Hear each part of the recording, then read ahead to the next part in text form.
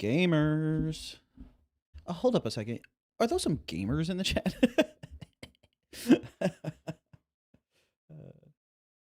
What's up, homies?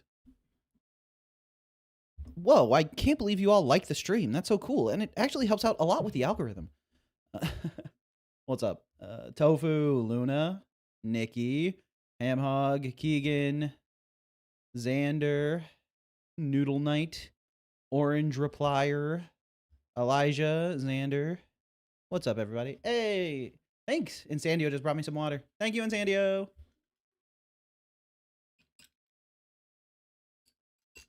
I'm watching 2 streams. Why is this so hard? Hey, okay, welcome in, welcome in. Thank you, Insandio. I tried to get Restream, not the actual service, just like multiple RTMP outputs working to also go live on Twitch in case some people only had Twitch, but it wasn't working. So we're still YouTube only, ladies and gents. And NB pals.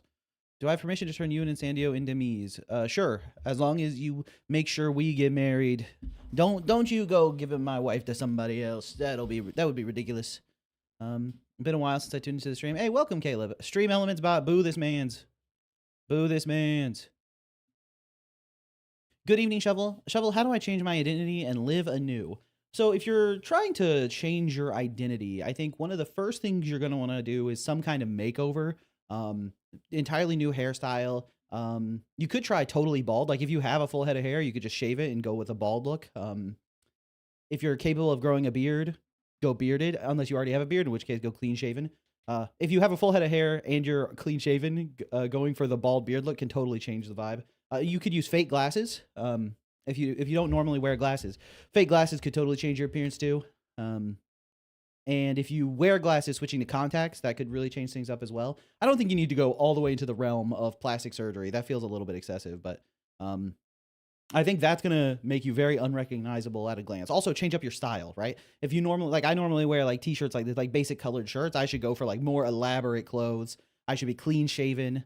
And I think that would help me a long way, so. Fake glasses evil, I think. Oh, okay.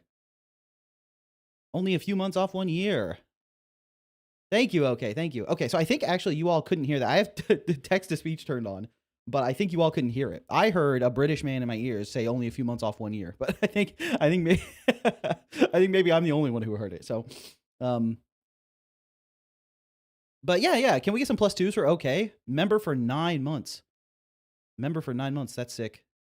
No, I need to hear it. Okay, hold on. Let me see if I can replay this. We're doing some live sauce.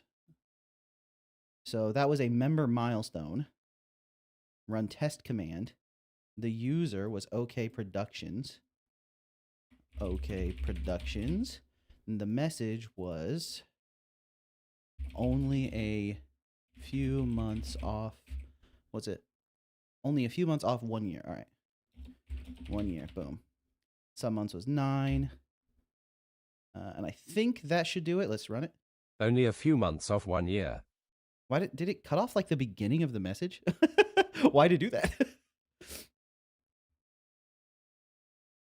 I'm Australian, but that's close enough. Dude, I was going through all the different text-to-speech voices and mix it up. And it was so funny that there was one called like US male, and for sure it was not a male voice. I think they accidentally just put the US female voice in both slots. I will no longer be evil, instead just rich. Nice. Now, did you all hear that?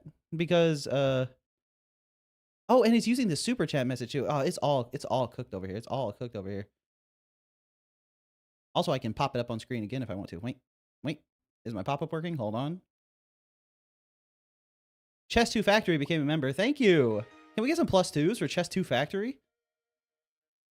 The text is totally off center.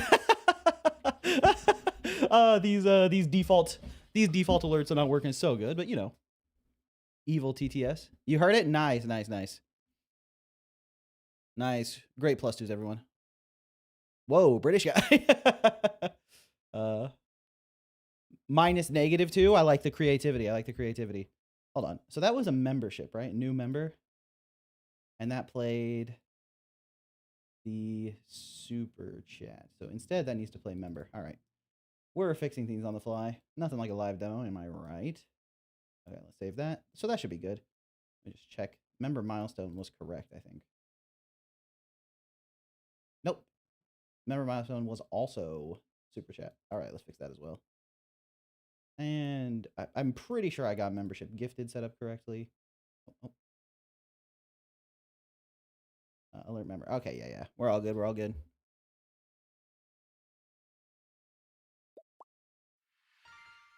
This is TTS Guy saying that everybody here should eat some tofu today and subscribe. Nice. All right, thank you, Tofu. Thank you. Nice. I'm glad TTS guy.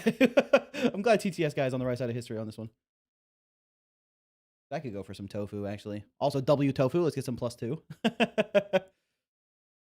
Shovel Man, my game just reached 2,700 wishlists today. Congratulations. Yeah, thank you, Tofu. Thank you, Tofu. I appreciate it.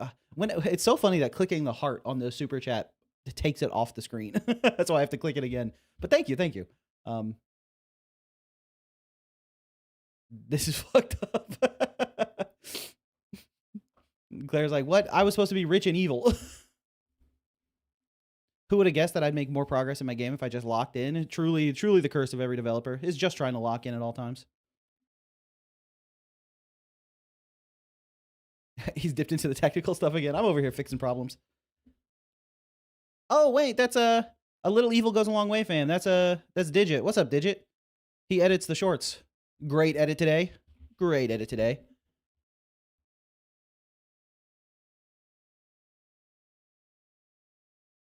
It me. What's up, Digit? Trying hard is very hard, so I'm going to try hard to try hard. I think I had like a little bit of a stroke reading that sentence, but we got through it. Dude, I was going to say today's edit was insane. Nice. I'm glad you liked it. I went through and edited Aries' sprite to reduce the color count and then make it black and white.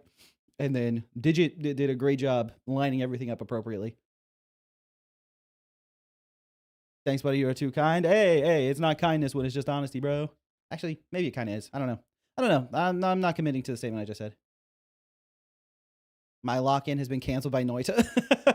I saw you posting in, what was it, Gaming General about it? I'm glad Monarch is loyal to me and not trying to escape. Monarch, blink 3 times if you need help. I know that's going to be hard to pull off since I'm the one on camera. But trust me, I can see through it. It's funny, everyone always uses Metal Slug to explain subpixeling. Yeah, I'm guessing it's because of the way algorithms work. But it's so funny that after I wrote that script, I recorded it, I made the edits to the sprites, sent it all over to Digit to get edited. And then when I was browsing Reddit, I think the next day or 2 days later, there was a post about subpixel animation using that exact same idle. And I was like, what a coincidence. It's probably because it saw me using that somehow. It saw me looking up Eri Kasamoto. So the internet was like, you probably want to see more of this. But very funny coincidence. But Metal Slug is so good. Metal Slug is so good with their subpixel animations that it makes sense. Shovel spies on us. Now, that wasn't the takeaway you were supposed to have. But, you know. Vero Reverse will make millions, and everyone will be overwhelmed with despair when they realize I'm the GOAT. Why would that overwhelm everyone with despair? But people, honestly, just usually they get inspired by greatness, you know? I look at Faker, I'm not like, I'm never going to amount to anything. I look at Faker, and I'm like, I need to lock in, man. I need to focus. I got to learn subpixel animation, man. It's really tough to get right. Yeah, subpixels are very, very difficult to nail. It's something that I'm still not very good at. For the animations for Isadora's Edge, he is extremely good at it. I originally was going to use a sprite from Isadora's Edge as the example, but I thought that Eri Kasamoto idol is just too insane. Like the shoulder movement and the clear breath in despite the silhouette not moving at all is just so unbelievably easy to spot. So I'm getting better at watching 2 streams at once now. I'm now a bigger threat. Okay. Soon gonna have like the whole stockbroker, 18 screens in front of himself. Like I can consume so many different streams of content at once. I've made 1 or 2 things using subpixeling. It's extremely difficult. Yeah. It's an advanced technique for sure. But that's why for the short today, I kind of just wanted to let people know about it. Know it's like a tool you can practice. It's something you can think about. But Yeah, rather than like you should be using it right now, because that's a little bit overwhelming. But if you're trying to move stuff around and you can't really get a grasp for how to get something to look right or line up correctly, I think that subpixels get the job done. So I saw a good Metal Slug pixel art video about how dithering can add unintended curvature. Oh, that's interesting. That's interesting. Yeah. Um, I just have 3 YouTubers I'm very committed to, and the streams happen to overlap. Why aren't you streaming on Twitch? I tried to set up the multiple RTMP outputs or whatever, but when I click, to send the signal over to Twitch as well, it gives me an error code, and I have a very limited time slot I dedicate to to fixing stuff. So I set up all the alerts and stuff, and then I was trying to get RTMP working, and when I got the error code, I was like, well, I'm just gonna have to fix this sometime before next stream, I suppose. So, dude, Metal Slug with cinema. Nice. I'm so glad you're not streaming on Twitch. Even if I was restreaming to Twitch, I would still be on YouTube. So, you're not gonna have any issues there. I had to obviously, I think you all are aware I had to create social media platforms or create social media accounts on all the different platforms and start moving stuff over, which huge dub to INSANDIO on that, because she's been the one like taking all the files and moving them over and getting everything reposted successfully. So that's been, a lot of extra stuff to do to take care of, but it's going okay. BT Dubs, how's INSANDIO doing? INSANDIO doing great. Yeah, we've been making good progress on stuff. Obviously, like I mentioned, she's been doing all the transfer over. She was raging about the content thief. It's so funny. I was like kind of bummed about it, kind of upset when I saw that he was like claiming the game in the shorts is his game. I was like, oh man, that sucks. But she was like, this no talent, useless. They'll never achieve anything. I was like, dang, she's mad. Evil content thief. That's what I'm saying. It looked like your Twitch account's a few years old. Yeah, I've had the account for a long time. INSANDIO used to stream on Twitch, so I would watch her using that account. I always love to get my Twitch recap at the end of the year, and it's like, you watched INSANDIO for 1,500 hours or whatever. When are we dominating the world? We've been dominating the world, or not. I don't know. Honestly, I kind of live on Twitch, so I got lucky whenever I catch a stream here. I see. So if we start doing the restream to Twitch, we got Lusk on full Twitch duty. It's a sign of our success, I guess, to have people stealing our stuff. Yeah, I suppose so, Digit. It's like, it is funny that like the pattern is very obvious, where they went to the YouTube page, sorted by popular, and are just going down the list, because their post order, the order they're stealing the shorts in is 100% lined up with the one with the most views, then the one with the next most views, then the one with the next most views. And I was like, bro, you're not even doing the legwork to steal them in chronological order. You're not trying to build up the base. You're just going for the big hit in the first place, bro. I was shocked how fast it all moved over. Yeah, it sucks that happened. Yeah, I had originally, I was like, in my head, I was making some kind of like elaborate plan to like roll out all the shorts on all the other platforms like once per day or something, leading up to the release of the demo, to try to build up more momentum on other platforms for the demo and Kickstarter launch at the same time. Like that was sort of the idea I had. Like once I knew that the demo was a good like 2 or 3 months away, then I would start releasing them like once per day, because right now we have 76 shorts, I think, which obviously is like 2.5 months of shorts, a little bit less than half. But yeah, if we start releasing those about 2 months before the demo comes out, then hopefully those accounts can build up, and then maybe we'd be able to get people playing. But obviously, I had to throw all of that planning out the window. So, you know how it is. You got stolen content? Yeah. There's someone is yoinking my my game dev secrets and reposting them. So unfortunate. But yeah, I think at this point we've kind of dealt with it. I submitted I submitted some like reports, and then someone told me that I needed to submit like an official like copyright thing or something. So I went through that process, which it's annoying. You have to give them like your personal details, like your full name and stuff, but whatever. And then, yeah, I still haven't heard back on any of that though, which is unfortunate, but at least we got the stuff on our accounts and everyone knows which accounts are mine. INSANDIO helped me set up a link tree. I think that's what it's called. that has links to all my accounts, and then we're gonna put that in all the accounts so that it's like you can always find the real Inbound Shovel account. Yeah, and then we'll see how it goes. I think is the cooking for game devs from Insandio playlist offer still on? I told her, I was like, teaching game devs how to cook would be extremely useful. It's so funny to listen to her, because like sometimes I'll watch like cooking videos or stuff to try to improve. And honestly, almost more for entertainment than improving, but I have the idea in my head I'll improve. So, what are you going to do? But I'll watch like cooking stuff, and it's like, the way, like once you're experienced with game dev, you can watch some like game devlogs or tutorials, and you're like, oh yeah, like this is basic stuff. I already know what's going on. She feels that way about cooking in a way that's like completely unrelatable to me. She was like, sometimes in recipes they'll say like, add honey if you like it sweet, and if you don't like honey but you want it sweet, you could add sugar. But if you want to add sugar, make sure you add some water to it and heat it up so it makes almost like a syrupy consistency, so that you're not chewing on like sugar crystals. And it's like, obviously those tips are so basic. I'm like, I mean, that sounded like a very useful piece of information to me.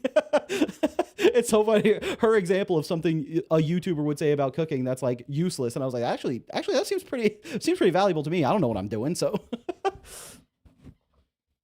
Dude, the struggle meals algorithm right now is crazy. Oh, what do you mean? Like videos about cheap or easy meals are like really, really popular, more or less. But that's a Tofu To Go exclusive. What's the Tofu To Go exclusive? I missed something. Monarch, we need to claim the world. Claire, what, domination posting in chat? Tyrant posting. If the platform the content thief is using is TikTok, it's going to be kind of difficult. It's rather commonplace over there, I think. I see. Yeah, I mean, right now they are mostly posting on Facebook and Instagram, I think. I haven't seen a TikTok content thief. I did see a very funny picture. It got me real good. That like when I was setting up my TikTok account, I accidentally created two. I don't know how I did that. Considering, I'm not good with computer meme. I am actually very good, but dude, something about TikTok like fries my brain. As soon as I open it, I'm like, what is going on? How do people use this app, man? So I opened it up, I created an account, and then when I went to go like start posting stuff, I went to the creator dashboard. I wasn't logged in anymore. I was like, what happened? So then I tried to log in and it said the account didn't exist. And I was like, what is going on? Where? So I just tried to create it again, and it was like inbound shovel is taken. I was like, but why won't you let me log in if inbound shovel is taken? So then I just put a dot between inbound and shovel. So inbound dot shovel. And then it let me log in. And this time it didn't kick me out of the creator dashboard. So we started moving stuff over. But then I went and looked, and the at inbound shovel still just exists. So I don't know what was going on with that.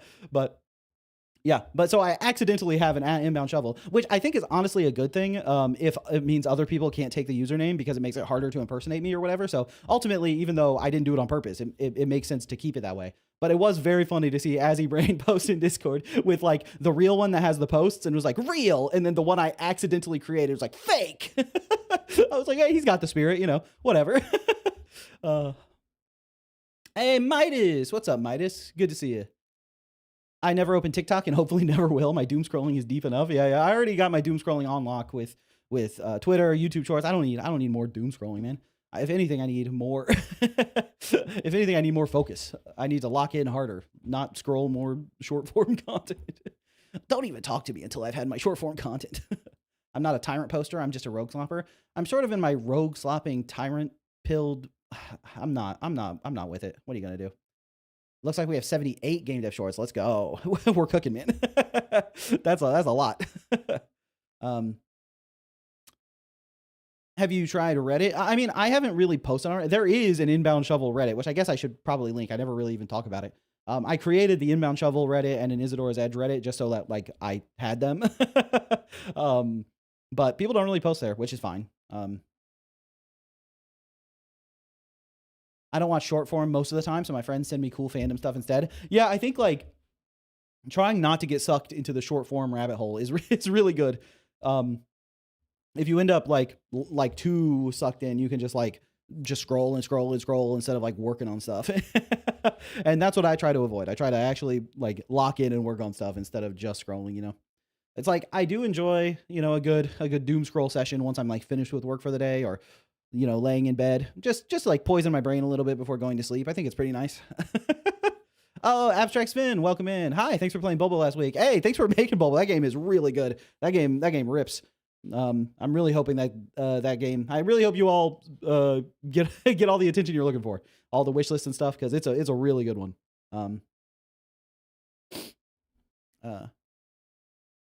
I feel it'll pop off more when people have their hands on the game, possibly. Oh, I'm glad we have more than 66 shorts. Is that a reference to something? I don't know. This guy really wants me to play Brawl Stars. Who? Casatobi? Play Brawl Stars. I used to play Smash Brothers Brawl. Was like my favorite one for a long time. Me and Digit 1v1ing in Brawl over and over and over again. He always picks Sonic. I always pick Lucas, and I win 95% of the time. he could not stop himself from jumping into Lucas's up smash. It was so free, man. He would just hop right into it. Meta Knight, yeah, Meta Knight. Lucas mentioned the GOAT. Dude, I was a hard Lucas man. I loved Lucas in Brawl. God damn it, you told. Digit was like, dude, I was trying to keep that on the DL, bro. No one needs to know that I was getting absolutely rocked in Smash Brothers Brawl, like, what, 12 years ago? Yeah, I was a hard Lucas main in Brawl and a hard Marth main in Melee. It was a Persona-like, but now it's its own thing. Yo, Shovel, let's 1v1. I main Diddy Kong. You're a Diddy Kong player? Yuck, RKI. I thought I knew you better than that. Abdullah, hi, hello. Shovel, let's 1v1 IRL. That part of the stream where chat says, hey, fight me. How do you feel about Steve mains? So I haven't played too much Ultimate. I played a little bit with Digit as well. Played some Ultimate, but not that much of it. I really liked Joker, and I really liked Inkling. I was more Joker than Inkling, but until Joker... Did Joker come out after Inkling? I don't really remember, but I played quite a bit of Inkling, and then I switched to Joker, and I really like that. But from what I've heard, Steve is like absolutely poison on the like competitive meta. So me too. I love Inkling. Nice. I see Lars said, Claire, are you okay? Oh, what did Claire say? I hope everyone's ready for my flawless narrative. 12 years ago, shovels weren't even a thing back then. That's true, actually. That's actually true. Shovels were invented in the big 2021. You know how it is. Don't you me, you distinguished PK Fire user. Oops, that's not what I meant. Don't you me, you distinguished. Hey, I never cast PK Fire. I play Lucas and I smash attack, and that's it. If I press the B button, that means I've done something wrong. Unless I'm recovering, in which case I'll shoot my lightning up and miss my body and fall to my death. That's what it's about, you know. That's the Lucas experience, and I don't want to hear anything else from anybody. Are you talking about Smash? Yes. And then I tried Smash 4, Sm4, sure. And like that game, I think it came out when I was in college, maybe. And my roommates took it way too seriously, and it wasn't fun anymore. It's like watching them, like, you know, obsess over which character was the best and like grind out practice. I was like, bro, let's just like run into each other and smash our buttons. I miss Digit's, you know, patented style of jump into my up smash. Sm4. Yeah. But then Ultimate was a lot of fun. I think I did like, what is it, the sticker, whatever it's called, where you play through all the different fights, the spirit fights or whatever in Ultimate. That was fun. I did a lot of them as Inkling and a lot of them as Joker. And then me and Digit, we did a bunch of rounds where he just picked Sora over and over again. I'm guessing he's probably a Sora main now. From Sonic to Sora, you can see what kind of gamer Digit is. And I was just like randomly picking characters. We traded pretty fairly then. His Sora was pretty nasty, especially compared to his Suicide Sonic strat. Whenever I play Buckshot Roulette with my friend, if I know I'm going to lose, I purposely throw so he doesn't get the satisfaction. Nice. How about the various crossovers? Were you ever hyped in seeing like Bayonetta, Ryu, or Sephiroth in Smash? Oh yeah, for sure. I think like one of the big appeals of Smash is the crossovers, right? I really like when those get, you know, announced. Like when they brought the Sans like Mii Fighter costume in, that was hype. I really wish they had just added Sans as a full playable character. That would have been the most hype, but that was awesome. I still wanted Skull Kid. I really wanted Skull Kid because, you know, Majora's Mask is so hype. But yeah, Skull Kid was one that I really wanted. I didn't have the same Geno love as everyone else. It's like I like Geno, you know, but I think he probably would have been a fun character to get, but I wasn't like, I was really rooting for Skull Kid. And I was like, bro, we got Ganon. And then there's totally room for another villain, but I love Major Mask. I misheard Saiyans for Saiyans. Dude, Goku in Smash would have gone crazy. Oh, I wanted Bandana Waddle Dee. That tracks. I think the internet might have burned down if they added Sans as a fighter. Dude, it would have been sick, dude. Imagine Sans as a real, like a total fighter, like a completely unique character in Smash. That would have been awesome. I remember I was really always a big hater of Dark Pit. I was like, what is this guy doing here? Why did they make a color palette a separate character? I don't understand. I truly don't get it. Sans' Nest. Now that's a theory I can get behind. That one makes a lot of sense to me. And I think probably everyone would agree. I can't imagine people, on the whole, having a negative response to a theory like that. We almost got Dante. There were some rumors about it, but before we got Sora. Oh, I see. Yeah, Dante would have been sick too. I was really happy that they finished on Sora. I think Sora was like a pretty iconic get. Would have liked Shantae. Shantae would have been sick too, for sure. Shantae would have been great. Shovel, did you play Earthbound or Mother 3? No, I haven't. I want to. I've heard they're good, but I haven't played them myself, no. When I play Smash, I just mash buttons and hope for the best. It do be like that. That's kind of the strat. Oh, Tofu didn't even say, I love Major Mask. He said, I love Majora's Mask. It's just like, this is the message it sent me. What are you doing, Google? Why is YouTube just changing your message? I was always a big hater of Lucas. I was like, what is this guy doing? Why did they make a color palette different character? I truly don't understand. I just don't get it. Lucas is totally different than Ness, okay? Because Ness is lame and Lucas rules, okay? That's the thing you're really missing out on. Is that Lucas is awesome and Ness is a loser. So that's what you're missing out on. Dark Pit isn't even a different person. It's just Pit, but dark. If they had just called Dark Pit like Larry or something, I'd be on board. I'd be like, yeah, let's go. I'm a Larry stan. I exclusively play Larry. Me and Larry go way back. We got Palutena, Pit, and Larry, my boy.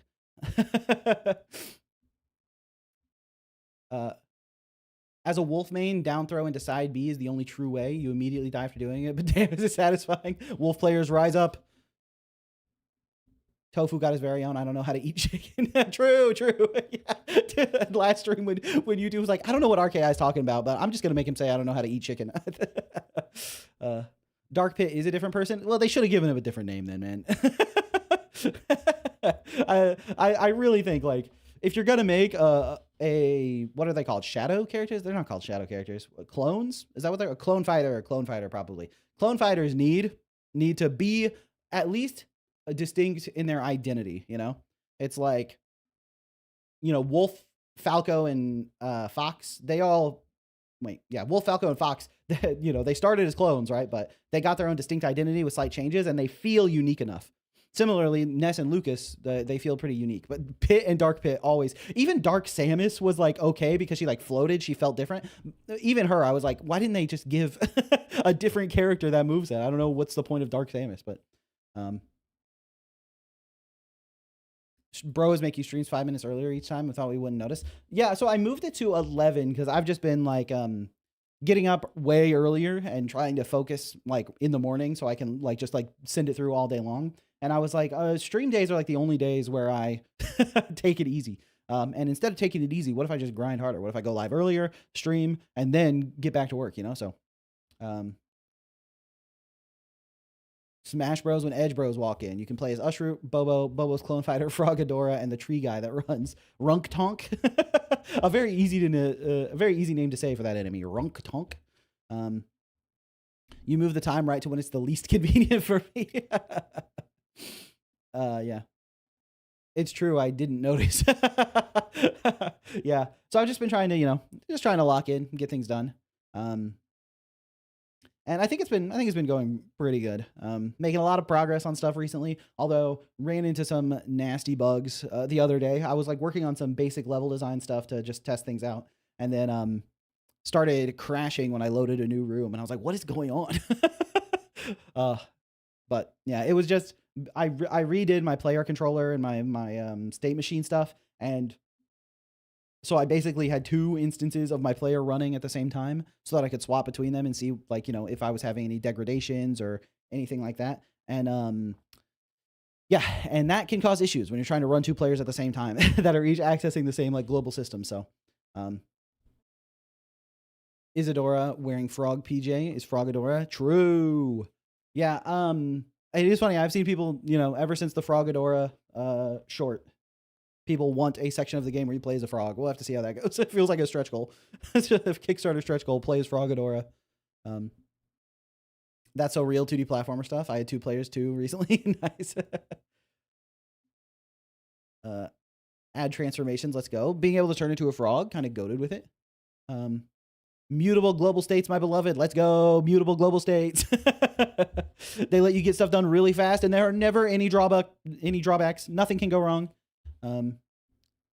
It's not super inconvenient. I just will never get here on time anymore. I get home after 1. Stream starts at 1. I see. Probably someone else asked it already, but I'm new to your channel. How'd you come up with the name Isadora? So when I was doing the game jam, I needed a name for the main character, and I really liked the name Isabella. I thought Isabella was such a nice name to say, but it didn't feel strong. Like, it feels very soft, right? Isabella to me feels like, it feels like a little, not like a fighter, right? It feels like maybe like a mage or a spellcaster or something. It didn't feel like someone who runs in and hits him with a sword. So I was like, Isabella, I really like the name, but it just is not quite right. And then we were watching some show, me and Insandio. I don't even remember what the show was, but the main character of that show was named Adora. Some like hero show or something. Like, she got a sword that lets her transform into a magical warrior or something. I don't know what the show was, but it was Adora was her name. And I really liked Isabella, and her name was Adora, and I thought that was a strong warrior name. And so then they just smushed together in my head as Isadora. So that's where it came from. It's the contrast between cute and deadly that sells it. That's why I like Isadora, right? It's like, I feel like it's strong enough to be a warrior without being like super tough, Her name isn't Steel Punch. Her name isn't Murder Girl. So, Dora the Explorer. Yeah. Okay. That whole story I just told was a lie, actually. You've all fallen for it. My ruse was impeccable. My deception unmatched. Actually, I was just thinking about Dora the Explorer. That's why Chim's name under the hood is Swiper. But no one needs to know that. The game dev urge to make a short hike like in a weekend goes crazy sometimes. Yeah, dude, I had the thought of doing like a roguelike friend slop inspired by the TikTok trend of doing Scientology deep runs, which is probably a sentence that's never been spoken in human history before. So I would like to tip my hat to myself on that great sentence I just invented. But I was like, that is such a, it sounds like such a fun concept for a game, and it's a really hot topic right now. So, bro forgot the name of She-Ra and the Princesses of Power. It hit Netflix show. I oddly relate to the Scientology speedrun. I'm telling you, dude. I'm telling you, a game called Scientology Raids, especially as you go like deeper into the building, you start playing up the Scientology memes about, what is it, like Xenu and the power particles and stuff and all kinds of monsters and stuff in there. I'm telling you, the friend slop roguelike Scientology raid game would go dumb. Yeah, Sciento Lethal Company. Yeah, it's like mixing Lethal Company and the Scientology raid trend with some roguelike elements so that everyone is doing a run together to get as deep as possible. I think I'm pretty confident that game would go absolutely dummy. So Monarch, Tofu, Bubba, get in my DMs. We're making a team. I remember hearing about a Scientology speedrun from a YouTube short. Yeah. Yeah, I think I saw the TikToks on Twitter, but Bargy, what's up? I caught Bargy's stream the other day working on Yellow Cake. Let's go. 2 months to make it before the trend runs stale. Yeah, we got to really slop that one out. Can't be too much polish. Everything needs to be low poly. Avenger call right there. All right, Luna, you get in the squad too. Luna, we need you in there. I'm impressed with your ability to use the animation player to do the animations in Godot, Luna. I feel like your animation player setups are really clean. Better than what I do. I mostly do stuff in Sprite and then just change the frames directly. So I need to check out who Bargy is. Bargy is another game dev YouTuber, makes really good videos, and is currently working on a game called Yellowcake, which is a survival game. I think it's a multiplayer, like co-op online survival game type thing. It looks good. It looks really nice. Excited to see where he takes it, because I know he was talking about how he doesn't want to just turn it into pure friend slop. He's trying to keep the the tactical survival elements type stuff in there. So I'm pretty excited about it. I feel excluded from the friend slop Avengers. Get in. Let's just get the whole Discord community in there. We can probably make the game in 2 months if we have 150 people working on it, right? Something like that. Why does nobody reveal my genius? Realize my genius? How do I make people revere me? I think if you want to be revered, first you have to like drop the really sick game, right? Once you drop the really sick game, then people will probably revere you, you know? So sort of the sauce. I'm late. Sorry. I think you have probably already talked about your short that was stolen. I hope everything is fine now. Yeah. Things are totally fine. It's like I was really bummed about it for a little bit, but then I took action. And I think that's really one of the keys for me getting through a slump, is just to take action. If I'm feeling bad about something, the best solution for me is to do something about it. And even if the solution doesn't work 100%, just doing something can relieve a lot of the anxiety in my head. So, he's joking anyways. You live rent-free in his heart. Reminds me of back in August when I said we should all join a GitHub project, make a game with the deadline of when Silksong releases. True. And make the Avengers not communicate. It will not take 6 months. RKI. I saw a Game Jam game that had a pretty big team. The only game mechanic didn't work and none of the textures were finished. Yeah, I think one of the important things about having a big team is it needs to be very well managed and very well organized, and things need to be communicated really well. So you need someone leading the team that really understands what needs to be done there. And then if the team gets big enough, you also need individuals running the sub teams, right? It's like, you need someone who knows like everything that's going on and has a pretty good grasp of all of it. And then they need to talk with like the person in charge of the design team, in charge of the, gameplay engineering team, in charge of the art team, in charge of the sound team. And then those like leaders of those teams need to understand it. And then it just requires a lot of collaboration to get everything working. Can 100 Isadora edgers make one game in 2 months with zero communication? I think you're kind of cooking on the title there. I think that'll work. I think a lot of people are going to be super interested in that. I'm a turbo warp guy, so I guess I could be the rotoscoper. We have a rotoscoping team. It's just jumping Deb. We don't use any of his work. Lyra, help me, Lyra.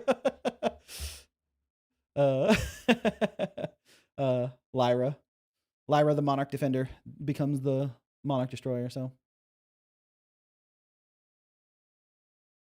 yeah. Big teams and game jams make me angry, because if the game is good, then yeah, they had a bunch of people. I had no chance. But if the game is bad, you get angry that all those people dilly-dallied. True. Yeah. I know what you mean. It's like whenever, because, I would do jams as mostly solo, but with Insandio helping me with music and sound. But, I would do everything else. And whenever there was a team of like, 20 people in the jam, I'm like, come on, man. That is not fair. But then if their game wasn't good, I would be like, bro, you had like 20 people. What are you doing? So yeah, I think having a team size limit is really, really good. I feel like it threads the needle perfectly, because you still want people to be able to work in teams. I think that's a big part of what game development is about, is collaboration in a small group. But you also don't want it to get to the point where the collaboration isn't even there anymore, because you're just managing multiple teams trying to get stuff done. Like if you haven't had like a conversation about something with another member on the team, are you really collaborating? I don't know. So, when will your game release? Lyra says, he said the first playtest is coming next month for the Patreon members. Yeah, so I've been working on getting stuff ready for the movement playtest. I already got feedback from Insandio, played some areas, and Fur, the pixel artist, played some areas. So I got good feedback from them on stuff that might need change and stuff that might need reworked. And then I'm building the actual like course to do the movement playtest in. I'm basically trying to build like an obstacle course that you like speed run through to see how people feel about the movement without worrying about like the enemies and stuff. So if I can get the movement feeling really clean without enemies, and then I get the combat feeling really clean, and then just make sure the elements are married together properly, I think that's going to be the way to do it. And with how I've scheduled the workout, it seems like I'm going to be getting that playtest ready probably like the weekend of the 16th, 17th in May. That's sort of what I'm aiming for. It might be like the 23rd, 24th, depending on how long it takes for me to finalize everything. If I run into more nasty bugs like the one I was working on yesterday, could take a little bit longer, but that's sort of where I'm at right now with the playtest build. And yeah, there is a tier on the Patreon to be an early access playtester. So if you want to playtest the early version of Isadora's Edge, you're more than welcome to join the Patreon. And obviously I appreciate all the support. A lot of people over there, even, you know, if at the lower tiers of like the $1 that gets the wallpapers, it's like any amount of financial support is extremely helpful. So yeah, really appreciate everyone over there. But if you want to be involved in those early playtests, that should be happening middle of May or so. That's where you can check it out. So yeah. And then I trust you, Shovel. You can do it. Thank you. That's exciting. I hope things can stay on schedule. Yeah. I'm really like, I've been really pushing for it. I've been working maybe a little bit too many hours, but, you know, you gotta get there. And I'm really happy about the recent mechanic, that I was working on. I'm going to probably be posting a clip of that mechanic soon. I'm going to share it in the Patreon first and test it out internally. But like, if everything's good, I'll share that. And I think y'all are going to be pretty excited about it. I think we've been cooking. So yeah, I'm really excited about that stuff. Yeah. And then also, before I forget, make sure you like the stream if you're watching and enjoying it. I got to remember to suggest that. So, your GitHub calendar is going to be green. I really got to remember to commit more often. I really have the bad habit of just doing a bunch of stuff and then doing a commit message that says I did a bunch of stuff like once a week, you know? But if I look at my GitHub right now, I think I have been breaking that habit a little bit. If I look at my recent history, a push 15 hours ago, 2 days ago, 3 days ago, and then 8 days ago. So, you know, not the best. Yeah, me and my 108 changed files. I really got to push more often. My 600 changed files. Oops.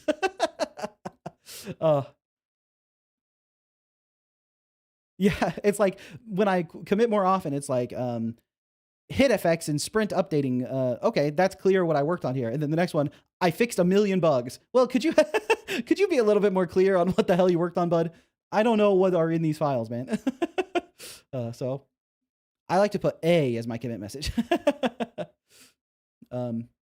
Shovel help. YouTube isn't loading the like button. YouTube's not loading the like button. What the heck? YouTube, what are you doing?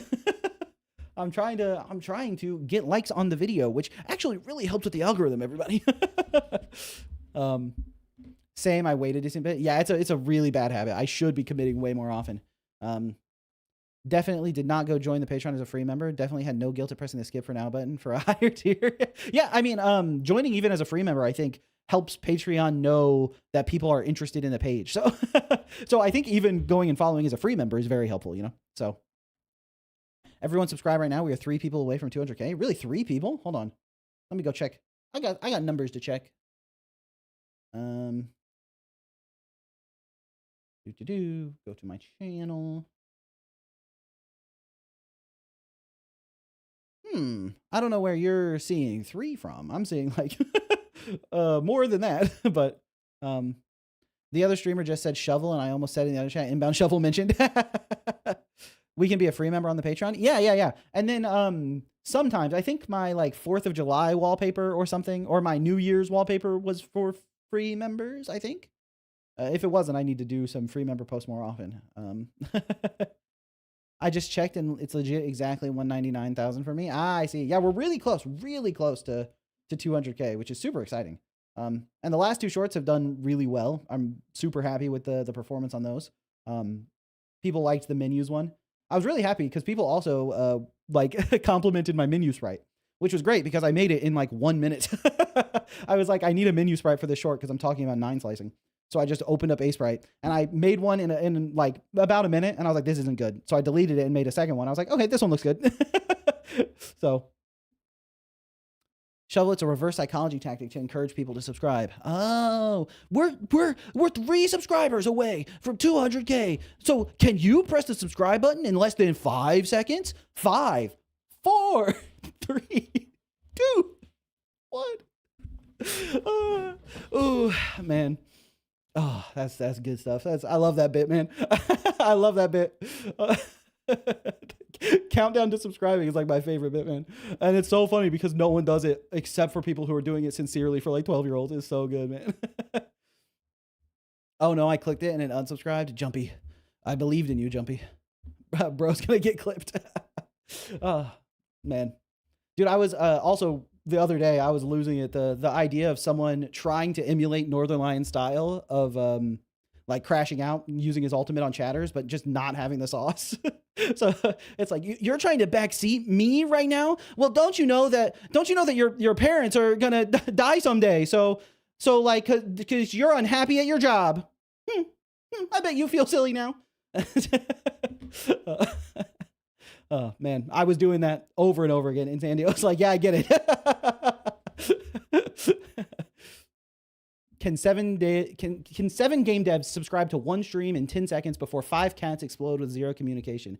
Now, that's a title. I don't even know if I can parse that. Can 7 game devs subscribe to one stream in 10 seconds before 5 cats explode with zero communication? Oh, I see. I don't know if that's going to work as a video title, but I like the chutzpah. I like the no, wait, but seriously, if I do it again, you'll laugh. I promise. No, it's a good bit. It's if I just do it again, you'll get it. She's like, I got it from the start.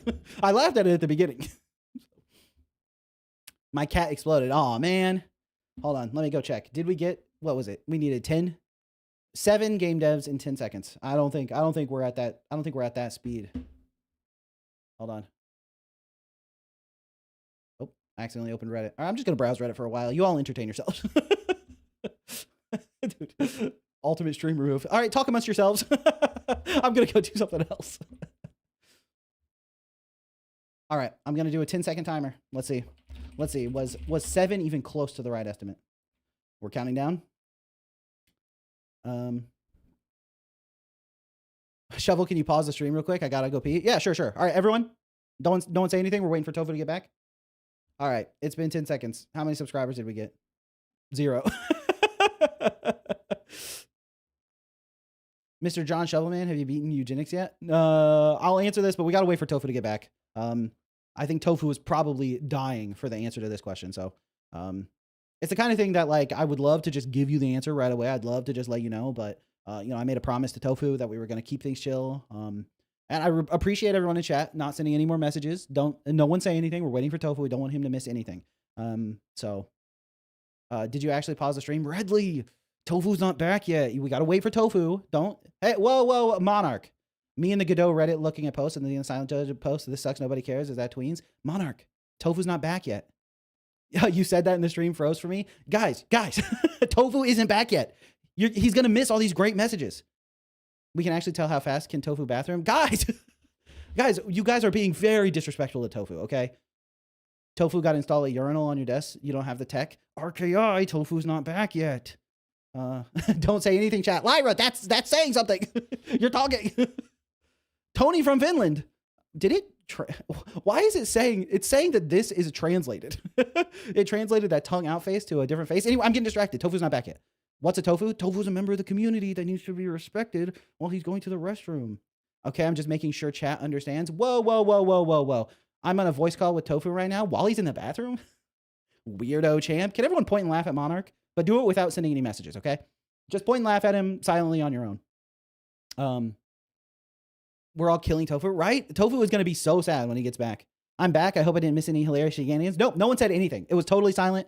Anyway, back to what we were talking about, because, okay, have you beaten eugenics yet? No. Wait, why am I being killed? Hey, Tofu's back. Let's go. Of course, Tofu's not back yet. Tofu is Tofu. Hello, back yet. Nothing happened at all. Exactly. Don't scroll chat up or anything, because you didn't miss anything. There's nothing to check on. You're all good. We're all gravy. Yeah, it's also saying that this is translated. I don't understand the like automatic translation thing. Sometimes it just doesn't do anything, and sometimes it's like RKI doesn't know how to eat chicken. Everyone laugh at him. Okay, I'll trust you. Good. I deserve it. I'm very trustworthy. So, I'm still waiting for him to see. Oh, did Jumpy send something in Discord? I usually close Discord so you guys don't hear my notification sounds. Ghost Hunting 101. I like how the Ghost Hunting 101 notebook is empty. The tools of ghost hunting are to just die. As an experiment, I'm writing in Finnish. Tony from Finland. Kokei Luxi Kirjoiten Suomeksi. I think I nailed that. I'm basically fluent. So, I am from the UK. It didn't translate that. No pizza today. Unfortunately, Vari is not here yet, so pizza is Isadora's breach of trust. Yeah, Vari is kind of the one in charge of pizza around here, so I've never seen a translate button that actually translated something. We got one from Tony from Finland. As an experiment, I'm writing in Finnish. That's what it says to me. But if I hover over it, the actual message is the language that I totally nailed. The translator doesn't work. It seems like it's kind of working. But there's a skinwalker of me that's tricking Monarch. Classic. I hate when that happens. It's like Wednesday again. Incrementally platforming up the pizza tower. True. Incremental game that's also a pizza. I will write in Tagalog, just testing. Seems like it's working. Mag sulate ako in Tagalog, testing long. Nice. Hola, señor Pala. Esta mensaje se está traduciendo. No es como comer pollo. I do not know how to eat chicken is the end of that sentence. Your computer is actually automatically translating this. I'm speaking Martian. It's actually all in my head. No one's even talking to me. I'm just sitting in front of my computer talking to myself. You're all in my brain. I'm writing in Arabic for experimentation. Yeah, it seems like it's. I will write in English just for testing. There we go. And we know that that's working just fine. What am I saying now? Yeah, I mean, honestly, are we speaking other languages now? Honestly, it's pretty nice that it's working. Although I don't know if you all can read each other's messages. I don't know if, to me, I'm seeing a bunch of messages translated into English. To y'all, it's just like total nonsense. And French can be translated as well. I'll write in Latin and see if it works. The translator is working. Your Japanese is excellent. I assume. Yeah, nice. I can't read anyway. Why, dude? It tried to translate that. Unironically, it shows the translation message. It didn't actually do anything to it, but it was like, that's not English. I got to translate that sucker. That's so funny. Znorp, Blarp, Zinmar. Nice. Zam, she Zorp. Translated that to what is she? All right, that's some official lore. Zam, she Zorp definitely is the inbound shovel translation for what is she. We know that. Trying to translate cat didn't quite work. It's fun. Dude, it didn't even try on Korean. It was like, yo, Korean, I don't got that one. No one taught me how. Poor YouTube. No one taught YouTube how to speak Korean. Unfortunate. Hello, everyone. Why aren't they praising Inbound Shovel? That's what I'm saying, man. It's like, dude, I'm doing all this stuff here, and it's not just constant praise. It's like, okay, am I a hero? Yes, obviously. Is that even a question? I don't speak Spanish. No hablo español. What about this one? Nice. Oh, Insandio. Dude, Insandio in the chat. The rare Insandio spotting in the wild. Let's go. Everybody, can we get some Isadora waves at Insandio? Can we get some +2s for Insandio showing up? Is Insandio Japanese? Insandio is Chinese. I love the shovel that's in the boundary markers. Nice. Insand waves for Insandio. Or Isadora waves. Hey, Insandio just casually typing in Chinese in the chat. That's awesome. Dude, for a moment I hear praise, I feel fear. It reminded me with Homelander. I need to watch what is it? The Boys? Invincible? What's Homelander from? I am not that caught up on television. What happens if I combine English with German? It seems like it got it, which is kind of nuts. Insand Wave isn't on YouTube. True. Insand Wave is what I use in Discord. Although I've sort of converted to Isadora Wave. I still use Insand Pepega though. Insand Pepega, one of my top emotes. It's in The Boys? Okay. I've been watching you for so long. Hey, what's up, a squirrel? Homelander's from The Voice. It's a reality TV show. I believe you. I'm going to just trust that, and then I'm not going to take any other input. I'm going to firmly believe that Homelander's from The Voice forever. No one can convince me otherwise. I'm working on a game right now. Awesome. What kind of game? I can't read what Insandio is saying until you put it on the screen. That's so funny. Where's Insandio? Nice. It's just in Chinese. Oh, can you read this one? Yo, Lusk. Does it work with combined languages? Yeah, it seems like it. just happy it translated to Latin. Yeah, honestly, it's pretty impressive. It's pretty impressive that people can just come in and type in whatever language they want, basically, and YouTube will show me. It's funny when it just like decides someone said something they didn't. It's like, well, RKI just straight up speaking English, and it's like, bro doesn't know how to eat chicken. Embarrassing. Everyone laugh at this guy, but I don't know. The translator is pretty strong. That's true. True. I can barely read English. Nice. Nice use of barley there. Trying to get it done before I get to first year of high school. Oh, exciting, exciting. Claire liar. Nice. Oh, did Claire talk in more Korean? I don't speak French. You're hallucinating. Now, I wonder how many of these languages are languages that you actually speak and you're like typing in just to see if it translates, and how many of them are Google translated back into YouTube. I didn't mean to spell that wrong. Now, the key here, Jumpy, to really land the joke, you needed to spell multiple things in this sentence wrong. So, any tips or caution for any early developing game dev here? Do you mean early in your like game development journey, like you're kind of a beginner, or early process on like a new game you're making? Like you've started a new game, you've been on it for like 2 or 3 weeks or something like that. I love Google Translate. I'm translating this from French. I have to use Google Translate just to speak English. Nice. Hey dude, I saw your game. When's it releasing? It looks so good already. Hey, thank you. When it's releasing, not sure. When it's done is the dumb answer. But I'm trying to get a demo ready as soon as I can. I'm gonna be doing some movement playtests that don't like have art or combat in them, just like straight up testing movement in an empty environment to see if it's just fun to move around. I'm gonna be doing a playtest for that in the middle of May, and my goal is to have the demo out on Steam. I've been saying before the end of the year, but I'm not sure how likely that actually is. There's like a lot of stuff left to do. But definitely going to have the demo either before the end of the year or early next year is really where I'm aiming. And then once the demo's out, I'll also release the Kickstarter. And then from there, it'll be finishing the game. So, oh my gosh, guys, the bit is old. Foreign languages fell off like 30 seconds ago. I tried doing a playtest once. Nikki permanently scarred from that one playtest. It do be like that. Your channel inspired me to make my own, and now I'm making my own game. That's awesome. That's awesome. That's exactly that's what it's all about. That's what the channel's for. So, early process. I mean, you can also give the tips for early game dev journey. Okay, so early in the process, I think the best tip for that is that like when you're trying to find like what makes your game fun, you really want to like do a lot of like don't commit to anything too early.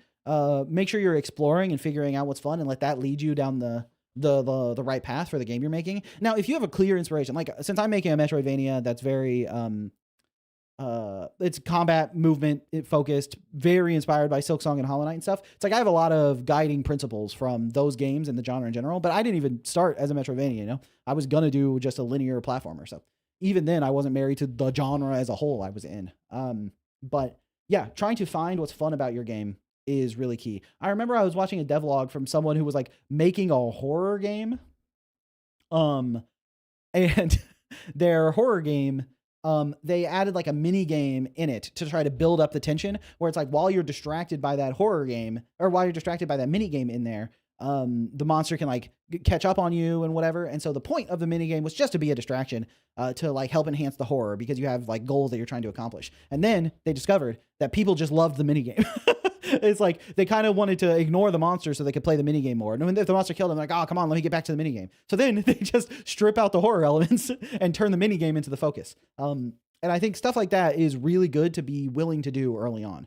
Figure out what's like the true unique selling point, the most fun thing about your game. Like what's the thing that stands out while you're doing those exploration. And once you found something, build up the rest of the game around the prototype you have. I think that's like, can be a good way to explore early, you know? In Shovel Civilization, nobody jumps for the translation.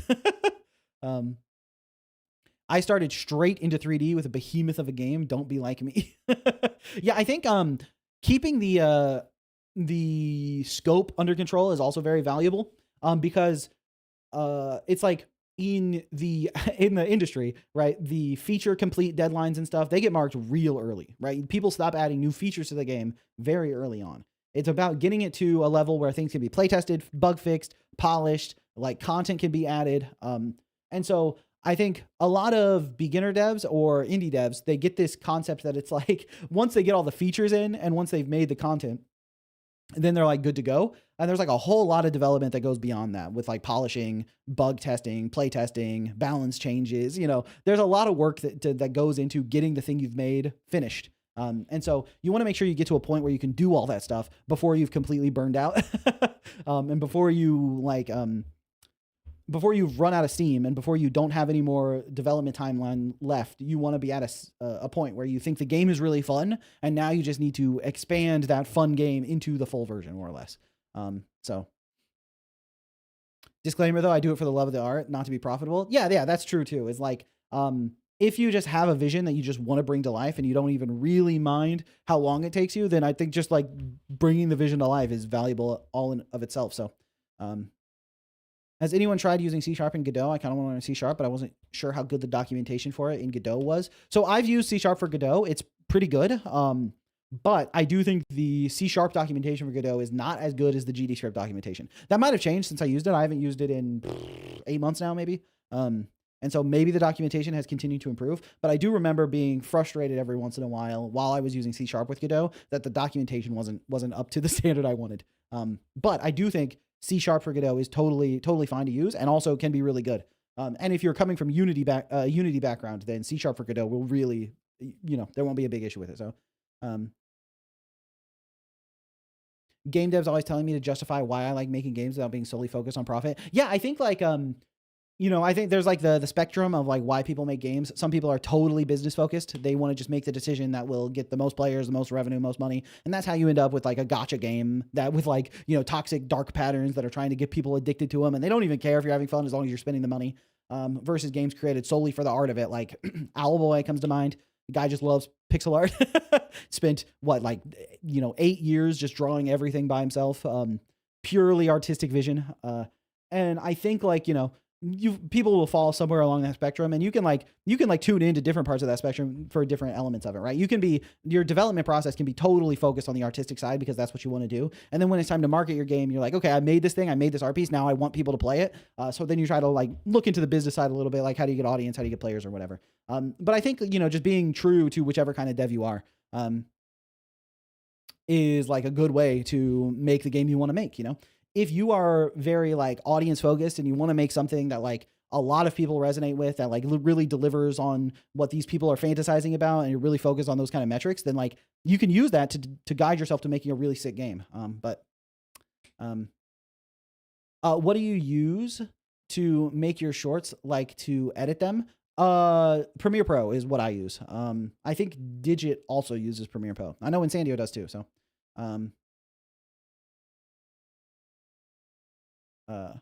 I make games because I like to. Why put it on Steam then? You would only do that to make profit? Yeah, I think that's like a pretty that's a pretty stupid argument. Like, why would you put it on Steam and you only do that to make profit? Yeah, no, duh. It's like, why would you it's like if an artist doesn't burn their painting after they make it, then it doesn't count as being artistic. It's dumb as hell.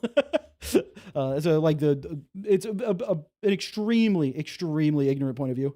It's like, yeah, you can make a game because you love the art of it and want people to play it and like to eat food and have somewhere to live, right? Those are all things that go hand in hand. Especially if you really like making games. Making a profit from making games lets you continue to do the thing you like to do. So I think someone who's like trying to tear you down from like, oh, you're too profit motivated or whatever. It's like, obviously, I wouldn't listen to people like that. I would just follow your own goals. I just wanted to make something that other people can enjoy and have fun with. It's why I started and how I will continue. Yeah. I think like any artistic calling, people are brought to it for, a number of different reasons. I've always just loved making games, whether it's like pen and paper games, me and Digit cutting up our own cards and making our own games that we played in like the yard, played out in the street. It's just been something we've done for a long time. So, heck yeah, dumb as hell. You tell them. Yeah, that's what I'm saying. Like, it's like people really like to tear down others because it makes them feel better, right? If you are able to think someone else is stupid or doing something bad, that makes you feel better about yourself. It actually doesn't. I think like, psychologically speaking, it actually doesn't help you, but it makes people think that they feel better, But anyway, I'm not a therapist. I don't know what's going on in their head, but I have gotten a lot of YouTube comments. I've gotten a lot of YouTube comments, and people really like to be mean. People really like to tear down what other people are doing. People like to tell you you're doing things wrong. People really like being contrarian. Like if you post something you're proud of, you're like, I think the art in my game looks good. People will tell you why it's not good. And I think that you can get valuable feedback from people that are like, playing the game or looking at it. Not all feedback is bad, but it's like you have to be able to discern when people are earnestly engaging with your art and like trying to give you feedback in a way that's like healthy, and the goal is to help you, versus people who want to tear you down to feel better about themselves, right? So people don't like being contrarian. That's damn true.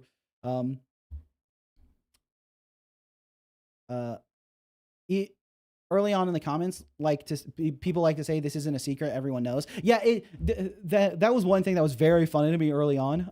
When I would post my game dev secrets, there were two types of comments I would get, like one after the other, where people would be like, oh, thanks for telling me about this. This is really useful. I appreciate the tip. Followed by, literally everyone already knows this. This isn't helping anybody. Shut up. And it's very funny to get those comments back to back, because all I have to do is look at the first one, and I know that the second guy is just angry for no reason. It's like, they're like, I already know this, and I'm going to externalize my experience onto everyone on the planet. Because I already know it. That means everyone else already knows it. It's like, no, you had to learn it at some point too, idiot. So, Shovel, stop talking and play GTA 6 already. GTA 6 isn't even out yet, Metronome. What are you talking about? You don't need to be rude to say your opinion. Yeah, exactly. And like some opinions, some people are just wrong. Like everyone already knows this. You just know it's babies know it. Are you stupid? Yeah. So, one person was making fun of a spelling mistake in your comments. Some people are just like being mean. Yeah, some people are just mean to be mean. Some people are not in a good place, and maybe they're young. Maybe they're going through a hard time. I try not to. I try not to be too harsh on people. I don't like to judge people. I would rather just ignore them. And that's mostly what I do. The only time I will like remove comments or ban people from my comments if I think they're giving advice that isn't helpful, or if they're tearing someone else down. If someone leaves a comment at me that's like, this isn't helpful, you're stupid, it's like, whatever, I'm just gonna ignore them. But if someone's like, actually, this isn't a good thing to do, what's better to do is this thing, and I read it and they're wrong, I'll remove that, because I don't want someone to read it and think that that's good advice, right? It's not helpful. So if someone is being deliberately not helpful or accidentally not helpful, I'll remove it. Or if they're like insulting someone else in the comments. And I know Insandio and Lyra will both go through and help me moderate in the comments as well. I think Digit did it a little bit, and Extranji did it a little bit as well. But I know that Insandio and Lyra are really in there moderating stuff. So, oh my God, is that why you delete all my comments and ban me from all your chats? You hate my advice? Nikki, I think I've popped your message up on stream like 17 times already. Do you delete bot comments? If I notice them, yeah. Although I think YouTube actually does a pretty good job of catching bot comments now. I know they didn't for a long time. Or maybe Lyra or Insandio or Digit or Extranji catch them before anyone else. So I don't see that many, but it might be my incredible, the people helping me out with moderating the channel, my incredible team back there are causing that to not be an issue I have to deal with, totally possible. I remember being like seriously extremely depressed back when I had comments about Morningstarter was just called an Atomic clone. It's insane how sensitive I was to the comments back then. Yeah, it's something that's really hard to deal with. When people are mean to you on the internet, it feels bad. And until you're like, I think like YouTube Shorts comments actually were sort of like a vaccine for me on mean comments, because when I first started posting the shorts, I did not respond well to the people being mean to me. I took it very personally. I was very upset. But, for one, I had Insandio there to help encourage me through it, where, Insandio is very strong. Insandio has been through a lot in her life. And so she is very, very, has a very strong willpower and is really, really good at advocating for herself. She does all those things really well. And so she was able to help me get through that by being able to, coach me through how to deal with people being mean for no reason. And constantly reminding me of, when I got upset because someone was like, this advice is useful, you're dumb. And Sandy was like, but other people are saying it's good advice. So clearly that guy just doesn't know what he's talking about. And I'm like, yeah, that's true. Maybe I shouldn't be so upset about it. So I think I sort of got a vaccine against the, against the mean comments by getting an influx of them when I started posting the Game Dev Secret Shorts. And also Insandio is very helpful to remind me that yeah, the mean comments suck, but 10% of them or less are mean, right? It's like, 90% of the comments at least are very positive, or people trying to help with game development or helping others or just talking about their own game. It's like at least 90% of the comments are totally not mean or hateful at all. It's probably like 1 to 3%. You know, it's really not that many. And so when you put it in context like that, it's a lot easier to ignore. It's similar with Atomis, right? Where it's like, sure, there were people saying, this is just a clone, right? Morningstarter is just Atomis. This is just a clone. Those comments, I'm sure they were hurtful, but they were also tons of people who are like, this game is really fun. We like your game. We've been playing it a lot. It won the jam. I liked it. You know, a lot of people didn't think you did anything wrong, and a lot of people were on your side, but it's really hard to focus on that. Similarly, like, I think it's a really good lesson for game devs to learn is being able to pick out the useful pieces of feedback, even when it's really critical. So yeah, the mean comments and voices are loud, so they're easier to notice, for sure, for sure. I will be able to ignore mean comments when I get a big following and nice comments are the majority, but as it stands, like 90% of the feedback for me is mean. See, this is the exact kind of case I'm talking about, because Nikki Nikki posts her work in Discord all the time, constant fire emoji reactions, people saying it looks awesome. Nikki has been told over and over again that her art style is great, that she works really well. Nikki's music is fantastic. There's a lot of positive feedback for Nikki, but it's hard for her to see it because mean comments are much louder. Just in your own brain, it's really easy. It's really easy to focus on mean comments. So, remember, for anyone getting upset by reading mean comments, if your game's really bad, it wouldn't just be 1 or 2 mean comments, a whole high guard treatment. Even then, you know, sometimes if people like something, sometimes they don't really share it as much. For some reason, I've noticed that, like, it's rare for people to be like, yo, I love this game. This is awesome. Really great work.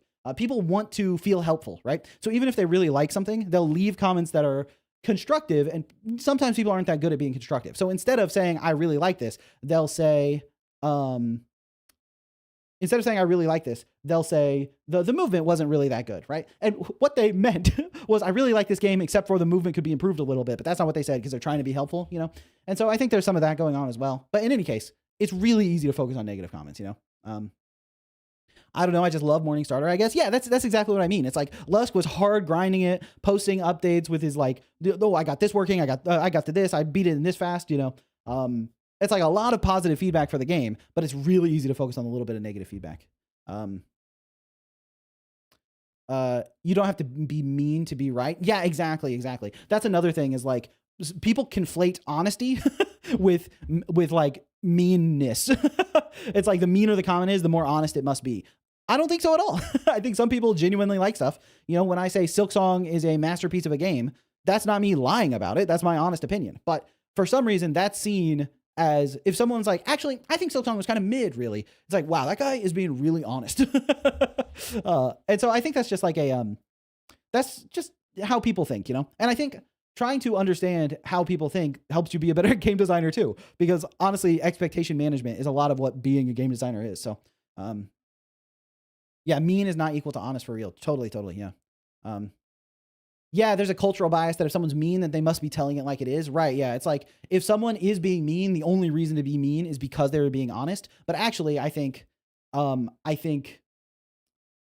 people use like rudeness and being mean as a substitute for having good constructive criticism, right? It's like, being useful in the feedback you give is hard. Giving really good feedback that hits on the key points and helps people improve their game without demoralizing them is very difficult to do. It's much easier to just shit talk the parts you don't like. So I think that's why people use it as their shorthand. You know, if I just say, this sucks, this is bad, this isn't good, that's useful feedback in their mind, when actually it's not. So, did Insandio ever make a good me of you? I'm struggling over here, man. I kind of have way too much stuff that boosts my ego at this point, where I don't think that much of mean comments. Yeah, that's also a really good way to look at it too. It's like, the more you do, the more you're going to get people that like it and people that dislike it. And I think if you're out there making stuff for people that like it, and the people who like it are giving you the positive reaction, that's really the stuff to focus on. It's like, I've really been able to pretty much put all of the negative comments about my YouTube stuff out of my head, because of the fact that I know a lot of people, it helps a lot of people, and a lot of people really like it. And at this point, I'm making my game dev secrets for the devs out there who want them. For the people who would like the help, who want the tips, that's what I'm making it for. And so, yeah, some people are just going to dislike it. And some people are going to get mad, and some people are going to leave mean comments, but whatever. Hey, it's not for them, right? Okay. That's totally chill. Don't worry about it, so make Insandio of me and then give her a pet shovel. Let's go. Never make a game for people who won't play it. Yeah. I think that's one thing too, is like, people like to give advice and feedback for games that aren't even a game that genre they like, It's like, I don't really play competitive shooters, especially tac shooters, right? So me giving feedback on a tac shooter is going to be not that useful because I'm like, I don't like how hard it is to shoot the guys. I don't like how quickly I die. It's like, those are the things that people like about the genre, right? I think my feedback for a tac shooter is going to have to be mostly like technical, right? Of like, or like aesthetic, like how the graphics work, or, what's the tutorial process like? But on the moment-to-moment gameplay, that's going to be hard. So, now, Shovel, the real question is, how do you deal with a rude Discord community? That's a great question, but I think community management as a whole is like a very interesting topic. And I think it really does come down to like, just trying to encourage the behavior you think is good and discourage the behavior you think is not good.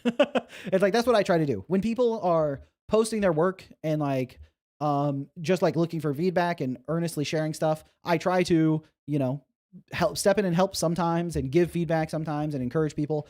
And then when people are not doing that, I either try to punish it with, Discord timeouts, whatever, or don't engage with it at all. So I think, that's just trying to foster the kind of community, like behave in the way I would like my community to behave. And if people go too far in the wrong direction, stepping in and correcting it, that's at least what I try. But I wrote be nice in the rules. Yeah.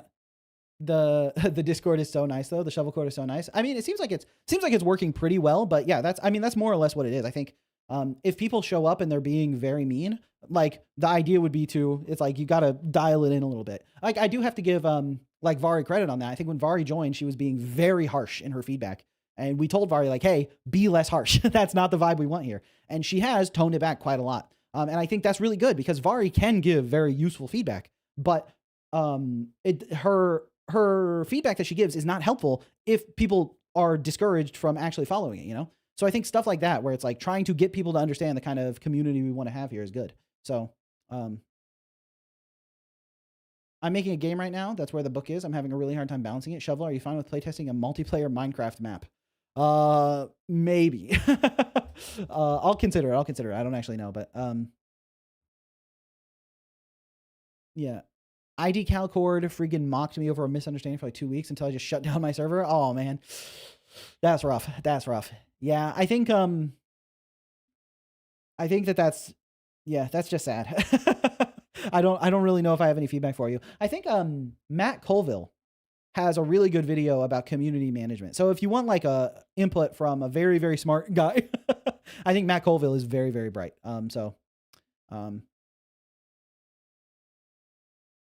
Remember, if someone doesn't like your game, it doesn't mean it's bad. There are people that are the same thing for everyone, so don't take it all personally. Yeah, I think like that's a good piece of advice. It's just to remember that like you're making your game for your players, right? And if someone's like, they really don't like the game and it seems like they want the game to be totally different from what you're picturing the game is, they might just not be one of your players, and that's fine.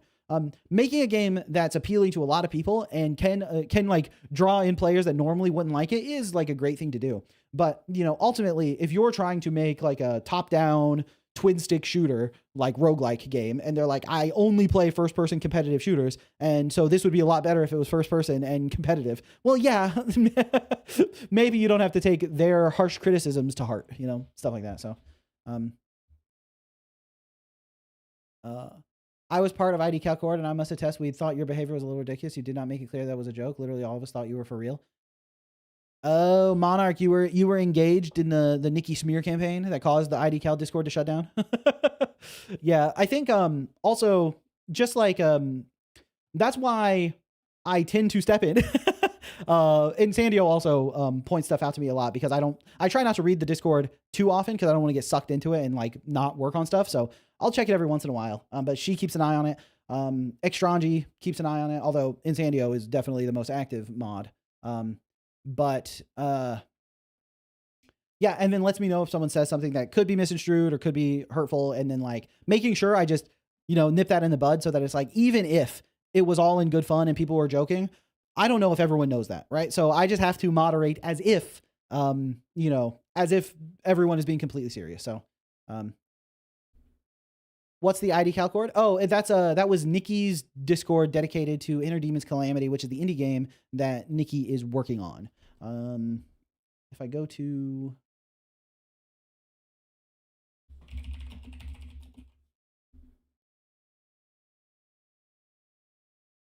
Steam, boom, you can see here is Inner Demon's Calamity, a colorful continent as you run, jump, and fight in a 2D platforming adventure. We can look at some screenshots. Look at Benevolent. Dude, the character sprites are so good. The portraits as well as the sprites in game. So colorful, great shapes. The art is gorgeous. Just a beautiful game. Dude, look at that smear. And look at the honey bear. That's a boss fight. Just a really great looking game. And you can go and wishlist it right now. If you're watching the stream right now, make sure you go hit Inner Demon's Calamity with a wishlist. Single player, atmospheric, Souls-like Metroidvania. Check about the game. Look at this. Look at it in motion. I think it's funny that there isn't a trailer up here, but you can see it in motion down here. Look at that. Ah, the little green particle effects, the slight sway of the tree, the bright, vibrant colors. Just beautiful artwork for sure. Oh, I love this lighting effect. And like the fireflies around the light. That's classic. Yeah. Go ahead and hit this game with a wish list if you feel so inclined. Anyway. Dang, I wish I could draw like this, right? The foliage sway is genuinely so satisfying. I completely agree. We have some foliage sway stuff that we've been doing in Isadora's Edge, but I mean, that's just a great way to do it. Do you know which games are at the front of the queue today? I got to leave in about an hour for my audition. I want to make sure my game's postponed if it's after I leave. The first game today is called Shell, and then the next game is called Spirit Up is the plan. But if you post it, what's your game, Orange Replier? I can tell you if it's anywhere on the list. I wish I could do color palettes like that, right? I feel like Nikki's sense of color is so good. It's like all the colors work together so well. That's one of the things that like I've been trying to help with, or like trying to get resolved with Isadora's Edge. Is like the artwork is very, very gorgeous. I feel like the environments all look really good, but sometimes the colors don't work together as well as I want. So we've been doing some color exploration to like fix stuff up and make sure Isadora pops and everything's really clean. And I think that that's one thing that Inner Demon's Calamity has in spades is just like the colors pop so cleanly. Speaking of color, what's your eye color? My eyes are blue. I don't know if that's clear. I don't know if you can see. I got blue eyes. Quite blue eyes. My eyes are chartreuse. Sure. My game is called Tombstone Tactics. Can you tell me where it's on there? It's definitely not today, but I need to go through and reorganize my whole list now that I can play downloadable games. Because before I wasn't playing downloadables because I couldn't. So I have a lot of people with downloadable games they submitted a while ago. Like I think Shell, which is the first game today, was submitted back in like December. So yeah. Sorry for hosting dice. Oh, don't worry about it.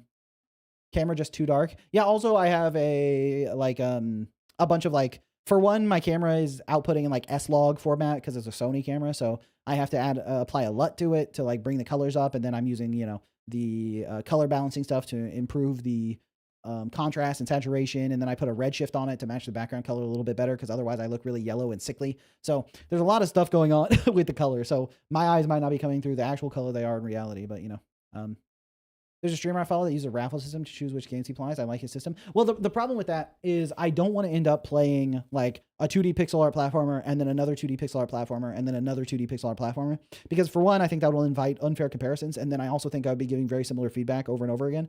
So I like to order my games specifically so that we can hit multiple concepts, multiple ideas in the stream. And then also it lets me check the games before the stream to make sure they all play.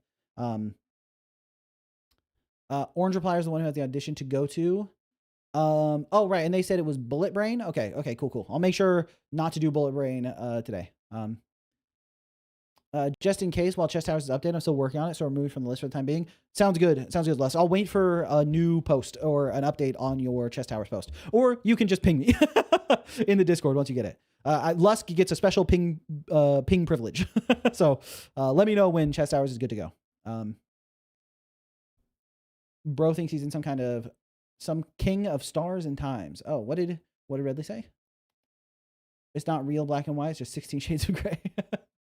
I'm the king of everything. Fear me. Perfect. Thank you. Yeah, no problem. Yeah, but with that being said, so is Isadora. Right, Isadora also has blue eyes. What a coincidence. Everyone doesn't know that Isadora is just my self-insert. When are we getting another Lizard? Like, that's what I'm saying, bro. I need some more games from Lizard.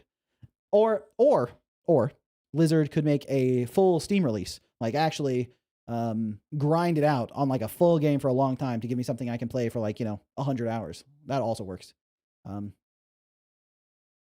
can't believe Shovel has naturally bright blue hair. Yeah, I dye it this color just to, keep it under control. I don't want it to be too... I have to go to work now, so I'll have a lovely stream, everyone. Hey, thanks for hanging out, Les. I'll see you next time. I'm working on a racing car game and handle both online and offline. What's your advice for me? Keeping it simpler, making it hard for handling and realistic graphics? Yeah, I would say make sure you keep it simple. The simpler the game is, the easier you have a chance of actually getting it done.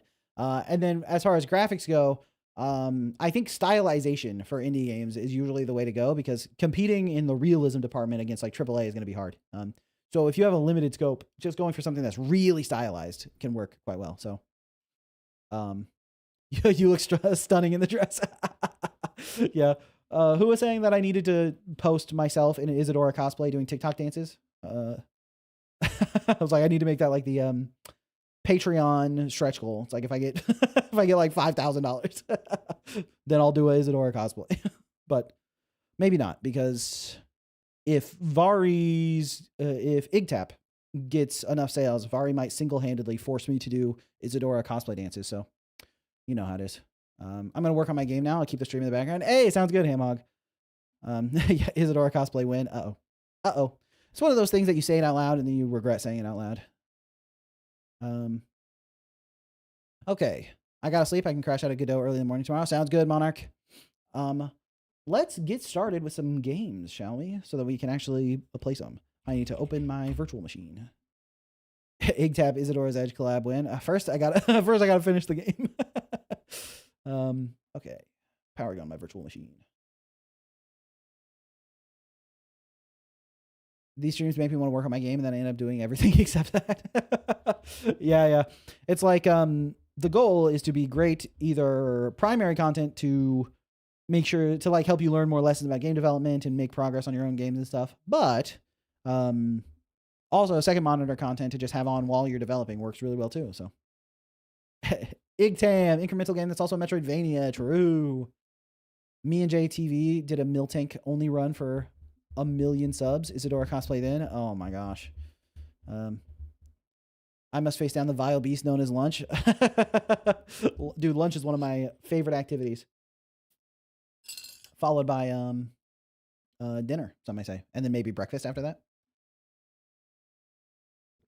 What's my birthday? February 9th. The 9th of February. Uh-oh. Why is my virtual machine not responding? I tried to boot it up yesterday to test stuff out, and it just died. I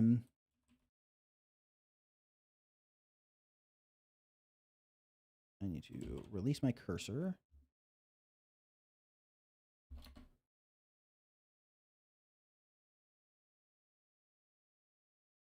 Hold on. We're having a couple technical difficulties. Yeah, it wasn't working yesterday, so I fixed it. And I was like, well, glad I fixed it before the stream. All right. Did I get it working?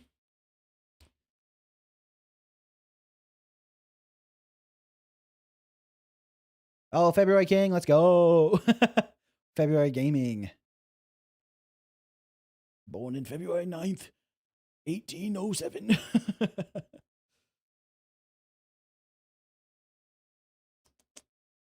All right. And we're looking through the files. Wait, didn't I install this? I sure did. The most important meal of the day coming in third place. Well, see, I eat less for breakfast. So lunch and dinner, I get to eat more. So because of that, those rule. Although I do drink my coffee with breakfast, so I could potentially take that into consideration to bump it up a little bit in the score. This won't make sense to you probably, but to me, this explains why a lot of things about you are blue. Some people say that, but it's just a theory. Okay. I love Vile Mark II from Mega Man X3. Oh, right, yeah. Honestly, I think Vile's themes and Vile's design are both really sick. His boss fight in X1 is a little bit underwhelming, but other than that, Vile kind of rips. Okay, let me full screen this. Oh, crash everything, don't mind me. See if I can full screen this game. There we go.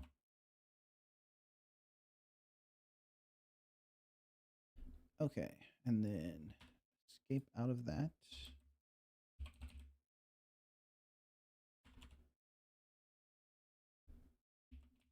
Trying to figure out their options menu. I can actually show it so you can see what I'm struggling with. I need to get out of this menu. Okay, shift worked. Let's go. Okay, I think I have my desktop audio on. I'm not hearing anything from the game right now, though. But we've got Shell, which is almost like it feels like a 3D Undertale inspired thing. So, okay, there's supposed to be sound for sure. Hold on, let me solve this problem. Why can I not hear anything?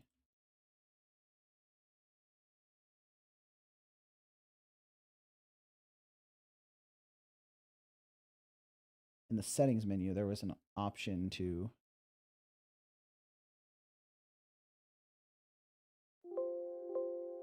Okay, no, I can hear. All right, maybe there just isn't sound in this opening. Said I could alter the sound in the settings, but maybe this part just doesn't have it. Ring, ring.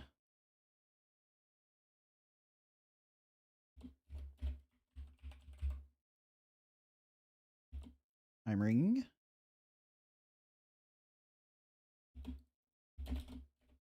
Game's a little bit stuck. Oh, there we go.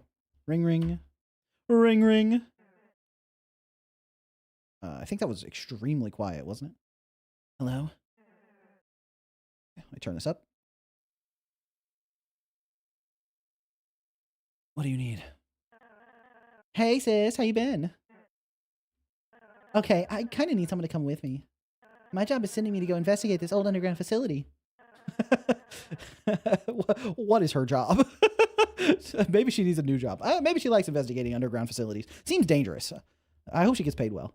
We're already understaffed as it is. Maybe it's because you send people to underground facilities. I don't really know. Look, I'll split the money with you. And wouldn't it be so cool to explore an abandoned facility?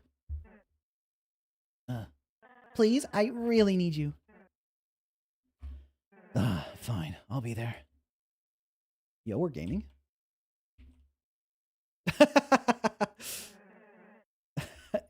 It's nice to see you again. Nice to see you as well. So, what exactly are you looking for here? This place has been abandoned for quite a while. The company that ran this facility one day essentially disappeared. And that's what I'm here to look into. Makes sense. Anyways, I'll catch up with you inside. All right. Well, you got the intro. Oh, look at me skronking around. My little hopping jump. For only a 2-frame idle, it's working. Okay, let me see. Can I open the settings menu somehow to increase the volume here? I open this, go to the volume mixer maybe? Crank it?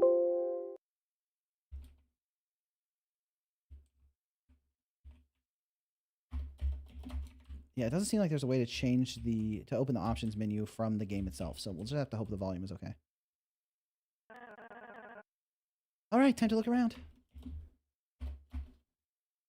Sure. I gotta let her walk off screen first. All right, control has returned to me. Hey, look, an elevator. Yo, Mia, let me walk around, bro. Darn, seems like it's down.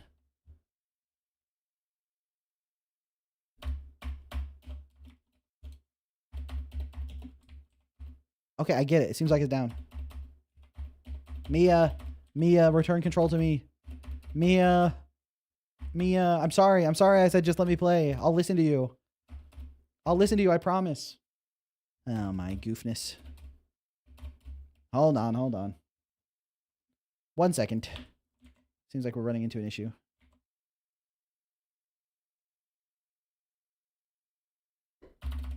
Okay. We're back. Boom. I hope you're ready for stairs. Oh, no.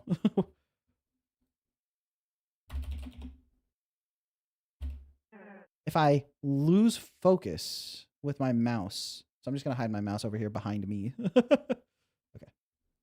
Great. Oh, wait, wrong voice. That's fine. Okay, we're in. All right, I want to go explore. What's over here? Let me in. I want to go look at stuff. Nice. Go in here? Nope. All right, we just have to follow Mia. Be careful, this pathway is very thin. Got it, Mia.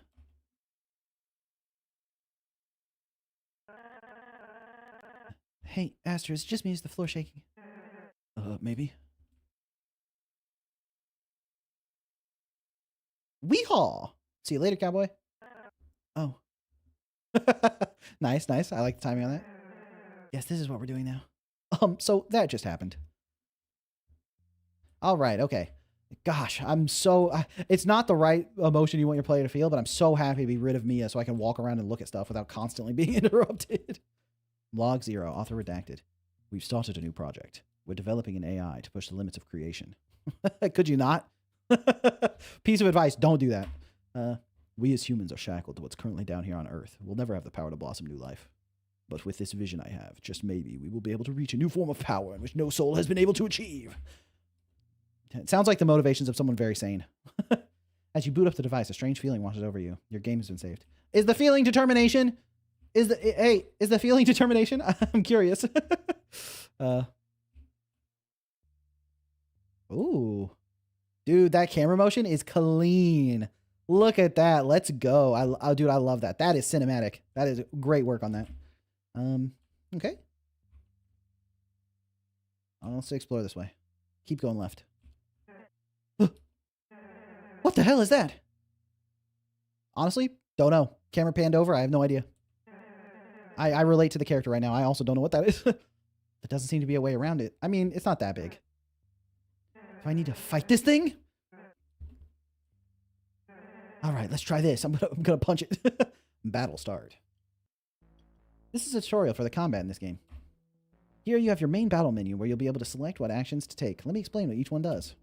First, we have the fight button. Here you'll be able to select what skills you'll want to use alongside what kind of style you use. Then you have the items menu. This one should be self-explanatory. It'll let you use any. I think you mean A and Y, right? Any consumables you currently have in your inventory. After that's the pass button. This one goes in hand with the turn point system. At the start of each turn, you'll get 2 turn points, and every action you take will consume a certain amount of them. I've seen enough. Wrap it up. I'm going to be just friends with everybody. I'm just going to talk to people. I'm going to make them feel better about themselves, and then I'll be free. I'm sparing. It's a spare run. I'm pacifist. Skills will be able to be done in various different styles, changing what they do and how many turn points they consume. And the pass button will allow you to pass on your current set of turn points toward Aster's next turn. Okay. So where's my spare button? Ow. 18. Holy smokes. I can heal or I can punch. I can do a strong punch, which takes up 3 turn points. Speed punch takes up 40%, 100%, or 215%. So obviously, if we do the math here, this extra 1 point being worth 115% damage is a crazy value, right? It's like this does less than half and it takes half. This one takes up an extra 50%, but deals an extra. I mean, strong is clearly the move. Boom. Mathematically speaking, I'm cooking. And then can a speed punch? Okay, let's pass. Get some turn points. Yeah, take a little bit of damage, but that's fine because now we can strong punch again. Boom. And he's donezo. Okay, we probably could have speed punched there. Looking at his health bar. 200 execution points earned. You can't trick me. Leveled up. Do I get anything for leveling? That level up really made me think I was going to get like a new skill or get to increase something. Okay. Keep going to the left. Oh, dude, the camera angles are so cinematic. That's definitely my favorite thing so far is the way you've used the camera. The terminal is currently inactive. Okay, I gotta activate this terminal. This is clear. Huh, is this nap time? This is her keychain. Did she drop it? That must mean she's nearby. Oh no. You hear something shift outside. Okay. Log 2, Arthur Naomi. Apparently, we need to set up these cameras in our homes. It's to help the AI learn about living. No, let's not do that. But I'm going to be real here. I don't feel comfortable having a machine like that watching me live out my daily life. But Atlas, if I want to keep my pay, I'll need to comply. Dang. That feel when they use... Oh, okay, so we got one pink diamond over here. When I probably need both of them to activate the terminal. See, this is good game design right here. It's like you didn't... When I click this, and it's like the terminal is currently inactive. You don't need to make Aster say like, I should probably figure out a way to turn on this terminal. And then when I walk into the room, when I walk back out here, I see the pink diamond is on. The game stops me and it's like, that pink diamond's on. I wonder if I need both of those to turn on the terminal. Like all of that is completely unnecessary. You've made me want to turn on the terminal just by pointing out that it's not active. Like this gets the job done. This is all you needed to do. And so it's really good restraint to not have anything else on top of this, right? Now, instead of the game telling me to turn on the terminal, I want to turn on the terminal. Hey, this is reminding me of the Undertale block guy where I pushed him and it's like, hey, what are you doing, jerk? Okay. Jerry. In protest of the supervising machine, I message blocked for your convenience. Message blocked for your convenience. Nice. Good writing, good writing. Push. Push. Oh. Push. Oh, it's a puzzle. And I've skrunked myself. But luckily, I played enough Pokemon to know what to do here. Push this. Push this. Push this, and we're gaming. You hear something shift outside. Nice. Oh, and I cleared the blocks. All right, so I've gotten both of those pink diamonds on, but I never explored to the down here, right? Oh, a monster. I'm going to kill it. I'm going to kill it. I'm going to kill it on my sparing run. Pass up to get the strong hit. Boom, then we bust out the strong hit. Wait, I had 3 turn points there. And I restored 2 turn points when I pass. So I really should have done a weak hit or a normal hit there because I'm going to get... Do I get 2 turn points back even if I attack? But anyway, if I'm going to get two turn points, I need to not waste it like that. So, okay, I don't get any turn points back if I attack. So good to know that... Oh, I could have even healed there just to like pass the turn. But then I take extra damage, so, you know. And then I think a speed hit should take this guy out. Oh, no, he has a lot more health than the previous one. I leveled up, and now I'm weaker than I was before. Okay, let's get my 2 turn points for passing. Okay. Now I want to do a big heal. I want to do... I'm at 64, so 90% seems good. Costs 3, though. 45% for 2. I'm going to need to pass anyway, so let's just take the strong heal. And then let's pass to get my 2, and then I'll strong hit to finish him off. Oh, he got to go twice. Why did he get to go twice? What the heck? He's cheating? Bro, I'd like to report a bug. This is not normally. Boom. He's donezo. He's not donezo. I'm dead. I have no turn points. I'm dying. Squirtle, help me. Okay, I need to heal again because I'm getting cooked. I'm getting absolutely roasty toasty. Maybe I should have finished him off and healed outside of combat. Can I heal outside of combat? I don't know. But anyway, I'm just going to punch him for 2 turn points. And if he doesn't die, then I'll just die. And it's fine. 30 execution points earned. Leveled up. Did leveling up heal me? It would have been really nice. Is there an inventory or something? Okay. I don't know what button I pressed. Hold on. I just started mashing my keyboard trying to find a button. Okay. Mashing slowly. Oh, X. Was it X? Oh, C opens the menu. X closes the menu. Got it. Okay, it's C and X. Took some experimenting to find that. For a while,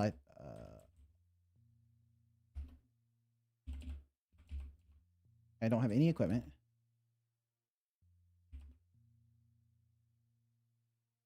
Okay, the menu navigation buttons are... I know it feels like I'm just randomly closing stuff. You use C to open the menu, and X closes the menu. But C also closes the menu. And X doesn't open the menu. So it feels like C is confirm. And so then I go over to status, and I click C to open it, but then it closes it. So I need to click Enter to open it. It feels like you could have kept C as confirm at every stage of the menu, and X always just closes it from wherever you are. Or X goes back from wherever you are. Oh my gosh, I use C again. Okay. There we go. Okay, I can't cast my skills outside of combat, unfortunately. Do I have anything in my inventory? I pressed the wrong button again. Oh my goodness. Oh my goosh. Oh my good goofness. I can't open the inventory. Can I not open the inventory because I don't have any items? I don't think there is music. I can't hear anything.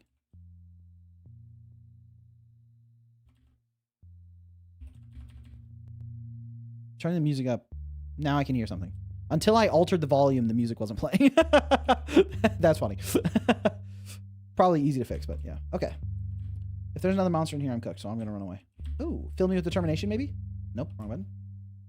You picked up a motivational pin. Oh, can I equip it? A pin with some cheesy motivational quote printed on it. Gives 90 max XP and 15 attack. Whoa, that's huge. Thank goodness I explored over here. No! All right. If I fight that thing, I'm going to die, bro.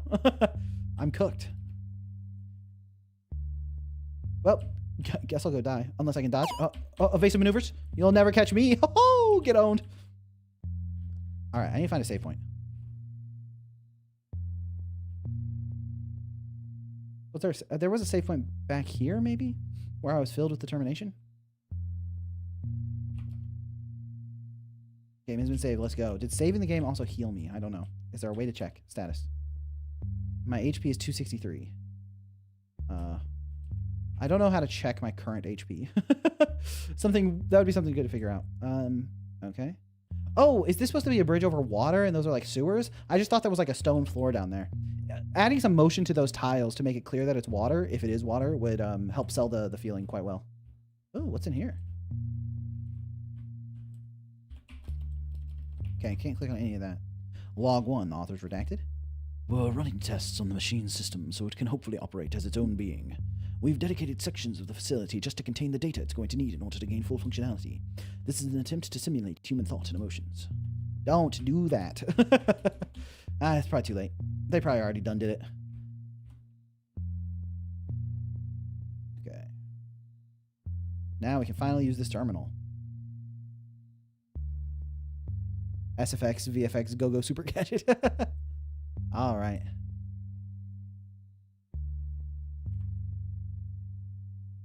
Average menuing experience. Oh my gosh, there was a save point right here. Mia, this keychain. I remember when I made it for her. I think maybe I turned the sound up too much, huh? Maybe turn it down a little bit.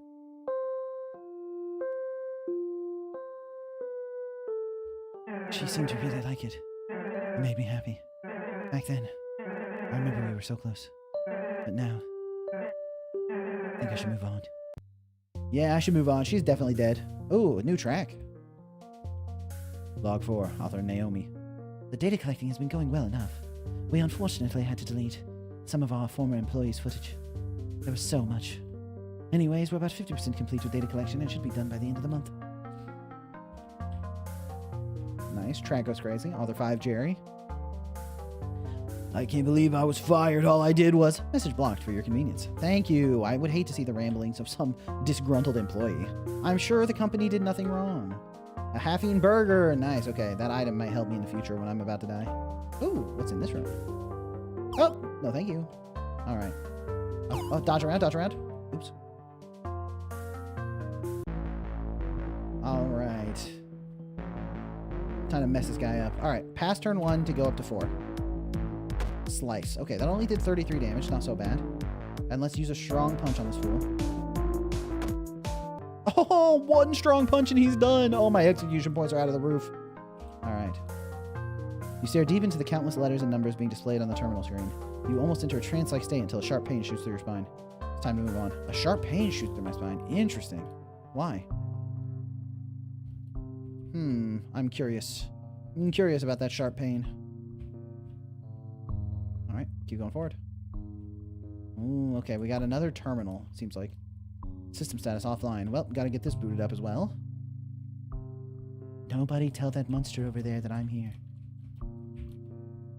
Log 8, author Naomi. Why did he think a single bowl of salsa counted as free food? There wasn't even any chips to dip in it. Great log, Naomi. Great log. Can I kill this guy in one hit as well? Because if so, I'm going to do that. Oh, there's 2 guys. Oh, snark. I pass for my strong hit. All right, the slicer guy goes down in 1 hit. So let's strong hit him. Boom. And then let's pass for turn points. And then let's bust a strong hit on this fool. Boom. Big damn. Oh, that guy is tanky, dude. Okay. So what's my heal? My heal is 45%, which is really good. So let's take the heal. Because his flick is not doing that much, and then we can probably finish him off with a normal attack. We could not finish him off with a normal attack. I was incorrect. Dang. If that normal attack did him in, then we would have been good. Why is he so tanky? All 60 execution points. Let's go. I wish I got, like, some choices when I leveled up. Like, increase my max HP or increase my attack or, like, learn a new ability. It'd be nice when I leveled up if I got something out of it rather than just saying I leveled up. Because I might even have gotten HP. Can I check my status? Like, is my HP going up? My max HP? It might be. I don't know. Because if it is going up, I don't think it's really communicating that to me. So having a level up screen where, like, you show the HP increasing, you show my attack increasing, like, that makes it feel like I'm really accomplishing something, even though it might be working the same under the hood. Just telling the player, like, showing my max HP and watching, like, a number slam into it and watching it get bigger makes me feel like, let's go, I'm leveling up. And then having some choices as well, like being able to increase my my max HP, increase my attack, increase my like learn a new ability or something. Take a look at how Fire Emblem does it. Check out like Fire Emblem 3 Houses I know has a good level up screen. Look how they treat visually the level up screen and reference that for your own game, because I think that the way they treat their level ups feels very rewarding. So, author redacted. The launch of Shell was successful. We've finally broken humanity's shackles for creation. We're now officially on the next step of humanity, as if we're still on their level. Phase 1 of my plan has been completed. Oh, that was Shell's message at the end. That was Shell. Shell is like, whoa, I'm so much better than humans. Y'all are cringe, and I'm the best. Shell sounds an awful lot like Claire.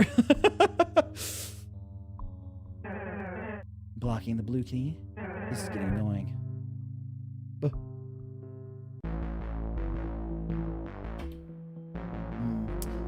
No. Oh, wait. I wanted to cancel. Okay, yeah. Oh, I can cancel out of it. Nice. All right, let's pass. I think I did learn a new ability. So that's what I'm talking about. Learning a new ability should be celebrated. So the fact that I didn't even realize I learned Charge Punch is not great. Sacrifice 10% defense to gain +2 charges. Once charges at 5, deal 350% damage. To gain +3 charge. Once charges at 5, resets defense after... Oh, so I can charge up like a big hit. That seems worse than just doing 215%. Because I sacrifice my defense. Let's just do a big hit, because big hit takes these guys down, right? The shoulder blade distortions? Yeah. And then pass for the heal. Or pass to get the charges back. And we take him down in 1 hit as well. Boom. Nice, leveled up. I don't know what I got out of it, though. You picked up a blue key. Let's go. Log 11, author Naomi. Apparently the rumors are true. I'm getting a promotion. Redacted wants a select few of us to work on the next big project. Was Redacted Shell? I don't know.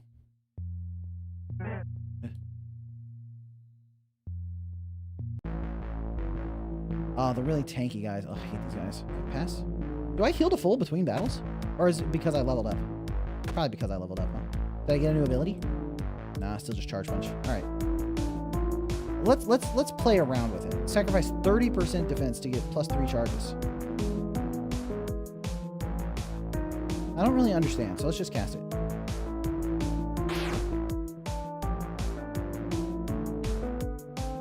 Once charges at 5, deal 300% damage. Resets defense after release. Again, 1.5 charges. Okay, so I need 5 charges. So I need to pass.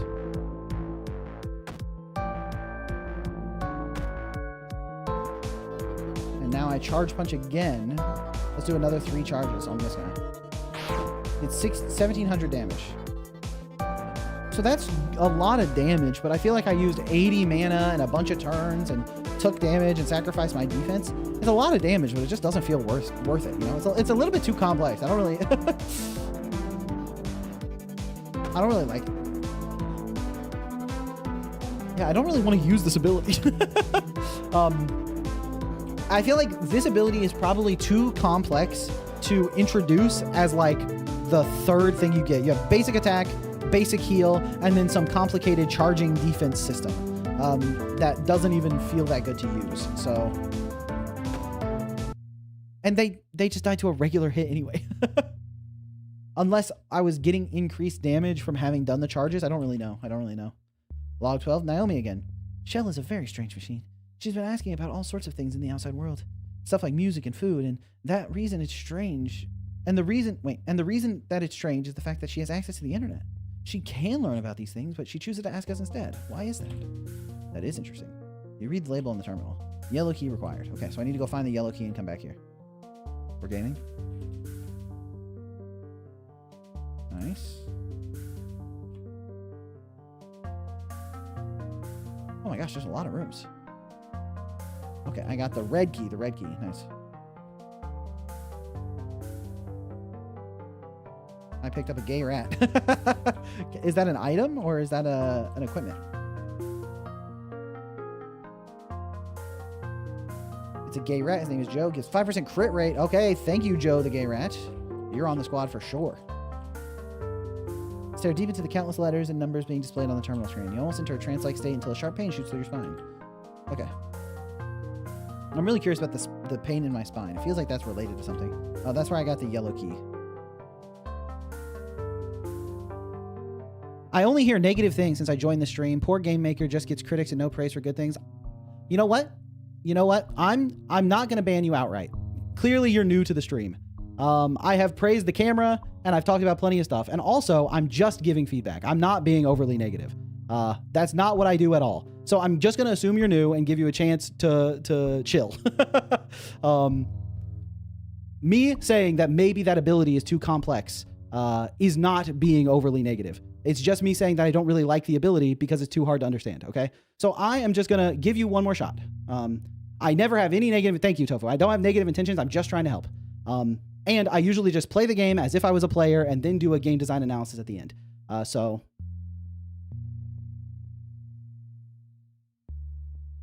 Okay. Let's get back into the game. Take a deep breath. Don't crash out. Don't crash out. It's just someone who's new. And let's play the game. Okay, I already read this one.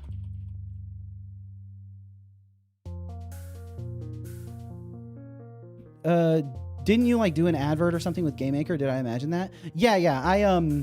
I did one sponsorship with GameMaker. Right. Which video was that? Okay, I think I already read this one too. Okay.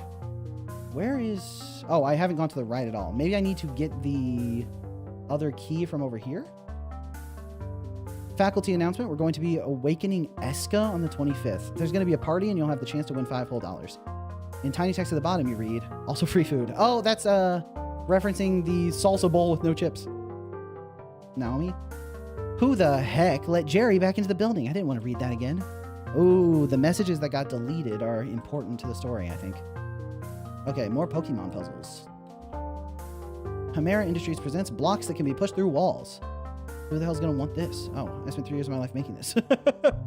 Okay. Log 10, Naomi. I've been hearing rumors that Redacted has been promoting quite a bit of people here. Let's hope I'm next. Naomi did get a promotion in a later log. So the blocks can be pushed through walls. Does that work if I...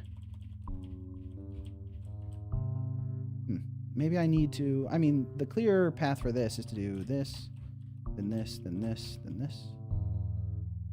Oh, that's not an exit. So what if I...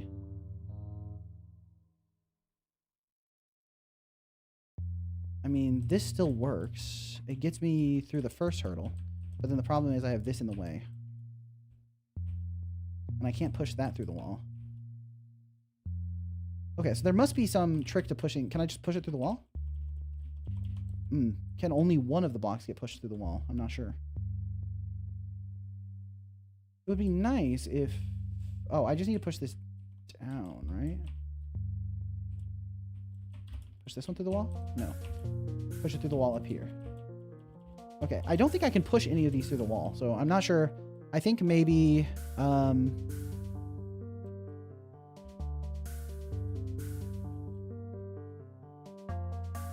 Oh, that's what it means when you can push blocks through the wall. Oh, I see, I see. Okay, so I can... Oh, that complicates things, but now I can do this. Yeah, and now I'm through. Oh, that's clever, that's clever. I picked up a yellow key. Nice, nice. Okay, so was the yellow key the one I needed to take? Okay, I slotted the blue key in here. So I got the blue key from the right. So now I need to backtrack. Oh, there's a room up there. All right, let's just get this guy out of the way. Battle start. Okay, and pass. Which gives me enough for the strong punch. Which, yeah, it takes out this guy in one hit. All right, 30 execution points. Let's go. All right, there's the red key here. And then, yeah, the yellow key must... Oh, enemy respawned. Okay. We pass. Get enough for our big hit. Strong. Boom. 30 execution points earned. Alright, and I think that all that's left is the one over here that I need to slot the key in. Which I think was through here and to the left. Slot the key to the hole.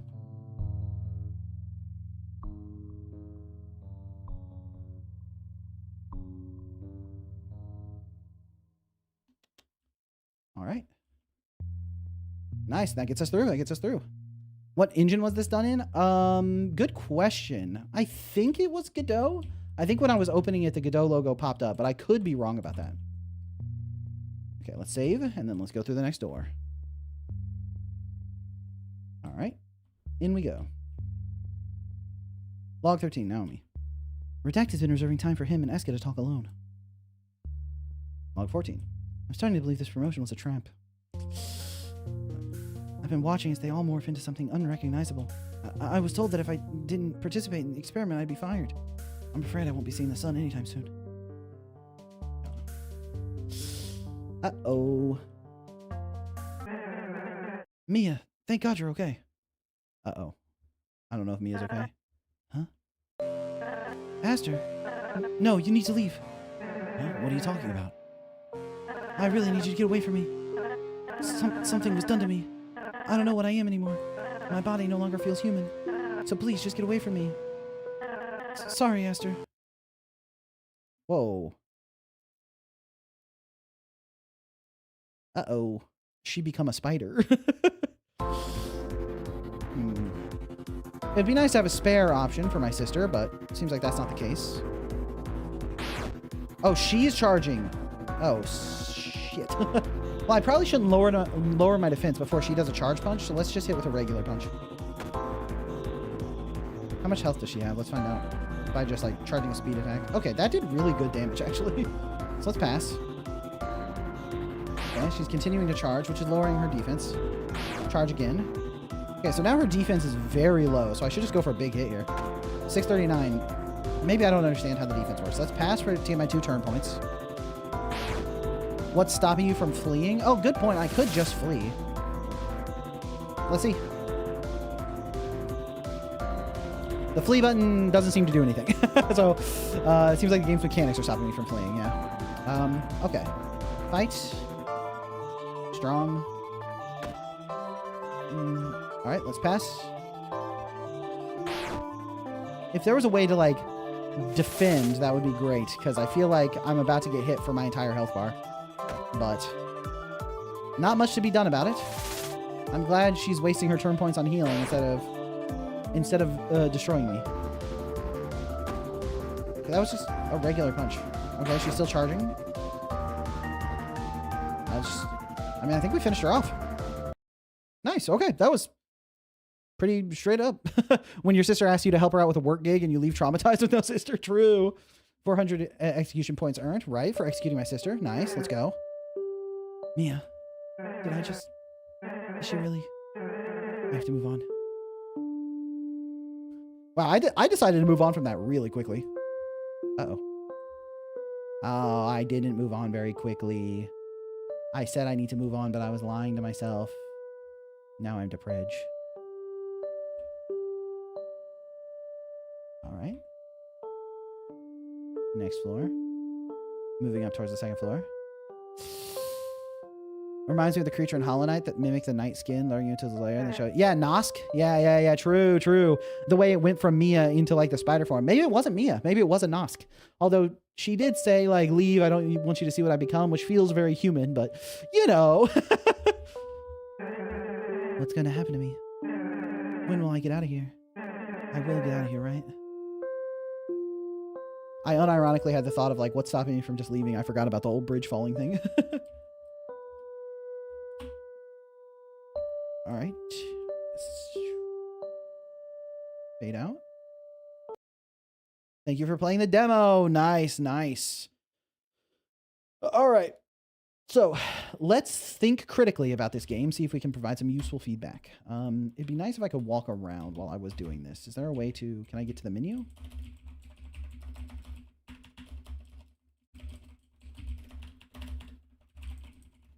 I'm not seeing a way to get to the menu, so let me go to my talking head view and see if I can reopen this game so that I can walk around. Okay, let me just close out the demo, see if I can reopen it. Boom. Okay. Was there a sparing mechanic? Not one that I saw. It's like the next showcase will be how good my inbound shovel and Insandio Mies are. Trust. Nice. I like how it looks, but I think some shading or something would look even better. Right now it looks fully lit. I was half watching. Yeah. The game right now isn't really using lighting in the aesthetics, but okay, let me paying for chat's group therapy session. Group therapy session. Nice. That's what we need. Also +2. Can we get a +2 for okay? All right, let's get in here and am I back in the game? All right, I'm before the fight with my sister. Okay, cool. Desktop. Okay, so oh, I also need to mute. I always forget to mute. Okay. So let's think critically. First off, I wonder if it's a virtual machine issue that like the game stops responding to my inputs when I hover the mouse off screen. That might just be a virtual machine thing. I'm not sure. But if it's not a virtual machine thing would be worth fixing. But that's a very small detail. Anyway, let's think about this from like a game design sense on the whole. Clearly, the idea is we're exploring this underground facility, right? And it's supposed to be like painting this mystery, trying to figure out what happened. And I think that the call to action of my sister's job told her to come here is a strong call to action. It starts the mystery well. But I think right now there are two things that happened early on that were like a little bit of a hindrance on the story. The first is that Mia kept interrupting me. Like I even said when I was playing, was that like, you know, oh, I don't want something bad to happen to my sister, but I'm glad that I can just explore now without Mia constantly interrupting me. So like getting separated from Mia didn't feel like a super negative thing, if you know what I mean. I cried when OK said paying for the chat's group therapy session, and then Shovel said paying for the chat's group therapy session, followed by the text-to-speech saying paying for the chat's group therapy session. Okay, but yeah, so the call to action is really strong. However, there's like Mia was kept interrupting the gameplay, which means I couldn't get to the gameplay quickly. And it's like I kind of wanted to be the one to explore. And second is that Mia got transformed into like a spider monster thing really quickly, right? It's like we both fell down here, and in the time I was just walking around looking at stuff, Mia became a big spider monster thing. So I wonder if there's a way to slightly alter the story to stop. Oh, I just hit my mic. A way to slightly alter the story to stop the player from being interrupted in the beginning phases, as well as letting you get to the meat faster and have a stronger hook for the mystery. I think my first thought is that the game, rather than starting with the sister inviting the player and then you go back and forth for a while until she begrudgingly agrees, you just have Mia invite the sister on the journey, and then she says no, and then time passes, like you can have time pass somehow, and then she's like, I haven't heard from my sister in a while. and you decide to go explore here. Then the player can start exploring on their own. You get to have the scene where she falls and then she finds the sister. And I think that could also have a better emotional impact, because then the reason the sister got mutated is because you didn't come with her, because clearly you're capable of fighting these creatures off, right? Or at least it plants the seeds, right? And it starts you off with the mystery you want to investigate, which is, where is my sister? Because right now the sister says, let's go explore this underground facility. And so there is like a fun draw of like, okay, let's explore. But having it be directed, because I'm trying to find my sister and figure out what happened, I think would be a very strong draw. So even if you don't want to go with that particular story beat, I would think about what's a way that you can get the player more involved in the mystery right from the start, as well as getting the player to use their own agency to want to figure it out, right? If you plant the seeds of my sister came to investigate this on her own, especially when I was reading that, I even made the joke of like, who would send her here? It seems dangerous, right?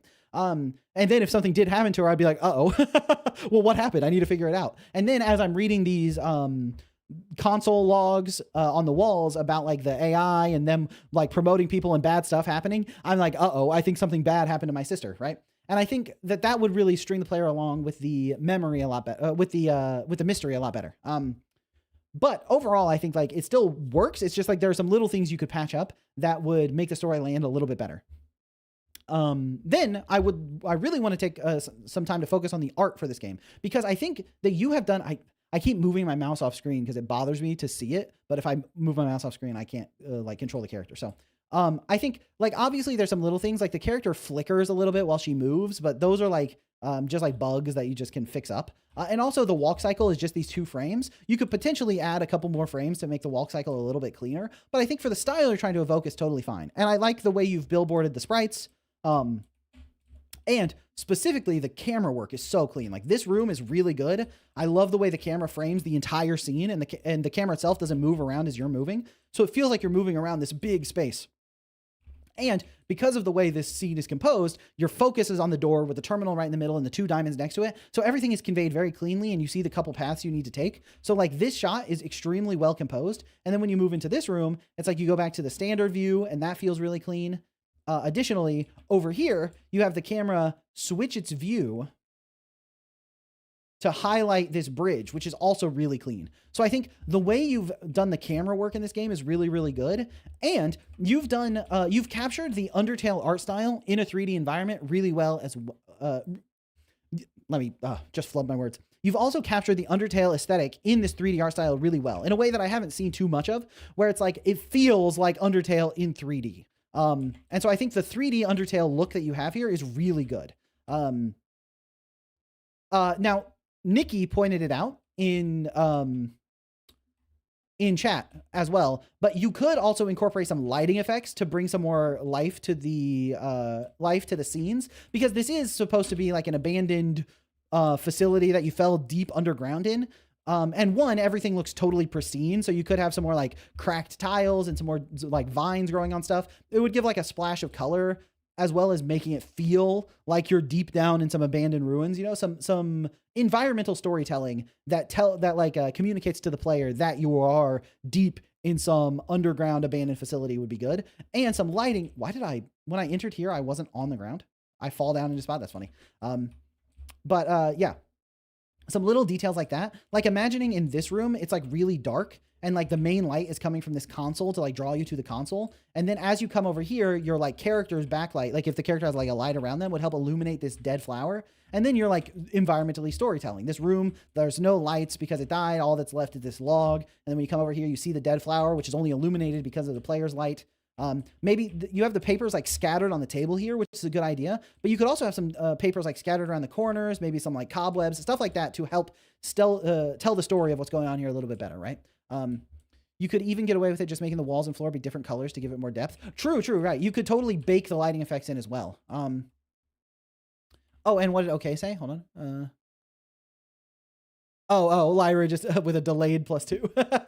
I see. I thought OK gave some feedback recently. But yeah, so I think there are lots of ways you could get away with building in more of that environmental storytelling, adding some lighting and some depth to the scene. But I think for what you've put together here with just this basic tile set, it really evokes the aesthetic super well. The tables and walls and floors and computers and flower pot is all the same color. It's a palette choice, but it makes everything look a little bit flatter. Yeah, that's true. I like the way that they're like a billboarded sprite and it's using the same color palette, which I feel like is a nice choice, but you could add some pops of color. because right now it does feel very flat. Yeah, you could either do different colors to add some more depth to it. You could use some like baked lighting where it's like the actual wall over here is just darker in the corners, or you could use a dynamic lighting system, whatever you wanted, whatever matches your aesthetic vision of the game a little bit to get those details in here. But overall, you did a really good job selling the like the 3D Undertale vibe. I think it gets it across really well, and I love your camera work. And then these puzzles were nice to solve, very evocative of the strength puzzles in Pokemon. But I think you incorporated them in a way that really works, right? I think it would benefit a lot from intense shading, but I'm a sucker for intense shading. Yeah, it could be just something you experiment with, right? You could try it out to see if you like the way that it looks to have things intensely shaded. Like for me, when I'm imagining exploring a deep underground facility, the fantasy I want to like the fantasy that I want to have is like everything's abandoned and there's vines growing on stuff and it's spooky and scary and like dark and musty and I'm trying to figure out what's going on. And so to me, having the really intense dynamic lights where it's like I'm the one walking around finding stuff, so until I get close to it, things stay in the dark, and everything is like decroded and overrun with like all kinds of other details. To me, that's why I think the intense shading and like dynamic lights could work. But there are lots of ways to get the vibe across. I didn't notice it until just now, but the like tile set for the ring around this door where they just like heavily warped the stone bricks so that the circle is like a clean circle rather than, you know, that's very funny. That warping on that. Honestly, that warping is like the closest thing to having some like broken down or like misshapen tiles, which I think could go a long way. Even just like little bits of rubble in the corner, like add some cracks on the tile map over here and little bits of rubble in the corner could sell that this place was abandoned. It doesn't need too much extra details. Although there is a mystery of like, why is everything still operating, you know? But it's like I can just plug in key cards and do stuff. Why is it still working? I don't know if that's going to be part of the story you're trying to tell. Like, is the AI luring people here? Did the AI create the company that sent my sister here in the first place, and that's why it's doing that? Like, the AI is sending people here because it needs them. Like, it's trying to like consume people. It like, you know, turns them into monsters or something. Like, what is AI doing? Is that why it's keeping this place running? Is the AI cleaning stuff in here? Like, I think thinking about those world building details also makes your player think about it, right? And so that's something you could really lean into. Use those world building details that you want to tell, like that you want to sell the story you're telling, and then take those world building details and incorporate them into the art itself, into the way you're presenting the world. And then we can talk about the combat. It could be the opposite. Everything's clean and neat, but abandoned since the AI still operates in the facility and taking care of it. Yeah, that's a good way to storytell as well. Like, if this place is kept pristine because the AI wants it to be pristine, that's totally fine. But you also want to balance that with like, what's the fantasy you're selling? If the fantasy is abandoning this or exploring this abandoned facility, everything being clean and tidy doesn't 100% lean with that. So what you might need to do in that case, if that's the story you're trying to tell, is have your character like comment on it at some point or something. All right. If the main character points out, it's like, why is everything so neat and tidy? Isn't this place abandoned? Like, if they say something like that early on, then it gets the player in the mindset to interpret things correctly, right? It's all about managing expectations, right? If your player doesn't expect things to be dirty, they aren't going to notice that things are clean, right? So you can either lean into it, dirty things up, and make it more abandoned so that it's giving the vibe that they want for the fantasy, or you have the player character tell them what they should be expecting. The player character says, hey, things should be dirty. You need to notice that they're not. Then that works as a story element. Those are like the two ways you can handle it. Those are two of the ways you can handle it. There's more ways. So let's talk about this at combat. Because I think this combat scene is really, really clean. The UI works great. It feels like a combination of Persona with Undertale in like a pixel art style. The background feels like it's like, is that like a Balatro style background, but except using the color palette that the game is in, and everything meshes together really well. I really like the UI you've done for this, and everything, like the selector tweening between the locations, the way the buttons float up and down. This UI is incredibly clean. Really, really good work on this UI. This makes the combat feel so good to like think about and play with. Now, you could still like improve the button choice a little bit, like the C and X stuff that I talked about, but the UI itself is clean and dynamic and feels really good. Then when you go in here and you select to fight, It's like this menu looks good, and I like how it's clear what everything does. Like when you go to the speed version or the strong version, the turn points highlight to show you how many turn points they use. You could even put that on the button too. Like normal says like TP2 and strong says TP3, but because it's highlighted over there, I get the information anyway. You could just, put it in 2 places so it's super clear. But I like that it tells you exactly what's going to happen. It lets me plan everything out really well. The most minor nitpick is that the damage on the speed is on a different line than the damage on the other 2. Honestly, I might just kick the damage on the 40% down to the next line so that it's consistent between them, but that's like the tiniest of nitpicks. And then even when you're selecting which enemy to cast your spell on, it's like it has this nice little like diamond indicator that rotates here, and it's using texel scaling on the rotation, right? This isn't a pixel perfect rotation, but I think this texel scaling is totally fine. You don't need these to be aligned to the pixel grid because it's just an indicator that shows up for a second. And then the text that shows the enemy's name with the health bar under it, like all of this is really, really clean. And even the swapping between enemies when there were multiple at a time, all of that is really, really good. It makes these combats really satisfying. Now, there could be a little bit more of a celebration when you win the battle. Like the way that it transitions to the battle scene and transitions out of the battle scene is like the least clean part of the battle transition. The AI should turn off the lights so it has more power to use. Yeah, it really does depend on the way you want to write the story. The room changing is fair, though. It makes creating reusable battles easier. Yeah, if you wanted to put the enemy in the room itself, you could potentially do that. But it's a lot of work for something that players will be like, that's pretty cool, but doesn't really change the game that dynamically. It's one of those polished features that could be cool, but I don't think it's something that you necessarily like need to do.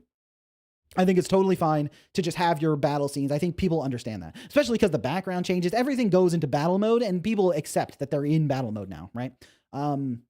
But yeah, the transition into the battle scene and out of it, you could put some more sauce on. Like you have that nice like swirling pattern in the background. You could do like a standard RPG swirly thing to get into the battle and like swirl out of the battle.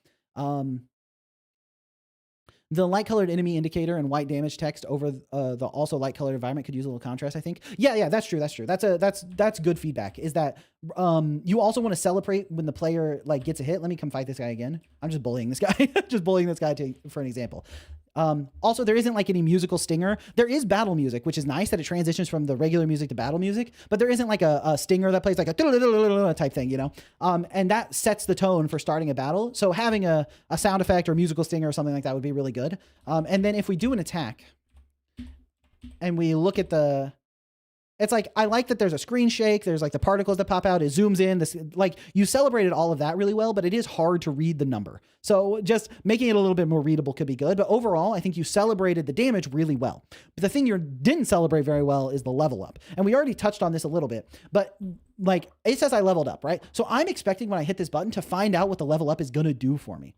So when I press it, it just leaves. And I did gain HP. I gained attack. I know that I'm stronger now because I played the game, but I didn't see it happen. And that's something you definitely want to encourage in the player. Show the HP, show the number hitting it, showing it get bigger. You want to celebrate the level up the same way you were celebrating the damage getting done and stuff, right? Whenever the player does something that is good, you want it to feel as good as it can, right? And so that's something that I would add for sure, is the battle transition, like having some animation to it, having a stinger to it, and then also making the level up a specific process, like a screen with things that are celebrated and things that are happening, and decisions to make could be good too. If you want to have different abilities that the player can learn, or you get to choose which stat things go into, very Paper Mario RPG or Super Paper Mario, whatever it's called, Paper Mario and the Thousand Year Door, whatever the game's called. When you level up in that game, you get to choose between HP, mana, and badge points. But in this game, you could very easily do HP, mana, and attack. And you get to pick what you're upgrading. And that makes it feel a lot more controlled, right? It makes you feel like you have more of an influence and like you're the one making decisions. They should add a river that disappears as the game progresses because the AI used all the water. Now I know, so Metronome is saying that as a joke. Metronome is making a funny haha in chat, but Metronome is actually touching on the thing we talked about earlier, which is the environmental storytelling is a big thing in these kind of games. Which is that like making it clear to the player what's happening in the world and what's going on with the story, and getting them invested in the story with those little details is very, very huge. Now, one thing that I thought was really nice is when I talked to these things, and it was like, you stare deeply into the Countess letters and a trance-like state until a sharp pain shoots through your spine. This line I found so intriguing because I almost enter a trance-like state and then a sharp pain shoots through my spine. I don't know if this is just some flavor text or if there's some bigger meaning to this. So I really like this line. I think this line is doing great work. However, I think the thing that like holds it back a little bit is all of these have the same line. And I know that that's like very standard in these kind of RPGs, that if you reuse the asset, you get the same line. But it does sort of discourage the player from clicking and reading every single thing because these are the same. And so what you want to do is encourage the player to take the actions that make the game the most fun. And I think this game is the most fun when you're piecing the story together yourself and trying to figure out what's going on. I think that's a really fun aspect of it. So you don't want to discourage the player from clicking on stuff. So you could have a couple different server lines, and it chooses one at random while trying not to repeat, so that once you've clicked on enough of these, you get the point. But also being a little bit sparing with the server racks, although you're trying to tell the AI story, but you can use different assets for that. But also giving more stuff for the player to click on and interact with, because it's basically right now just the logs and these servers. And I think, and I think just having the logs in the servers is sort of discouraging me from wanting to go experiment with clicking on other stuff, right? So that's one thing for sure. But I think aesthetically speaking, and your battle system is really good. So I think you have some very, very clear strengths. And I think you are doing a fantastic job at evoking the feeling you want, like the aesthetic you're trying to get across with this story-based Undertale-esque RPG, combining some Persona stuff, combining Undertale stuff. Like, I think it's really working. And I think there's just some polishing details you can use to bring it to the next level. And then obviously more content, more enemies, more places to explore, like the rest of the story. I know this is a demo, but I don't know how much of the story there is. But I think that you're doing a really good job with exploring that stuff. So once you... The one thing that if this was a demo, I'd be a little bit worried about is I feel like I didn't get a sense of the battle system, like getting complex to the point that like I'm going to need to like think really hard. And it feels like the battle system is a little bit not balanced. So even though everything's implemented very well and works really well, you have a great system on your hands. I think you might need to spend some time crafting the system into something that's going to be really, really fun to play. Like more abilities, like ability choices, like we talked about, as well as giving the enemies more unique stuff that they're doing that you have to think about. And I think you could consider giving the player a defend skill that like increases their defend until their next turn, so that I could try to time against the enemy's charge attack and stuff. It's like the defend skill could be like you gain defense and get 1 turn point or whatever, so you can use it to delay time. Whereas passing, you just take where when you pass, you get 2 turn points. Defending could be like 1 turn point and some extra defense or whatever. Something like that could work. So that there's more strategy to it. Because right now I'm just clicking strong attack every time because it seems like the optimal choice. And then the boss fight against my sister, I was expecting that to be really like a test where I needed to figure stuff out and like figure out the right path to victory against her. But for the most part, I just clicked strong attack over and over again, and she never really did anything. She just like charged her attack every turn and then never really hit me for meaningful damage. So that's one thing I would say would be really good to do for this demo, is to revamp that boss fight so that it is difficult. It requires a lot of like tactical ingenuity. And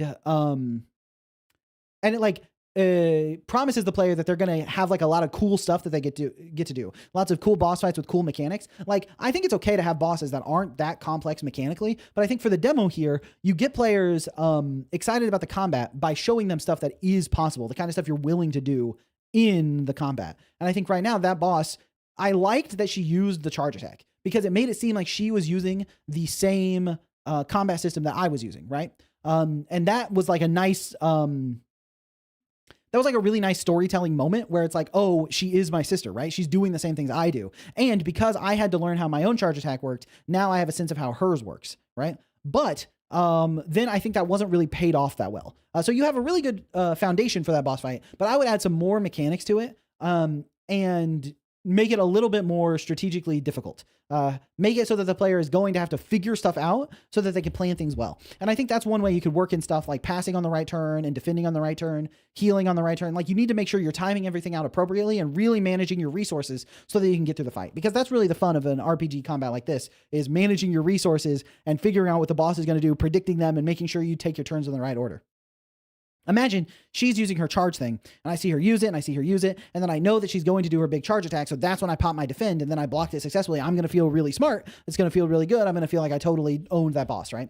And I think those are the kind of, that's the kind of feeling you want the player to get from fighting the bosses like that. So, yeah. So I think overall, I think you have such a good foundation here. I feel like your art, you've really nailed the art style, and you've really nailed like the aesthetics here. And it's just like really tightening up some of those gameplay things that bring the whole experience together. But yeah, I'm really excited to see where you take this, because I think that you have a really clear path to making something that's really cool. And I like where you're going with the story, especially with the current climate of how like AI is right now, where it seems like companies are hell bent on destroying the earth so that they can make a slop generator. I think leaning into that for your story is going to be very relatable for people, because when they see it, they know exactly like what's going on and they get it, right? And I think there are a lot of different avenues you can use to explore that. So, what if she was mainly charging because she was doing her best to prevent what she had become from attacking? Oh, like it's a story, like she didn't want to actually attack her own sister, so she was using charge on herself. I think that that's like compelling from a storytelling perspective, but from a gameplay perspective, it's not really, for that to be the only boss fight of the demo, I think you're leaving too much on the table. Because you really want your players to want to get into it. It's like when you think about the boss fights in Undertale, they're all extremely fun. Even if you're on, like, honestly, if you're on the pacifist route or on like a sparing route where you're trying not to actually kill the bosses through attacking, those boss fights are so satisfying because the bosses are expressing their personality with their lines. They're talking directly at you, and they have these like complicated patterns you have to dodge. It's like those boss fights are really fun to play. So a demo for Undertale where you fight against Toriel and you do that boss fight and you explore all those things that are happening, you dodge all her attacks, that's going to feel really good. So that's, I think the kind of energy you need to capture with this boss fight is, I think you can add voice lines where the sister is saying stuff as the like big spider monster. She can do attacks where you can literally give her like the ability to cast a spell that's like, you know, resist or restrain or whatever, and she has a voice line of like not wanting to hurt her sister before she does that, and those give you a turn to like pass and like make progress or heal yourself because she's holding herself back. And then that lets you tell the story that under normal circumstances there is no way that your main character here would actually be able to deal with this big monster, but because your sister's humanity is holding back the full potential of what the AI is trying to do, then she can overcome it, right? So there are ways to tell the story there that also are a mechanically satisfying boss fight. Like, you think about Hollow Knight. the Hollow Knight boss fight is super satisfying, both because it's a difficult boss fight that's like fun to fight the guy, but also he like starts stabbing himself because he's trying to fight against the infection. But they didn't make him stab himself to death so that there is no challenge in the boss fight, because it still needs to mechanically be fun. So I think that's what you want to, that's the line you want to ride there, is like, mechanically fun, interesting gameplay that tells you the kind of cool boss fights you can do, while also adding the storytelling element to it, make the boss like get its personality across and have interesting dialogue to hook the player in. I think that's what you want to go for. And I think looking at how the Undertale bosses did it is great. I think the Hollow Knight boss is a great example to reference as well. And then just like looking at really fun boss fights from RPGs that maybe they don't do the storytelling personality part as well as like Undertale, but the ones that just have really fun boss fights. Like, look at what are people's favorite bosses from Paper Mario, from the Super Mario RPG, from Sea of Stars, from Dragon Quest. Like, what are people's favorite bosses in those games and why? What makes those bosses so good, you know?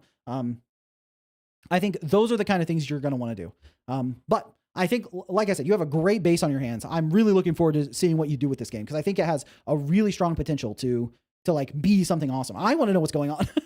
It's like, I want to know what's going on with this AI. Why did it turn my sister? How did it turn my sister so fast? That's one thing I'm curious about. That's one thing where I'm not sure what the plot is doing, but I'm curious about it. And I think you did a really good job with the writing on the logs. I think the way you tied the different logs together really showed a good sense of like how to put the story together. The fact that one of the logs I read earlier was like, who says free food and just brings salsa with no chips? What the hell is that about? And I was like, yeah, that is like, why would someone do that? And then later I find the thing advertising and it's like, and also free food. And I was like, that, you know, it all ties together. I think having the logs tie together like that in both comedic ways, that like, oh, it's a comedic relief to all the like plot relevant details, but then also having the plot relevant details. And, you know, they're saying they're promoting a lot of people. She says she hopes she get one. We see that she gets one. And then later it seems like the promotion's not a good thing. All those things tie together really well. From a storytelling perspective, I might suggest moving the fight to much later in the game. I'd like to see more connection and interaction between two sisters before an emotional hit like that.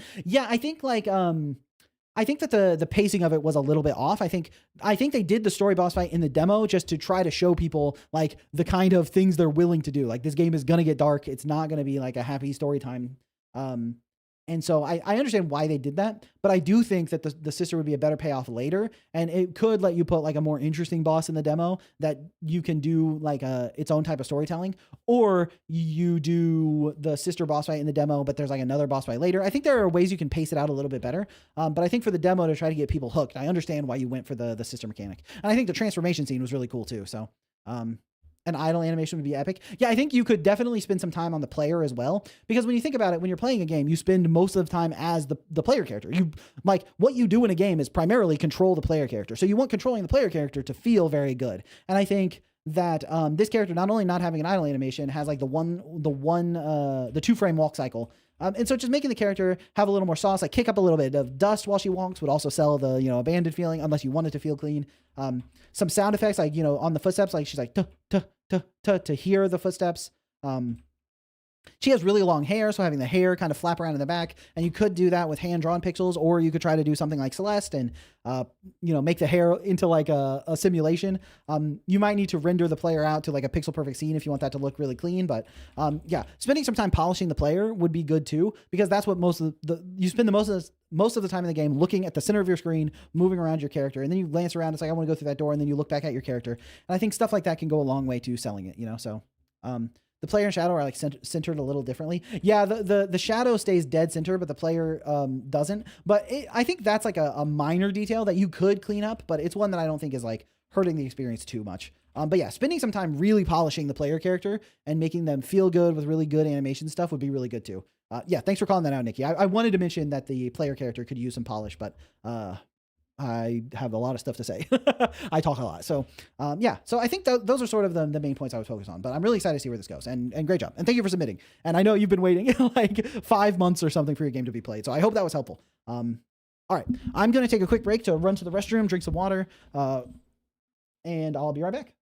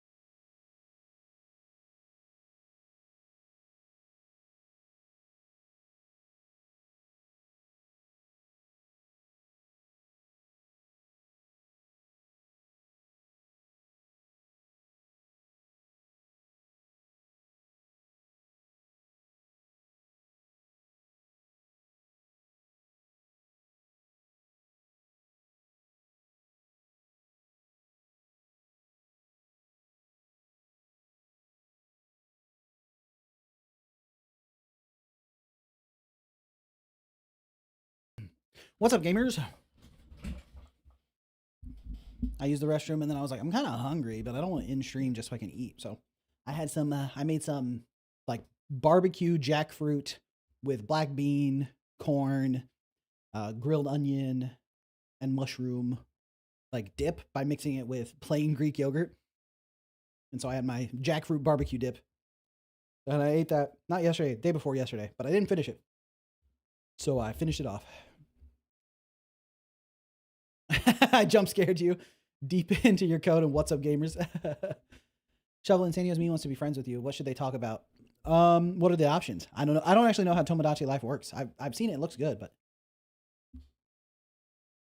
Jumpy, you don't count because you're already a member. Chat will gift a sub if y'all stop talking in different languages. We can talk about anything. Oh, you can type it in. Have us talk about pretty dresses. That's what we've been doing recently. Insandio loves Infinity Nikki. So there was definitely not a mutiny while you were on. I saw someone typed mutai.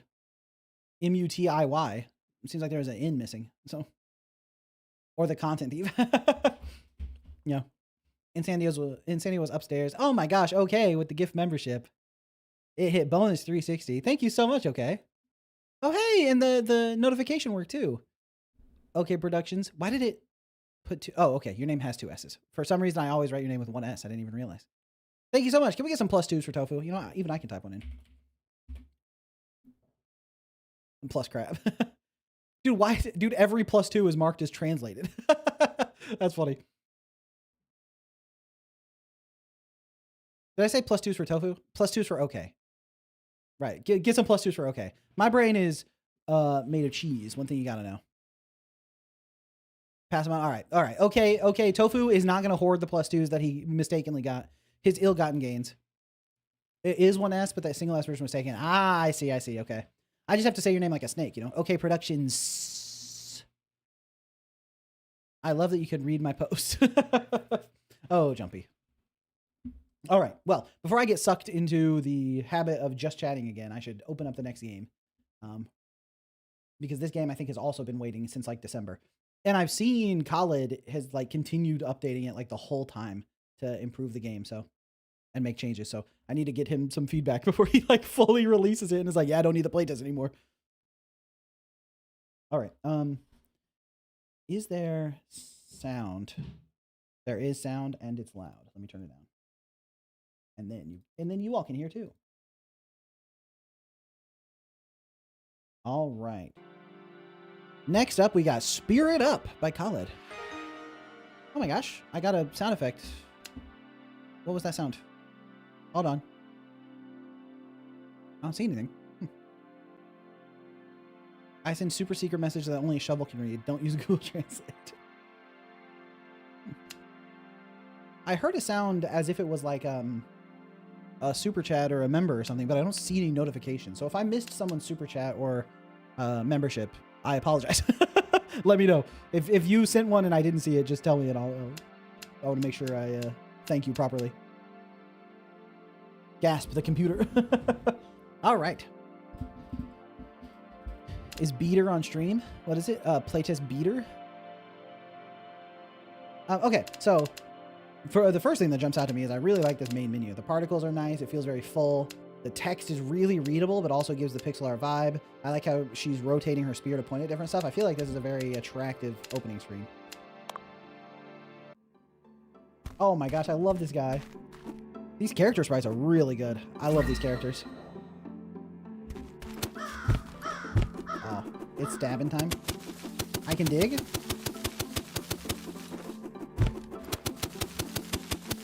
I can... I thought I could climb. Okay. What's up, Gramps? Oh, his name is literally Gramps, dude! What the heck? Me and Khaled on the same wavelength on this one. Holy.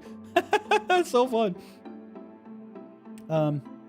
Welcome back to the cave, mysterious adventurer. The cave has changed since last time you were here. So it looks like the game has a vignette effect around the edges that is also applying to the UI. So you could move the UI in front of the vignette so that it doesn't get dulled, just because I feel like it's a little bit hard to read. Like the text feels like dulled out or something. But if your goal was to stylize the text, maybe it's just a little strong. If you wanted the vignette to apply to the text, I feel like it's a little bit strong. Just a touch hard to read, but has changed since the last time you were here. Okay. My name is Gramps, by the way. Nice to meet you. I will be guiding you through this dark cave. I see you holding that spear with you. I bet it will help you explore this dark cave. The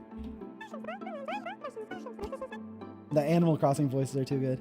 I got lost. I've been trying to find my way out. I found this spear and felt it might come in handy at some point. Now try climbing upward using your powerful spear. Press and hold the left mouse button or right trigger on gamepad and then jump. So press and jump. Oh, so I can like jump and then stab again. Oh, clean. Wait, does it work with like spamming? Can I just... Okay, spam strat is really good. A little bit more fun without the spamming though. Your journey uncovers a hidden treasure. Nice, I got a crystal. What's up, Gramps? How'd you get up here? Great job climbing upwards. Weren't you down there just moments ago? Don't worry about it. I have been in this cave for a long time. I know it better than anyone else does. Oh, I almost forgot. There are rocky grounds that will help you climb. When stabbed, they launch you to the opposite direction. Also, I forgot to mention, there are crystals shattered around... I think you mean scattered.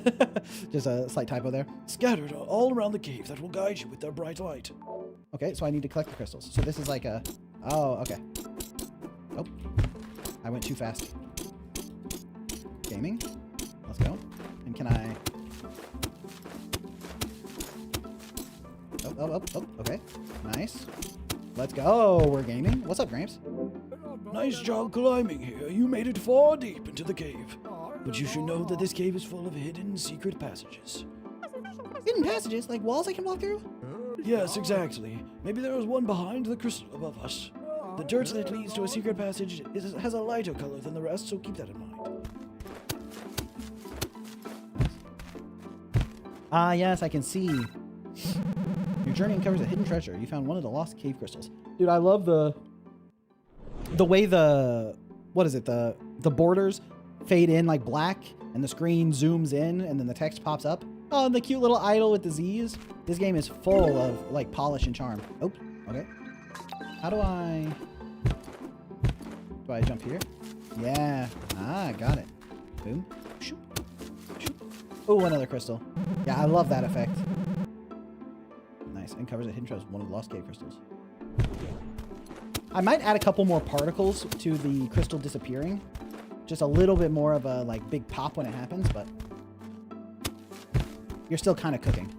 Gramps is a group of clones. Maybe I just have 100 identical grandpas, huh? Consider. Oh, you again. Wait, I still don't know your name. You never introduced yourself. Oh, sorry about that. I was just focused on not getting lost in the cave. My name is Luma. Nice to see you again. No worries, forget about it. I forgot to tell you that this cave has plenty of statues that are not just for decoration.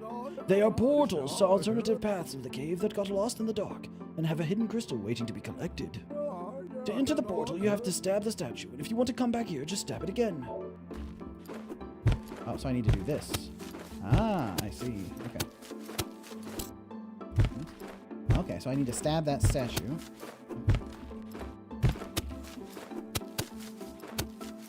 Nice. Boom. Going on an adventure. Ah, it's sort of like Celeste Strawberries a little bit. Oops, I jumped into that spike. Don't mind me.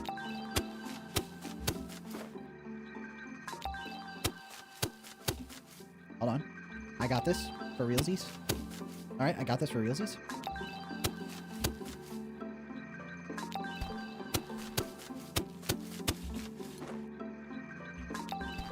It seems like I can't really short hop.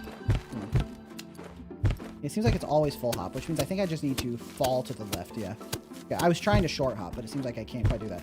Oh, I did not realize this would fall, but nice. It spawns me right here, so that's very forgiving. I like this technique here. It's like, obviously I need to know that these fall, right?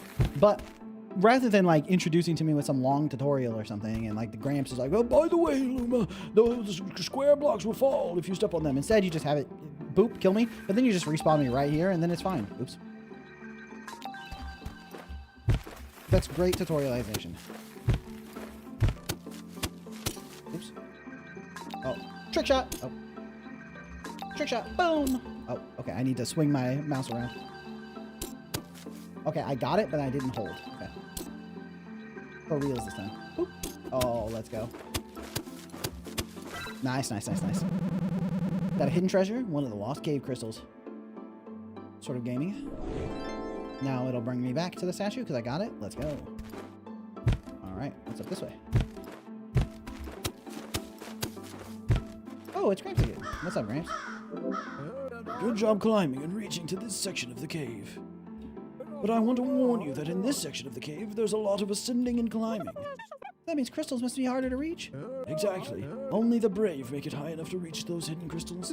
Now keep moving, Luma. There's still so much for you to discover. Go this way. Oops. Stab the wrong way, don't mind me. Oh, okay. Ah, okay, I accidentally held the button. Nice. Yo, Gramps, you are all over the place, homie. Oh, I did not expect you to come this far and explore every corner of this cave. You either really want to find your way out or just curious what this cave has hidden. I think it's a mix of both, but I really want to find my way out of this cave, but not before I found every hidden crystal. I knew there was something special in you, and maybe you really are the one this cave has been waiting for. Now keep going, Luma. This cave is not for the weak. Okay. Oh, snark. Okay. So I grab this. Oh, I jump to my death. How about that? Okay, grab this, then jump and grab. Nope. Grab this, then jump and grab. Nope.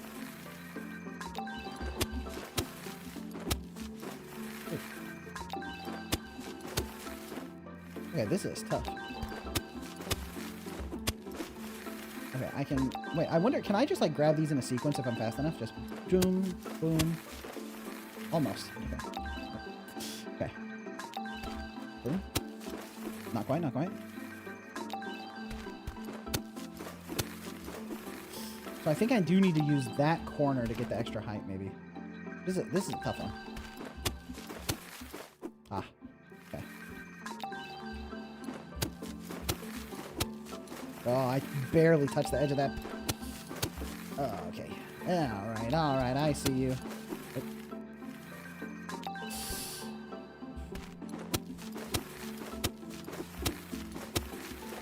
Oh, okay, we're gaining. Oh. Think. The death sound repeat. Yeah. So dying over and over again is getting a little bit frustrating because the sound is exactly the same, and the animation is a little bit slow. I see the secret here. You think I don't see the secret wall? Bro, I was built for finding these secret walls. Boom, boom, boom, boom. Oh shit. Okay. Do I need to like bounce like straight up on this wall?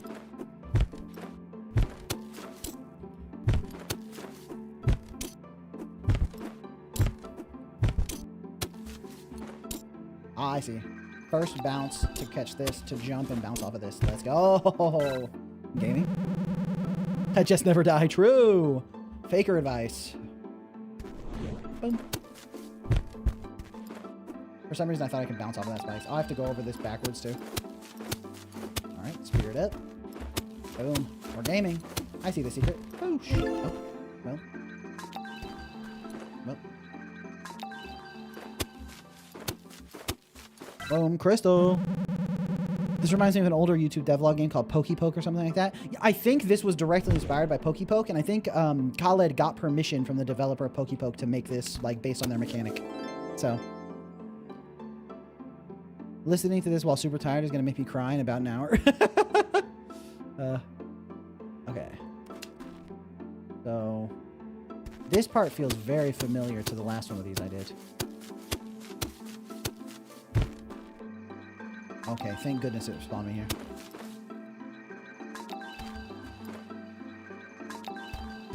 Okay, these spikes are sticking up, so you really have to like jump over them, which is a little bit... Okay.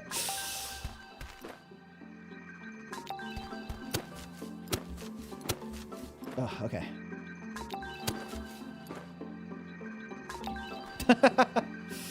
Okay.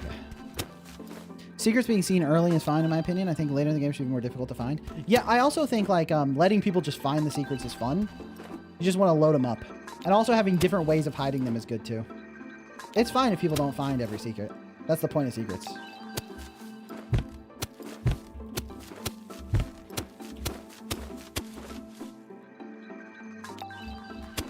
Can I just jump all the way across? I think maybe I'm making this too hard. Okay. I couldn't jump there because I would have bonked my head. Maybe you spawn the player like back here instead, so that if they immediately press to the right, they don't instantly die. Just a little bit cleaner on the respawn location would be good. The sound. Yeah, the death sound, the respawn sound. Losing it a little bit. The fact that when you get in a situation like that, you're just cooked is a little bit unfortunate. Because there's no way to jump without hitting your head on the spike, but there's also no way to like let go without just falling to your death. Do I need to like jump over this and grab that?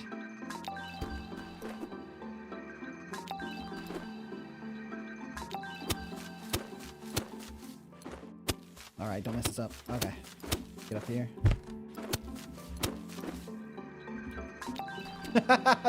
Dude, look at this spawn. Look, I'm literally spawned with the spike on my player sprite. Come on. Interesting. How does it decide the checkpoints? It seems like it's not 100% like deterministic.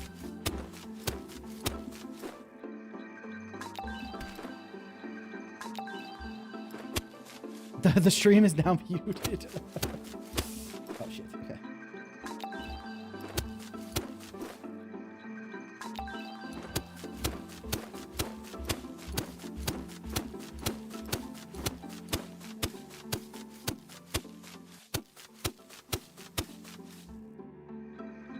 Oh, not again. Come on. I think it's the last safe grounded spot you were on. Yeah, it's something like that. In Isadora's Edge, that's the fallback. It's like if there isn't like a checkpointed location, but you hit spikes or something, it puts you back at the last grounded location if there isn't a hard set one. That's sort of what I would recommend for this. Okay, yeah, you definitely want some like pitch changing, some correction to that. I shouldn't have pressed jump. Is there? I mean, there's definitely enough room to fall between those. I've done it before. Yeah, the respawn sound should have a little bit of randomness or something to make it less annoying. Yeah, similar with the stabbing sound. A little bit of pitch variation and volume randomization so it doesn't feel like the same exact sound over and over again would do wonders.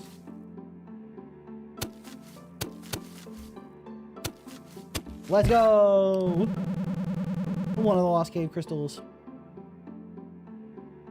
Okay, so one thing that comes to mind immediately for these lost cave crystals is when you transport the player to a whole new area, it feels like a great opportunity to do like really off the wall unique mechanics and stuff that doesn't fit into the actual level very well. Like it doesn't make sense for like moving obstacles that like spin around in 180 degrees and anti-gravity stuff just in like regular areas of the cave. So the reason to have these is that you can make these like one screen or even bigger rooms that are totally self-contained and don't have to follow those same limitations. So what I would like to see with these is we've only done 2 so far, so maybe it does get wackier, but when I go to those, I want them to be wild. Like I'm stabbing into like a moving block that like carries me across and then I let go and bounce off a pad onto a thing that like flings me around, you know, stuff like that.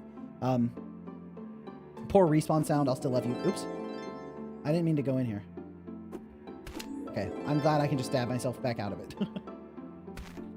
Let me go to the settings.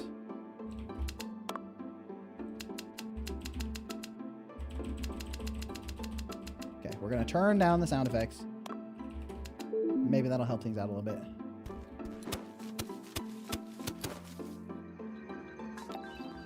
I do actually have to...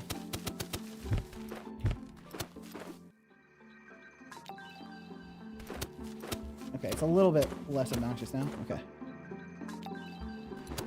Oh, snark. Okay.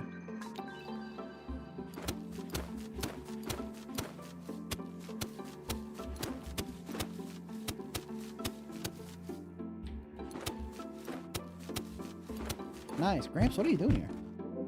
Oh, you're here too. Like, how's that even possible? Didn't I tell you that I know every corner of this cave?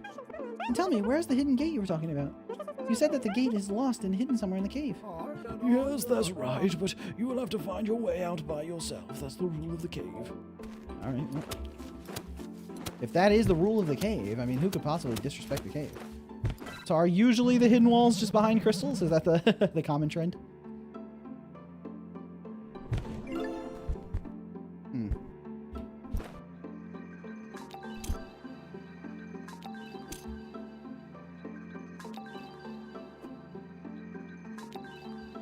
Let's go. One of the lost cave crystals, baby. This isn't another hidden wall, is it? Yeah, it doesn't look like it. Oh. Speared up. Oop. Oh, not quite enough distance.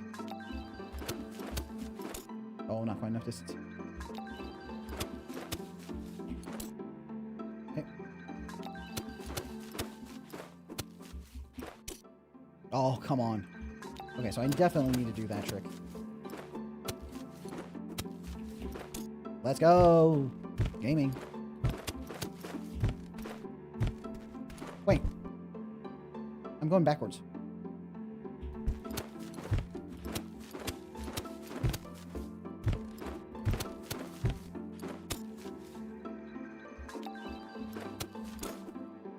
I'm pretty sure that's the area I came through.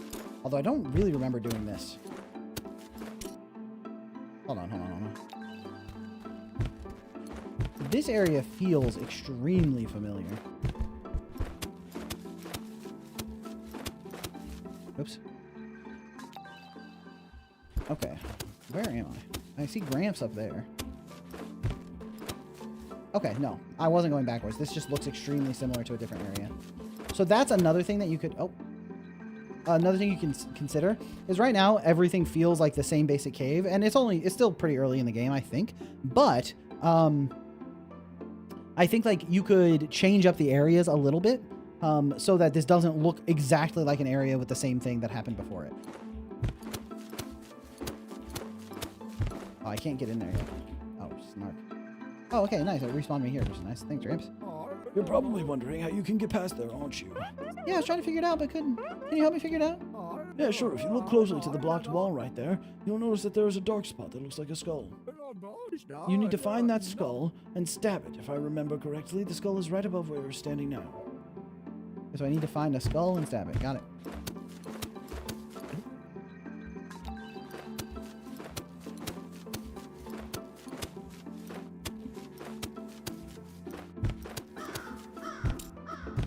Nice, okay. Okay, I need to...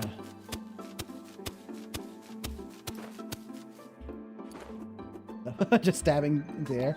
Okay, so I like this design right here.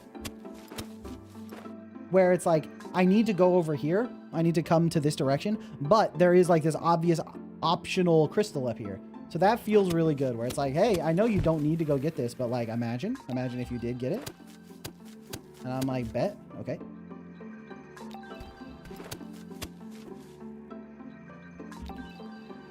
Okay.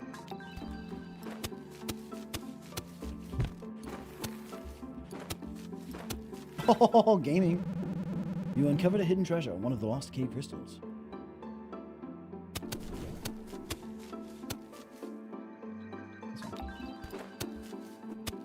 The temporary safety.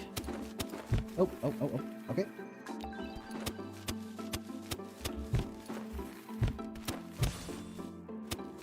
Oh. Now the rock. Hey, Gramps, how can I get to that statue up there? Oh, hey, Luma, but you just said earlier this cave was a piece of cake for you. I think I already did it. Find the escape key. I'm just messing with you. Well, you can maybe hit the mythic rock. Let me try. Oh, okay. So. Nice. I knew there was a conspiracy theory with Gramps. Okay, so I need to bounce up. Yeah, see, this would be a good cave to start introducing some really interesting mechanics to. Like, this is one of the lost caves. There should be, like, moving stuff and all kinds of, like, crazy mechanics in here that, you know, as a player, give me the promise that things are going to change and things are going to get more interesting. Because right now, the game has started to get a little bit repetitive, where I feel like I'm just doing the same thing over and over again, you know? Climb the walls with the spear, jump, jump, jump, dodge the spikes. There's like not too much else going on, you know? And so this would be a great can I do straight up and then to the side, maybe? This would be a great opportunity to show me that there are going to be more cool, there's going to be more cool stuff for me to look forward to.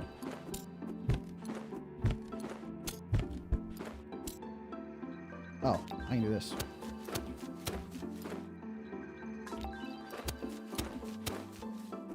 That bouncy floor is a red herring.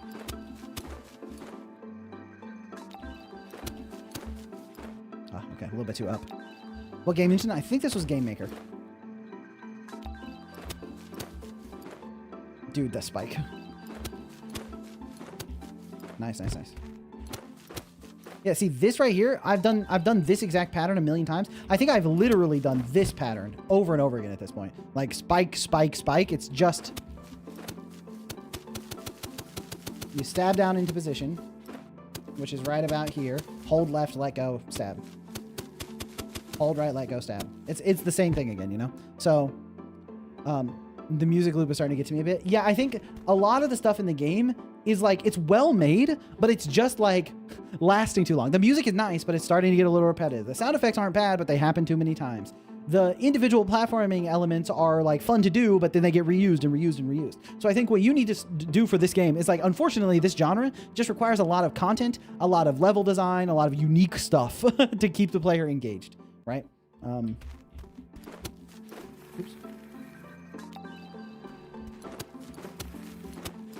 Oh, snark. Okay.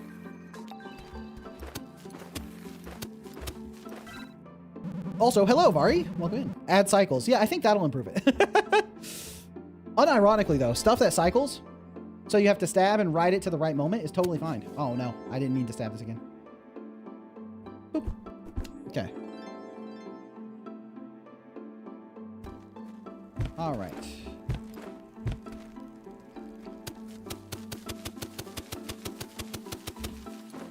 Come on. I understand why there isn't short hopping, but holy smokes.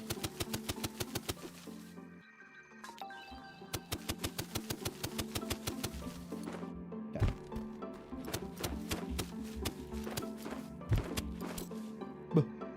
Oh, I need to jump, bounce, stab. Oh, come on, that spike.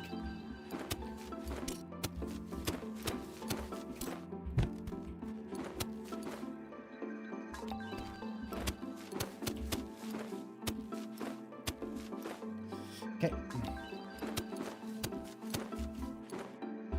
Whew. Okay.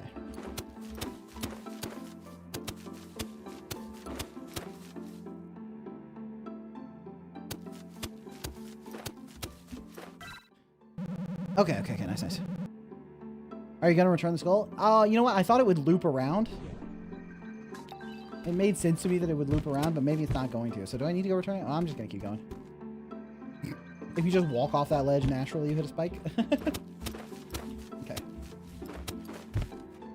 I think if I just keep going, I'm never gonna be able to find my way back. So I think I do probably need to go return the skull. That's probably a good call. Oop.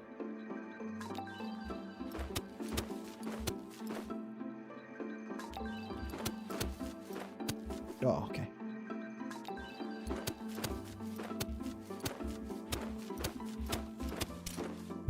That would be a nice piece of level design, though, is looping it back around after you get the skull so that it's easy to get back to the area, like with a shortcut, so that like you teach players how it works pretty early, but without needing them to like redo the whole course in reverse.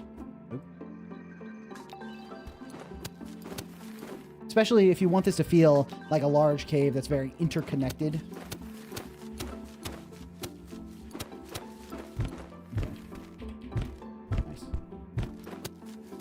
It's this classic, this classic obstacle again. 3 spikes in that exact formation. Nice. Okay. Let's go. Nice. Okay, this isn't a secret wall. All right, now we go back up.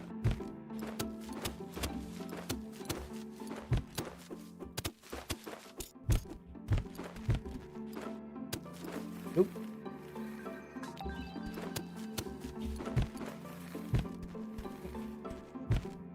All right, and we're basically back to where we were, I think.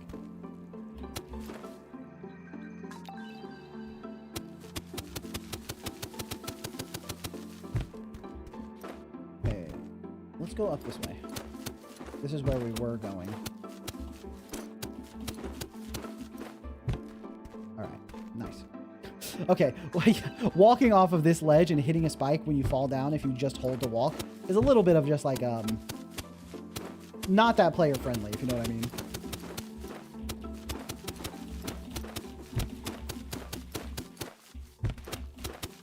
Oh, come on. All right. Come on. Ooh.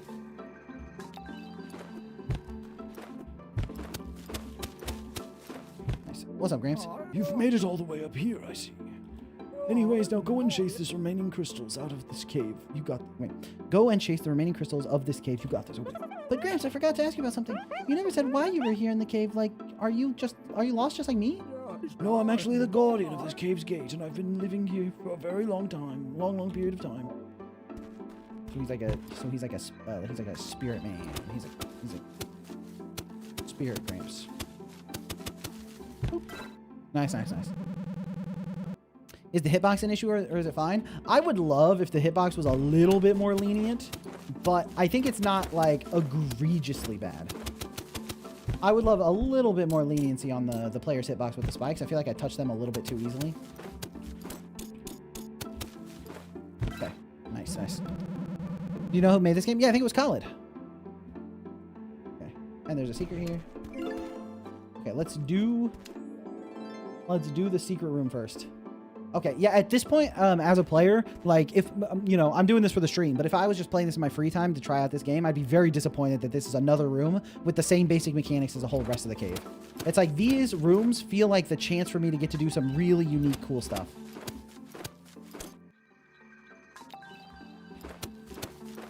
Oh, free time mentioned, true.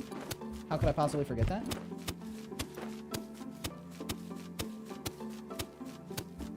Oh, gamer.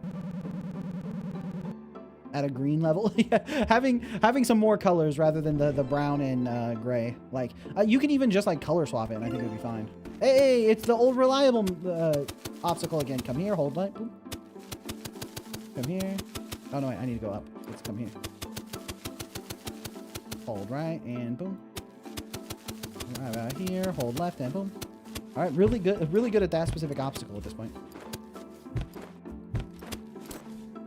Oops.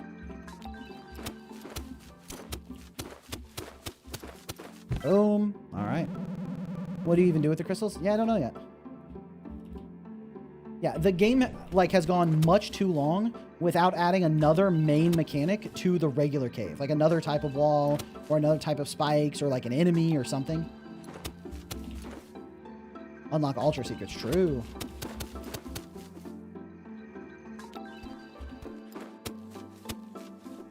I should be going like straight up with that. Oh, okay. Whew, okay. Oh yeah, good night, okay? I know it's like late as hell for you, right? Oh my goodness. Okay. Alright. That area was a bit of a chore to get out of. Yeah. Okay.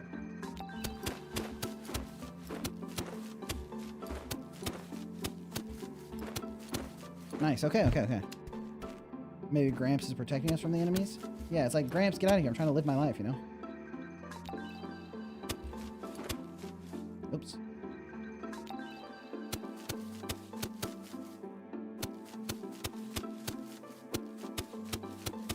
Aw, dang it. Alright. I was trying to go too fast.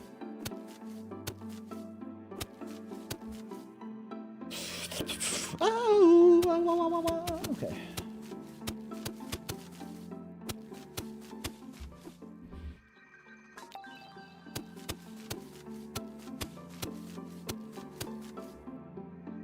You know what? I thought I was in the clear there. I really thought I was. It's the old reliable mechanic, but made a little bit wider, so. Which way to go? Well, that area has a lot of spikes, so I'm going to go this way. Ooh, this feels familiar. But I don't know. I don't know if I've been here before or if this is just the same mechanic I dealt with before. You know what I mean?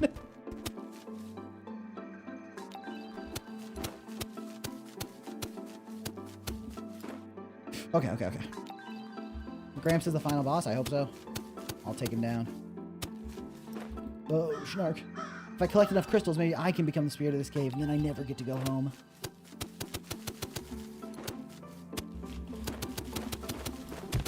Alright. Well, how do I get that?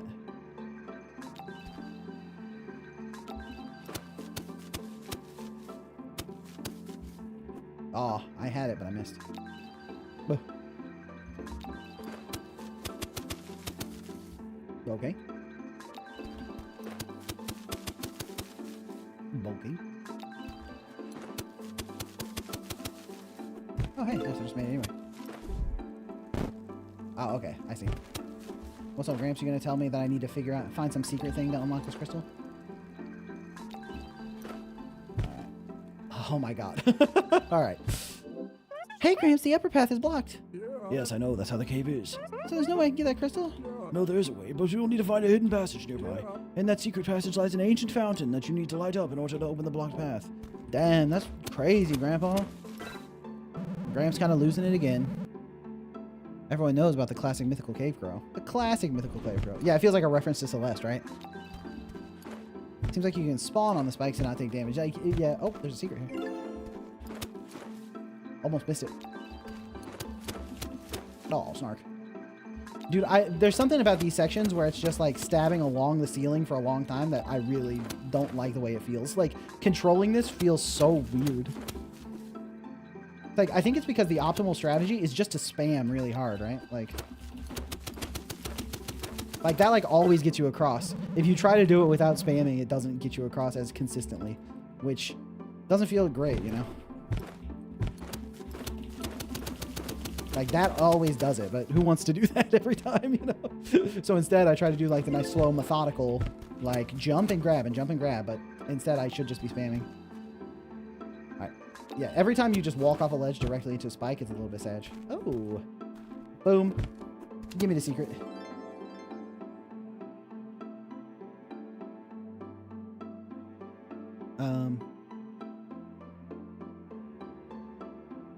Okay.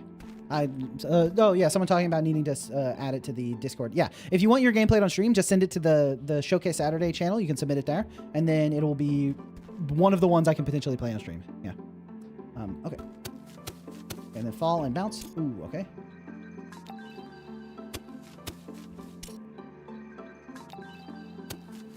Nice. Okay, now we need to bounce straight up. All right, line up the perfect shot. Boom, and oh, gaming. Okay, I just need to make it to this wall. So we jump, bounce, stab, jump, stab. Oh, gaming. Clean. Now, this room was fun. I liked that challenge, but I feel like, was that like oh my gosh, was that the like 6th one of these or something?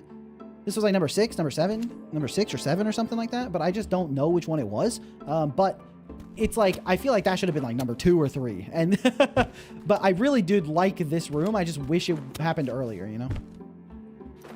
Okay, then I could go this way, right? Oh shit. Just spam. Okay, so we fall through. Oh, another secret. Dude, new mechanic spotted. Let's go. I feel like I'm playing a little bit too long for this to be the first time I see one of these spinny saws, but and then we just boom across. Ow. All right, right into it. Nice. And we wait for our moment. We've been calculating for this for a decade. And boom.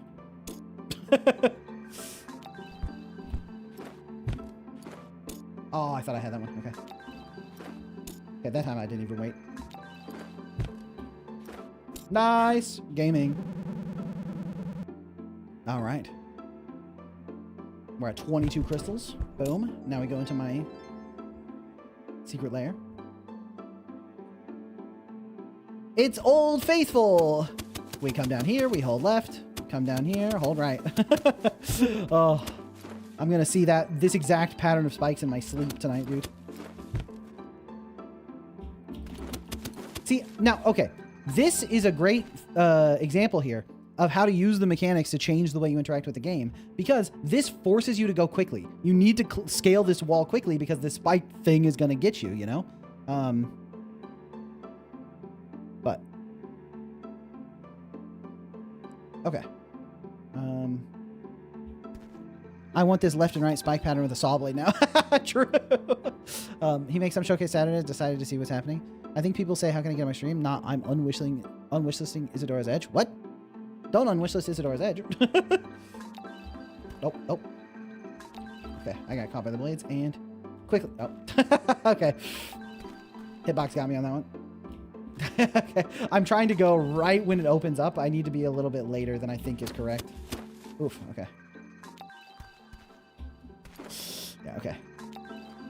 The hitbox is very honest. I stab straight down. Can I pogo off of the saw blade? Call me White Palace. Oh, gaming. And then boom, first shot. All right. Boom, first try.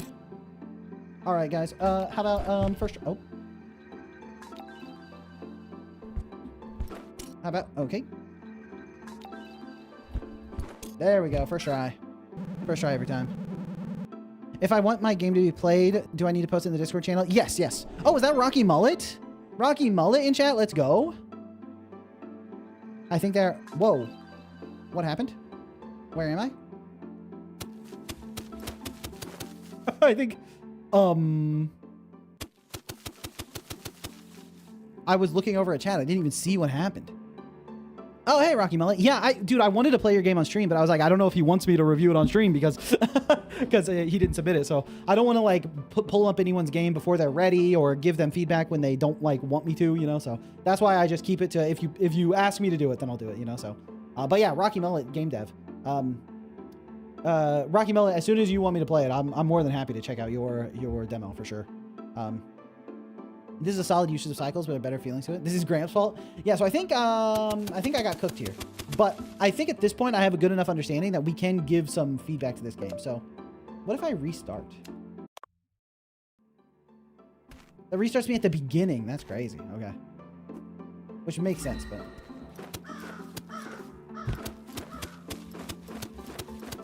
Okay. All right. Let's think critically about this game and see what useful feedback we can give. One thing that I think is obvious is it won't even take me that long to get there, but let me get there real quick and you can see. I want you to look at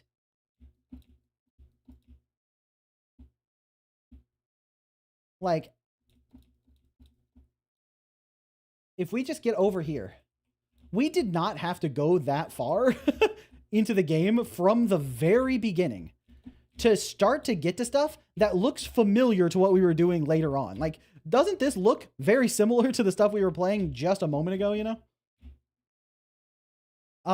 And so that's one of the things that this game, I think, I'll poke you on Discord. Didn't want to skip ahead of the line or anything. Yeah, no worries, Rocky Mullet. Rocky Mullet is a longtime friend of the channel, and Rocky Mullet participated in the same jam that I did Isadora's Edge with. It was Rocky Mullet was in that jam, and then Sid Fish was in that jam too. And they were both very, very kind to me when I was still like very small, you know.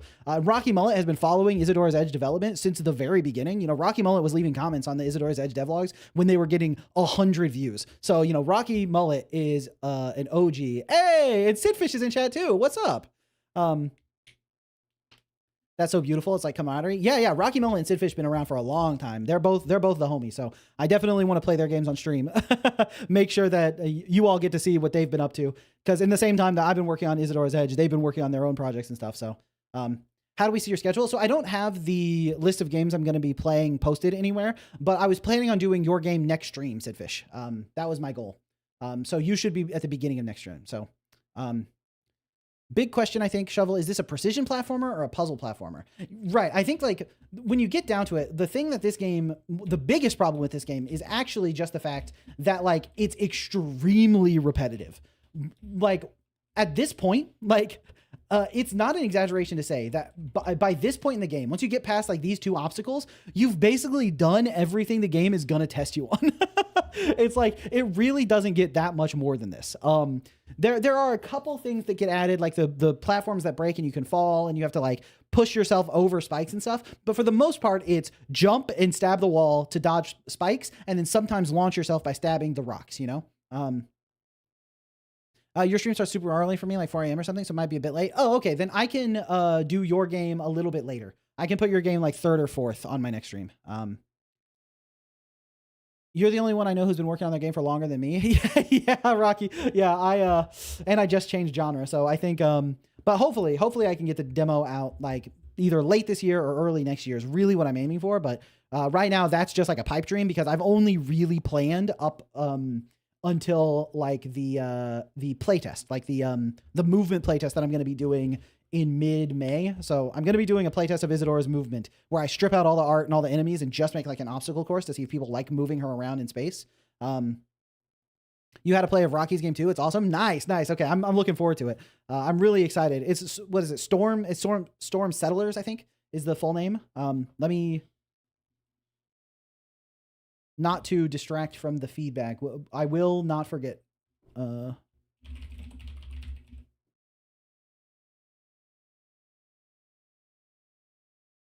So this, you can see this is Rocky's Mullet Games. Got Storm Settlers. And let me mute this because the stream is muted right now. But you can see it's got this super cute pixel art style, and you're like building up a town. You got all your like workers, and then there's like the desert sandstorm that comes in, and I love the sandstorm effect. Yeah, this sandstorm effect is so cool. It damages stuff and leaves behind like all that sand, and you have to like work around it. So this is, I'm really excited to play this. I don't want to learn too much about it before I playtest it because I don't want to like hey, dude, it's me. I'm in the game. What the heck? Yo, shovel cameo. Let's go. Dude, let's go. Stupid. I'm so stupid. Yeah, I don't want to learn too much about how it's going to work because I don't want to spoil myself on the playtest because it's best to go in things a little bit blind. But I already know quite a bit of stuff from the devlogs I've seen, so I can't go in too blind. But yeah, I'm really excited to try it out. And also, if you haven't yet, make sure you give this a wishlist on Steam. It looks really good. I've seen videos of this on Wildback. Right. Yeah. This is a puzzle platformer that thinks it's a precision platformer. Ah, I see. That was certainly a shovel. Okay, let me go back to the game.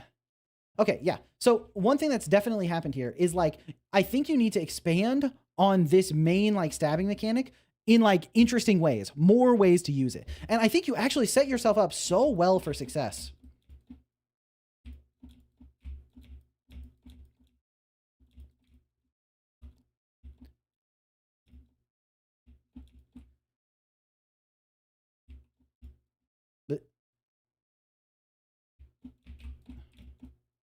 I'm trying to find the statue so I can make the point about it, but oh my goodness. Okay.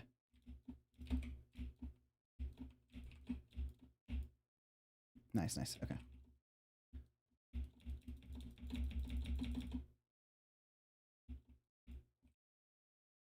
Okay, I've already got this one. Where's the statue?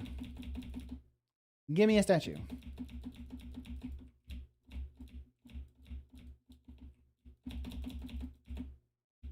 Oh, I should have just fallen and stabbed.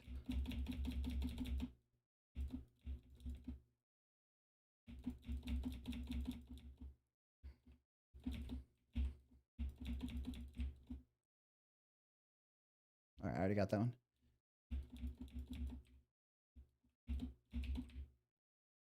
All right, this one is weird where you have to like go above the spikes as much as you can to get over it. A little bit strange, but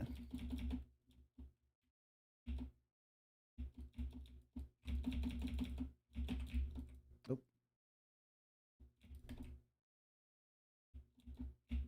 Hold on. I'll get through here. Oh shit. Okay.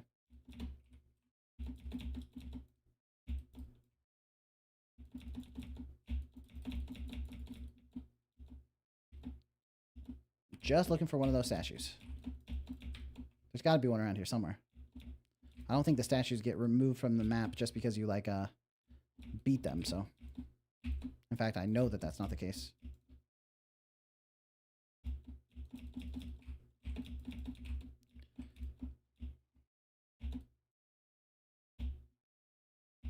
Oh, nice save. Okay, we finally found a statue. It took long enough. Yeah, it's like here. You have these magic rocks. I mean, this is a good example, even though I was just looking for the statue. You have these rocks that when you stab them enough times, it causes stuff to change, right? And I think that like this is a cool idea that you can hit rocks to change the state of stuff to figure out how to get through it. It's like you jump here, you go here, and then you hit the rock, especially if you bounce off of it when you hit it to change the state of the map. I think you could have used those mystic rocks for like platforming and stuff, but it just never happened, right? And then additionally, okay, so then I think when I was talking about like the different mechanics, like the different ways to use the spear, obviously you move around in the overworld by jumping around and stuff. But these are such a perfect opportunity to explore stuff that just doesn't fit in the cave. You can do literally anything you want in these magical temples. I would even consider not using the base cave tile set unless you really have to, because you want this to feel like you're transported in some mythical like stabbing realm, you know? You can make walls that are immune to getting stabbed. You can make walls that like do different stuff. When you stab the wall, it teleports you to a different wall on the other side of the room, moving platforms that you stab into that drag you across, like boosters that when you touch them, it like makes your spear bigger and now you can stab from further away. Like you can do so much stuff with these different rooms because there are no limitations on it, right? They don't have to connect to the rest of the cave and nothing has to stay the same. Once you leave this room, the spear can go back to normal size. You could shrink the player back down. You can do whatever you want once you leave this, right? So I think with that in mind, you should really be utilizing these to do like the most interesting version of the game, right? Instead, these are being sort of wasted because it's just the same mechanic as the rest of the game, right?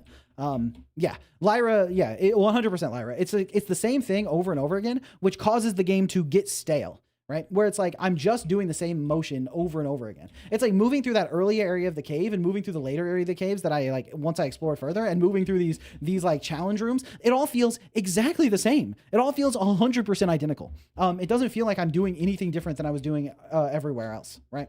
And so I think there are tons of stuff that you could add to make moving through the cave more fun, different mechanics, different ideas. You could have like slimy sections that when you stab them, like you drip down, right? Where it's like, imagine if I stab this here and then like, because I stabbed into slime, I slowly drip down until here and then I can jump off, right? Like just different stuff, right? Moving things. You started to add the saw blades later, which is a moving obstacle you have to dodge, which is cool.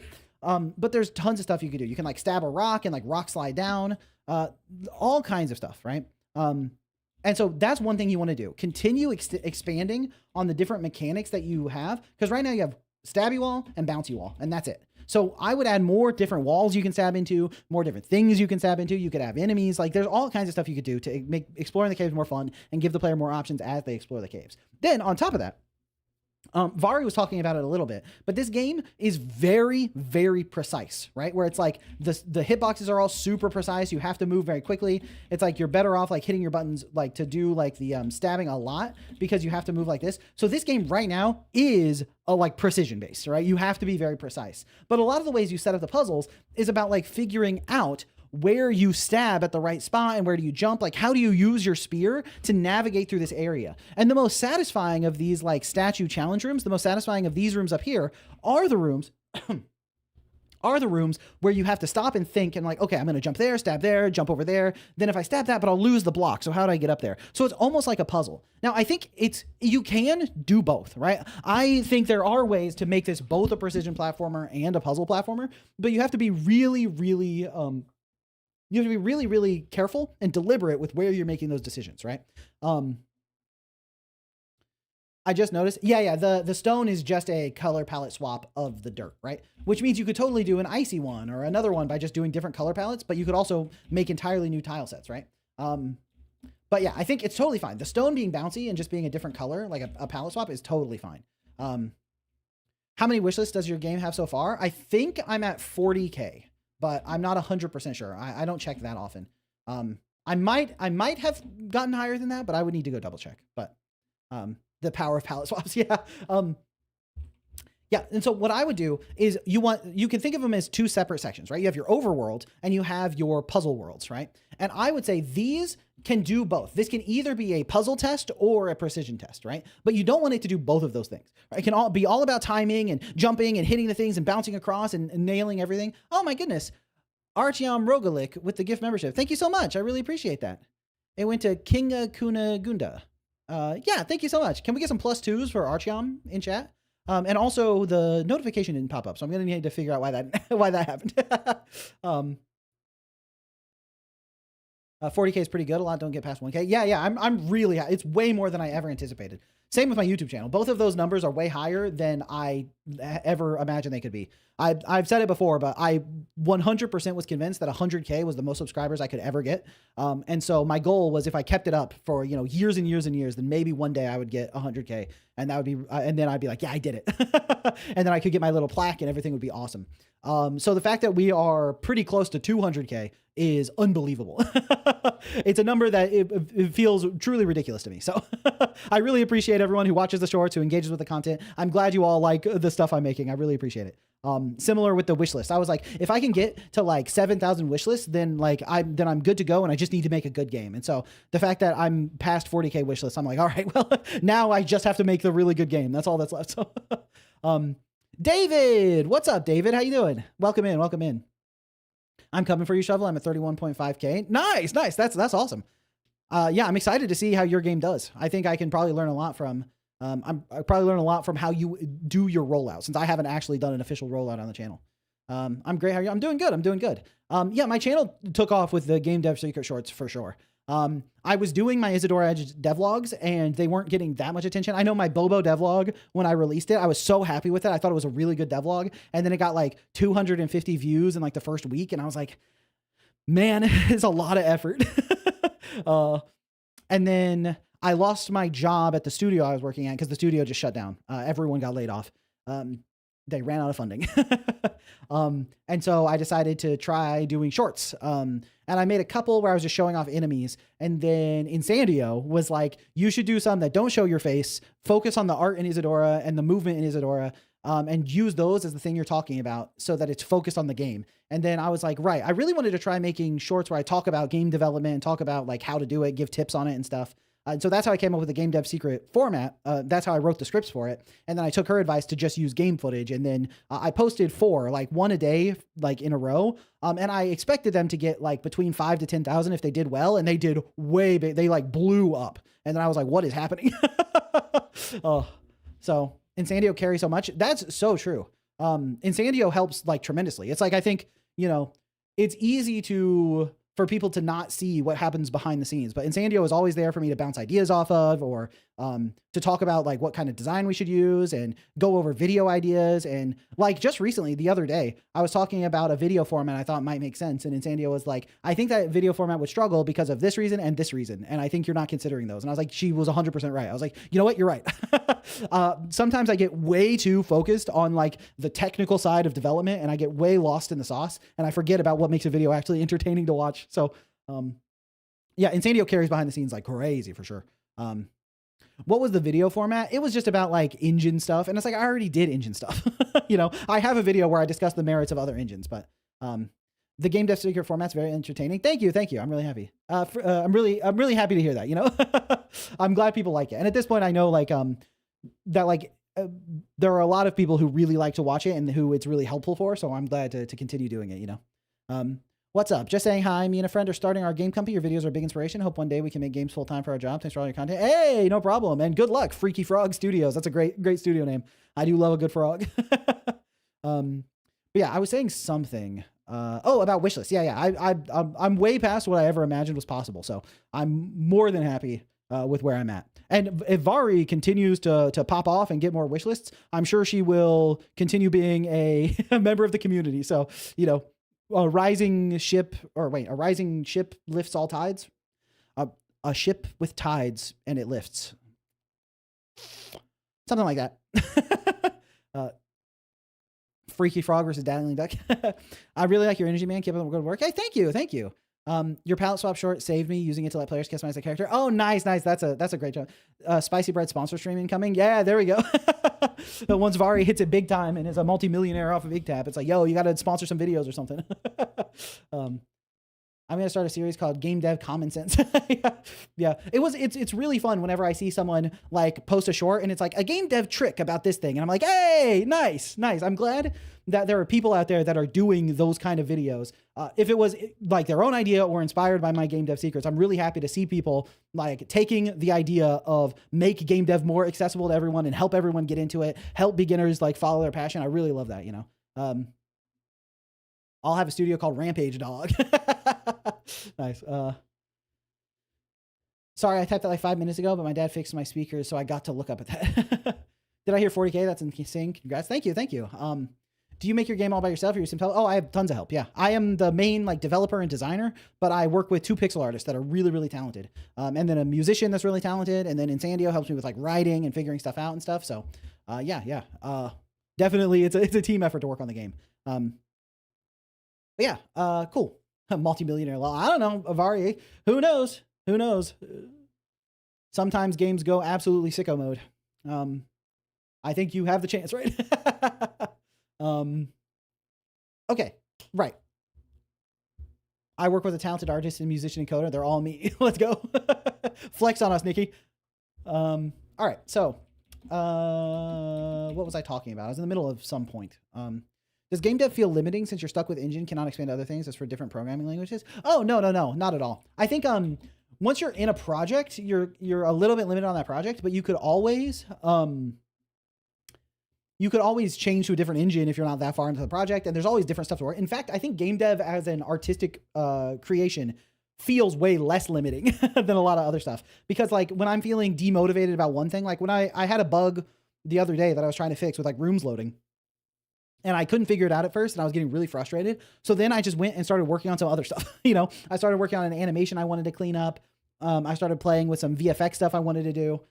And it's like, because there's always some other creative area I can work on, I never feel stuck on doing it, you know? It's like, if I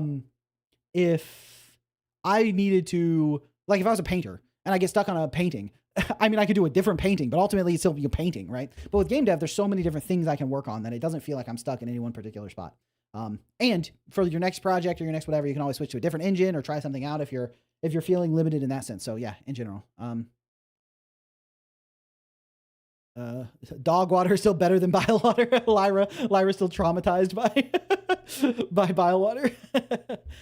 Just a question. What should our expectations be for success for our first game? We post daily in devlogs every 2 weeks. We try to finish this project like a year from now on. I would say the lower your expectations, the better. I would say what you want to do is go into it with the idea that your goal is just to make a fun game, rather than your goal is to get a certain amount of players or something, because you want the things you're trying to achieve to be something that you can do, right? And you can't actually control if other people buy your game, right? Even if you make the best game of all time and do stellar marketing, people might decide, you know what, I don't want to buy it, right? And that's unlikely, but it's not 100% in your control. But what is in your control is making a game that you think is fun or making a game that you like. So that would be how I would set up the expectations for success. It's like, if you make something that you think is awesome, then that's good, you know? But yeah, doth we have any other Warhammer fans, or is it just me? I haven't played it, but I was always confident. You guys are the ones that pushed a non-confident Nikki storyline. What? You know what? I'll just let you have it. You know what? As long as you stay on your confident Nikki arc, I'm good to go. So, but yeah, okay. Before I'm responding to chat like crazy, getting ADHD distracted instead of giving feedback to Colin. Colin watching the VOD right now, like he was in the middle of saying something about the game. But yeah, you have like cool ideas in here. But I think what you need to do is make it so that also giving the different areas distinct identities, because the map starts to feel very samey, the same way the mechanics feel. Shovel Google marketing song 4 PS and play the entire thing. Maybe after stream. Remind me on Discord. Right now, not only do the mechanics feel repetitive because it's the same thing a lot of over and over again, but also the map stays the same with the same like visual treatment. And even when you go into like the secret rooms, this also has the same visual treatment, you know? It's like you could do crazy visuals in here. You could do all kinds of different cool stuff to make this feel like a different new area I'm playing in, but it's using the same visuals, the same spikes, the same mechanics. It's just everything stays the same for a long time. And so that's where I think you will lose people, because this game is very appealing. The character sprites are nice. Your animations are really good. Like your squash and stretch is great. Your VFX are great. The polish here is really nice. All the camera effects you have, like when you go into a place, when you stab something, that like death effect is nice. It's like the controls feel pretty good. They could be a little bit cleaned up. Like this right here feels kind of stupid, but outside of some like little details, everything in this game is very polished and feels really clean. But your main issue is just a lack of diverse content that makes the game feel like the same thing over and over again. Oh my goodness. Another gifted membership from Artyom. Thank you so much. I really appreciate that. Can we get some +2s for Artyom for another gifted membership? Thank you. Thank you. That's awesome. It went to the Nutrius guy. Nice. But thank you so much. That's awesome. Yeah, +4. I agree. Yeah, he got two +2s. That's a +4. Yeah, so that's one thing that I would definitely focus on. More mechanics, more interesting stuff, and then like biome diversity so I can tell where I'm at on the map. And you can introduce mechanics that are specific to a certain map so that it feels unique there too, right? When I get to the area that's covered in slime and I'm doing like a lot of slime stabbing, I feel like that makes a lot of sense. So all of that would be really good. And then making those feel more unique as well. And then, like Vari said, the game right now is sort of balancing on the knife's edge between precision and puzzling. And I think that for the overworld, I think you can lean on precision a little bit because it's about like navigating, right? Oh my gosh, another gifted membership. Artyom being extremely generous. Thank you so much. That one went to Padiro407. Thank you so much, Artyom. Can we get another round of +2s for the homie? Thank you so much. That's awesome. That's cool. Yeah, and for everyone that got the gifted membership, you can go to the Isadora's Edge Discord that you'll find on the channel. If you go to posts, there are posts that are members only. There you can find all of the Isadora's Edge wallpapers that you get as a member, in addition to being able to join the Isadora's Edge Discord. So all that stuff is over in the post section in the members only posts. So you can check that out. New sponsor of the stream just dropped, right? Right? That's awesome. But yeah, and then we touched on it quite a bit while we were actually playing the game, so you probably already got this in mind. But the sound design it's not like it's bad, it just got very, very repetitive. And so with the extremely repetitive sounds, people got like really tired of it. So there you can use like little techniques and little tricks to make it less repetitive, you know, pitch modulation, volume modulation, having 2 or 3 versions of the sound that also will sometimes randomly play so that things, Artyom wasn't actually a member himself. He was gifting memberships. Nice. And welcome as well. Do you get slaughtered from the Discord server the moment your membership ends? No, I actually haven't removed anyone, but Nikki removed herself. Nikki was like, my membership's almost over, so I'm out of here. But yeah, I haven't removed anyone. So once someone's in there, maybe I'll need to do it at some point if the Discord like gets huge or there's something going on. But right now I don't see the need for it. So yeah, we're at +8 right now. Can we get some +8s in chat for Artyom? And welcome. Check out the wallpapers and check out the Discord. Thank you. Nikki said my people need me. Yeah. We're counting up another gifted membership. Thank you so much. This one went to Mr. McTurtle. Let's go. Thank you, Artyom. +10. Dude is farming the +2s. Thank you so much. That's awesome. Is Isadora's Edge releasing on Steam? And if so, how much is it? It's definitely going to release on Steam. Right now, the price I have in mind is $19.98 USD, so that it's 1 penny cheaper than Silksong, because I think that's very funny. But we'll see if that needs to change. But right now, that's the plan. We'll see if I stick with that, but that's the idea. It's +10 now. Holy. Thank you so much.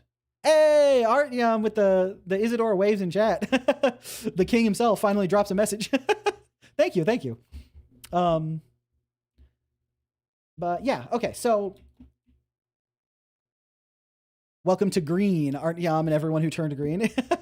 Yeah, so I think we've touched on the mechanical differentiation and stuff. And then you can make the getting around in the cave very precision based. But I also really like this one right here, where there was the crystal up in this zone. And so you obviously have to jump across to get to the next area, but you also have the optional crystal up here. And I think that's I think I'm trying not to get distracted. Chat is moving pretty quickly. So and I think that's a great way to do it. One thing that I think you did a lot that I didn't quite understand was that in front of like all of these statues was just a crystal. So you like collect your crystal, then you go into the statue to get a crystal. And I feel like that's one thing that maybe you could remove. Like it might feel better to get the crystal from beating the statue if you didn't get one just from finding the statue, you know? And that may, the crystals you hide on the map feel even more impactful, right? At this point, instead of having 23, I could only have like 13, and 8 of them are from beating the puzzle rooms, and the other 5 are from doing these like difficult platforming optional stuff on the pathways. I think that would be really nice. And then also finding secrets is a great way to give crystals too. You could also, in the secret, put the challenge room so that when you find the secret, you go in there, you get into the challenge room, you go in there, you complete the challenge, and then you're out. And then you could even spawn people outside of the secret zone so they don't have to platform their way back out of it. I think that would be a nice quality of life change. But what I would think is right now you want it to feel very rewarding to get the crystals, and you might be giving them out a little bit too freely by also giving one at the start of the... I was hoping the gifted sub can hit me one day. I'll be a truly lucky day. Lyra, have you been a member for like 10 months, Lyra? I don't know if you can. I think a game like this should cost 25 USD, Abstract Spin. Yeah, that was originally what I was planning. I was planning to do $24.99 for a long time. But now that my wishlist count has gone beyond what I had anticipated, I was like, I would almost rather just let more people be able to afford it rather than try to siphon more money. Maybe some people would be able to afford it at $20 that can't get it at 25. And if, I'm already in a position where I got more wish lists than I thought I was going to get, maybe that's fine. So I think that's sort of where I'm at, is like making it a little bit more accessible, but I could also do 25 and then just set it at like a 40% discount for the most part. So, gonna do plus 12 and go to bed. Art, yo. Yeah, thank you so much for the generosity. I really appreciate that. And also hope you have a good rest. Yeah, and there's the plus 12. That one went to KO Sartori, 388. All right, can we hit Art Yam with the plus 12s in chat? I think he deserves it. We're up to plus 12. Nice. All right, have a good rest. Thank you so much. I really appreciate that. And also, I should fix the notifications so that they actually pop up when you send those. Plus 24, just doubled. Let's go. There are always discounts. Yeah, if I want to make it more accessible, I can just use discounts. So maybe $24.99, but yeah, we'll see. Yeah, good night, goat. True. Okay. Yeah, so I would think about that pacing with like using the crystals to be like a big reward for people, and you grab them at the end of the puzzle room or for special secrets. Oh my gosh. Bro's up to plus 14. That's awesome. This one hit Zogot 4972. Thank you, Artyom. Thank you. That's awesome. Toby thinks the first 4 chapters are worth 25 and all future chapters will be free updates. Yeah, I think Deltarune though, like isn't each chapter like the length of like a full game, right? So I think all of them being 25 is pretty like reasonable, but I actually don't know that if that's true. I haven't been following the development that much, but yeah, plus 14 is crazy. Thank you. Yeah. So the other thing I wanted to talk about is Gramps.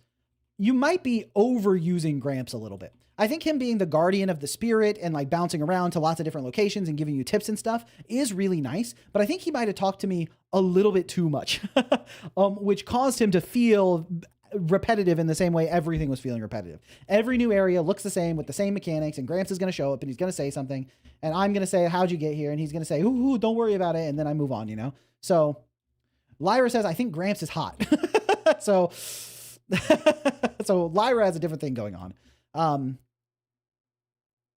But I think if you were a little bit more reserved with Gramps, he would hit a little bit harder, because right now he shows up a little bit too much.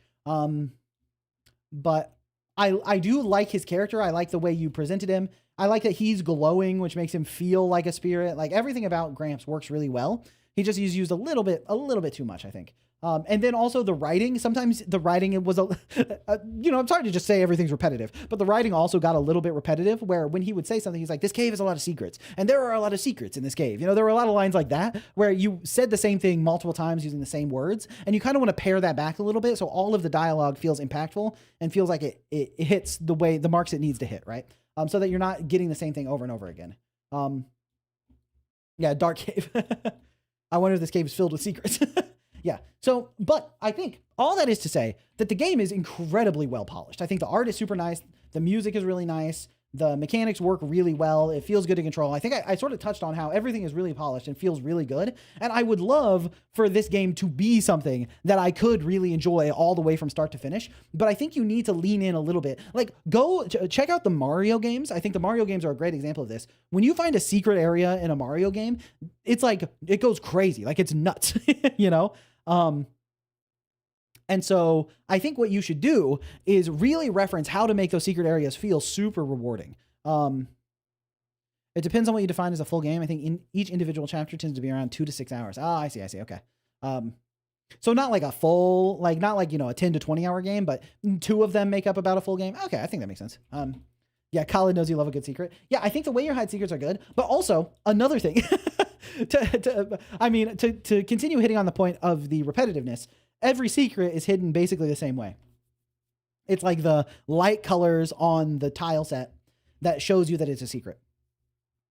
And a lot of them are hidden right behind either the statue or the crystal. Some of them are off on their own, but it'd be nice if there were secrets that were not just that, right? Like imagining some like grassy overhang that feels like you can't pass through it, but you can pass through it. Or a wall that's like a little bit cracked, and when you stab into it, if you stab it a bunch of times, it breaks and you can go through it, right? There are lots of ways to add more content of like stuff you can find, ways you can hide secrets, and then mechanics inside those secrets. And then you can find inside of the breakable, you can tie everything together thematically too, right? Where when you find the secret that causes you to stab the wall until it breaks, the whole like special room in the statue you find in that secret can be about breaking stuff with your spear, right? So I think what you have is a fantastic start. Like you have a fantastic beginning of the game and a really nice and strong foundation for how the character works and how you're building out the map. But I think what you need to do is go and just start planning out and building more content, and then playtesting all of those different pieces of content, right? Build all this, the special rooms, and then playtest those special rooms. Are they fun? Are they hitting correctly?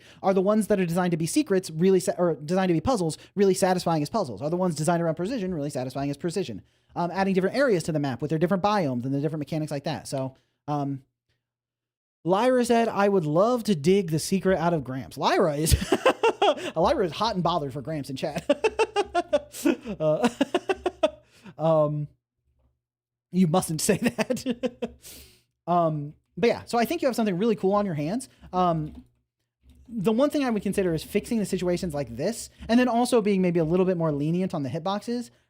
Because right now I feel like there are a lot of times where if you just walk off a ledge, like this one, you are walking into spikes. So this one makes sense. But, when you just walk directly off of a ledge and hit spikes that like feels like you should be fine, it can be a little bit much.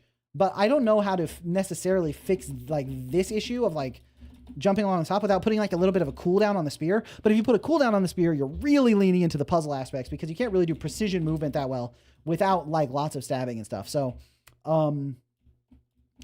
I think just making sure that you don't need to do this that often, or if you are doing this, like you could do like little patches of the bouncy one. So you need to be more deliberate with it. But that could be frustrating, but it's just something you need to experiment with. Like build lots of rooms and build lots of areas and play test the hell out of them so that people really like moving through those areas. That's sort of what I would recommend, is continuing to just expand on this, because I do think this game could be like, I think that this game, you could probably put it on Steam for like $9.99 if you make all those changes to make it feel like the full experience with all of the great secrets and stuff. And you really should go look at how Celeste sets up their strawberries, because the way they put their strawberries are really, really good. And look at the way Mario does their secret challenge rooms, because those are really, really good. And any other 2D platformer that you're inspired by, any 2D platformer that you think was really fun, go look at all their different mechanics. Look at all those. Stamina is a good idea. Right. Like you can only stab so many times. Each stab takes stamina before you need to land on the ground. Yeah, if you add stamina, you will probably have to rework a lot of stuff though. But it's something that could work, But yeah, look at the 2D platformers that you think are really fun. Like, why did you want to make a 2D platformer? I'm sure you have games that you think are really good. Look at those, look at their special challenge rooms and see just how much they break the rules in those challenge rooms. I forgot to say bye. Yeah, no problem. Have a good rest, RTM, and thanks for hanging out. Nice. But yeah, so really good work. And nice. I think that about covers everything. I was all over the place with this feedback section because I was getting distracted by chat and stuff, but I think I touched on everything I wanted to touch on. And I would love to play this again. If you do those expansions where you add like the different kinds of puzzles, you add this, I'd love to play this again so I can actually play test those different ideas so that I can give you concrete feedback on each of those individual mechanics and how the different things work together for exploring the cave. Because right now, exploring the cave doesn't feel that good. And I think the way to fix that is to make things more diverse, more mechanics, more stuff that I get to do that makes exploring the cave feel more rewarding. maybe not an issue directly, but the spear mechanic is so strong, it totally overpowers like jumping. You do need to jump in a lot of situations, but the spear is really good. Like the spear, if you abuse it, you can do some crazy stuff with the spear. Oh, and also we touched on it with like things getting reused, but the fact that there's so many areas that you dodge by like stabbing slowly along the wall and then holding to the right at the right moment, like that just happens way too often. I would really like exercise some restraint on that specific style of puzzle and that specific style of movement so that you can put other different types of movement in there. Like imagining that I need to go hit some switches to turn on a moving platform that takes me to the new area. Like that would be fun. That gives me a reason to want to, you know, stab my way through an area to hit the switch and then go to a new area. It doesn't always need to be like, you know, navigate around the spikes. You can add in some other stuff too that makes, you know, that makes it so there's other stuff for you to do. Especially if like if the platform that moves across, like you hit the buttons and it like starts to go and then it like shakes a little bit and breaks and snaps and is hanging upside down and then it's going back and forth. So that instead of just riding it, you need to jump and stab into the bottom of it to take you back and forth, right? Because then that's combining everything together. Someone else who doesn't have this cool spear wouldn't be able to use this platform the way you can because you have your cool spear, right? So yeah, so these are the kind of things I would explore. And just like really like reference other games, look at other stuff to come up with ideas, and then make a big list of all the different ideas you have. Stuff that could make exploring the cave more fun, the stuff that makes moving around more fun, really cool puzzle ideas, really cool like Celeste Strawberry type ideas for collecting crystals. Get all that stuff listed out, all kinds of cool ideas, you know? An ability where you throw the spear could also be really interesting. Yeah, and you can do that like as a one-off. You can go into the room, and it's like when you enter the room, there's text that says, you know, right-click to throw the spear. And you throw the spear, and once you throw it, when you let go of right-click, you'll teleport to it. And then the whole room is built around throwing the spear and stabbing, and like it's really like a unique room, and then you get out of there and it's gone, right? Or you could build it in as like an ability you unlock later, and then you use it for exploring the cave. It doesn't have to be a one-off thing. But that's just something you need to play test very heavily. So, who's putting all these spikes in this empty old cave? Yeah. Oh, that's another thing.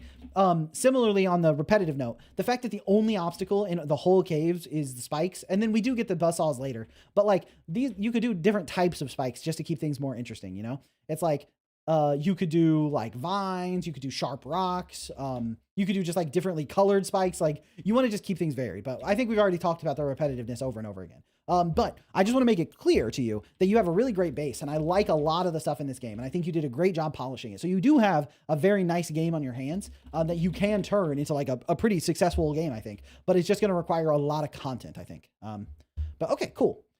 Let me go to my talking head view, and we can pull up the next game. Oh, I heard another sound effect. Oh, all the ones that didn't pop up. all the ones that didn't pop up while I was in the other view popped up in the corner on this view. Okay, I need to fix that. But I don't think I need to fix that right now. And then also obviously I no clipped after one of the rooms, but that's like not a big deal. That's just a bug. Something worth fixing obviously, but I'm more interested in the game design fundamentals than anything else. Okay. Next up, I think I can close. Okay, I got to get better at using my virtual machine. I don't remember how to.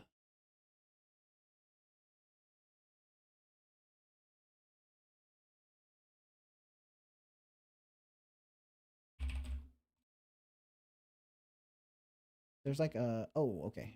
It's Control Tab maybe? Anyway, it worked. I was able to, well, I thought it worked.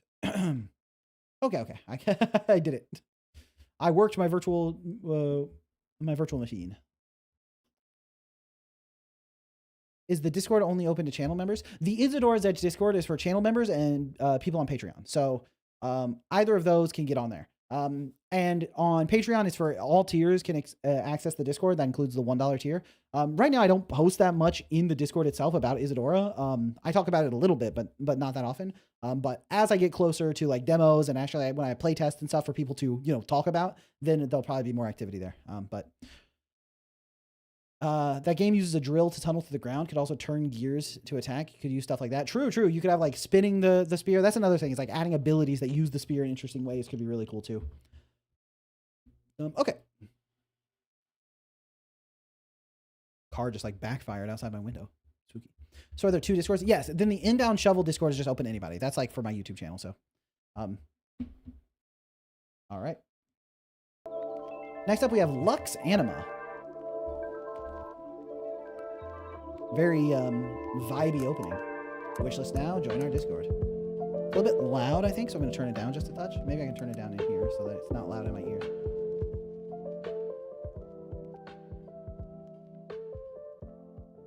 Okay, that's pretty good for me. So now let me turn it up for y'all. All right, how's that volume level? Pretty good, I think, hopefully. Okay. I'll fix it if you tell me it's bad. All right, let's play some Lux Anima. I got a skill tree. I can have my flowers yield faster. I can get extra light ring damage, or I can get core max energy. But I have 0. I can't afford anything. Okay. Do I hover over the enemy? Okay, yeah. Just hover over the enemies to pop them. Boom. Oh, these enemies are so cute. I really like their little sprite, their little feats. Oh, how do I collect my little orbs? I want those orbs. Oh, I just touch them. Okay. Oh, I grew a flower. Are those flowers like towers? Can they shoot enemies? That'd be nice. Okay. Upgrades. Destroy enemies with light ring, collect seeds, plant flowers to produce essence. Okay.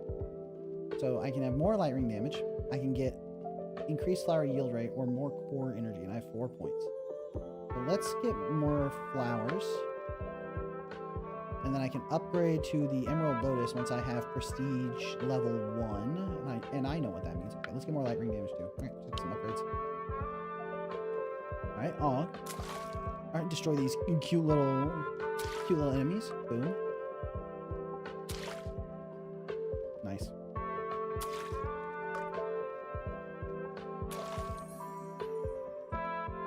Alright.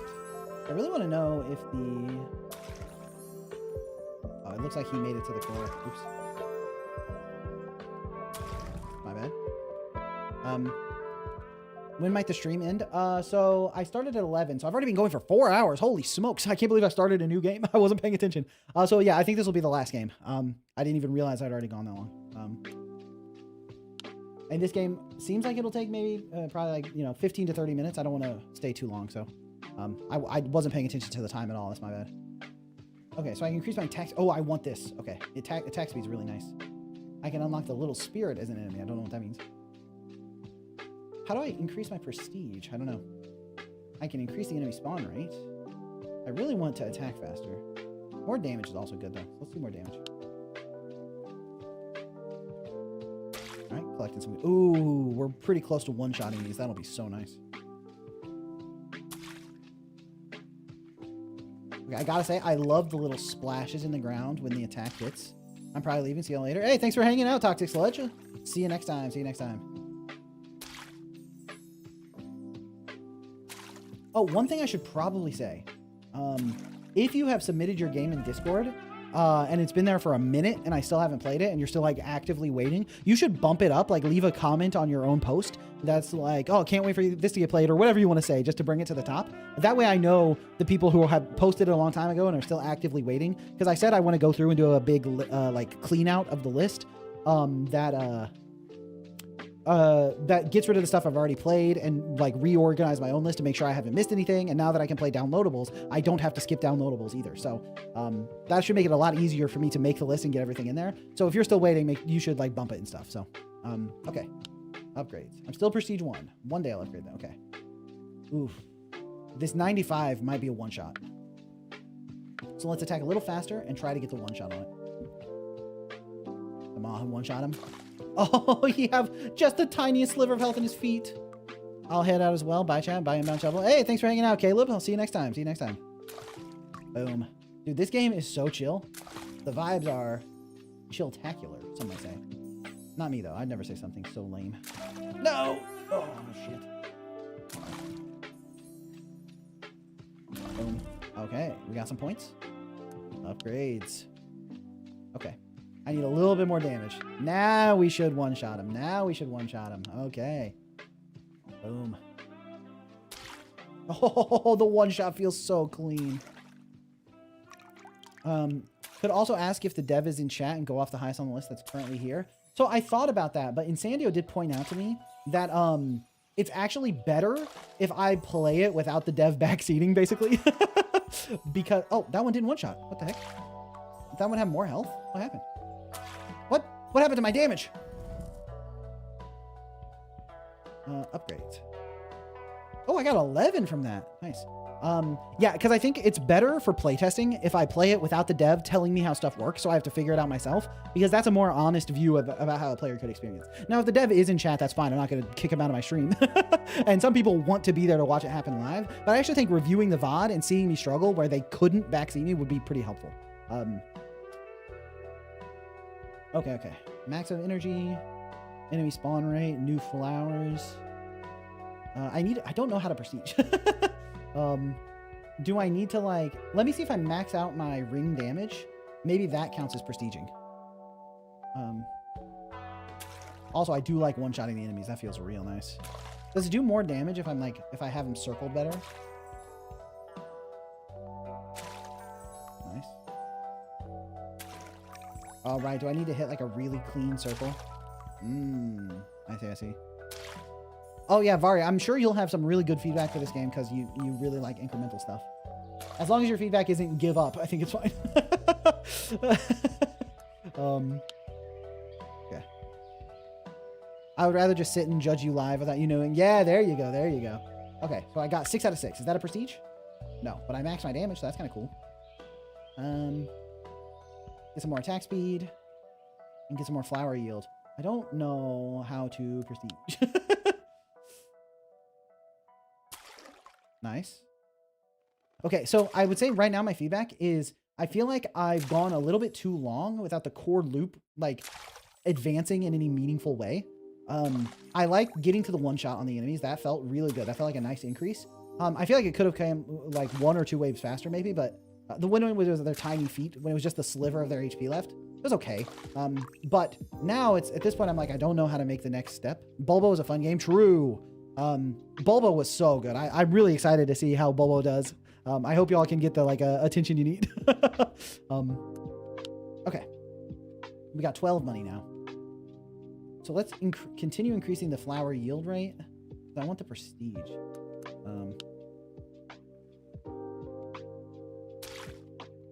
Boom.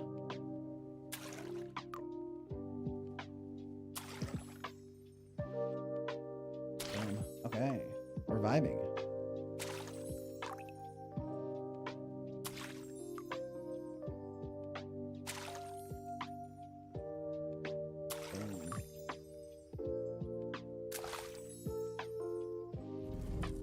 Okay. Do I need to click play again to prestige? Oh no, that just takes me to the next wave to get more money.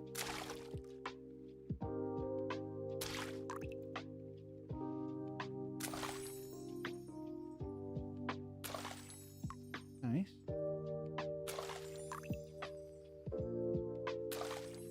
Nice. Okay, we're getting the cash. Oh, do I need to fill that lantern jar right there to prestige, maybe? Oh, that's probably it. That's probably it. So I need to max everything out. So I need the enemies to spawn faster. Right. I need more enemies so that I can defeat enough. Has quite a weak simulation compared to other games in the genre. What do you mean by a weak simulation? I'm curious exactly what you mean by that so I don't misinterpret you. Are the the purple flowers are increasing my lantern jar. Oh, so if I fill that jar, I prestige. And does flowers possess essence? Fill your lantern with essence to complete the prestige. Has this been on the screen the whole time? Am I fucking blind? Use essence to upgrade nodes and unlock new abilities. Okay.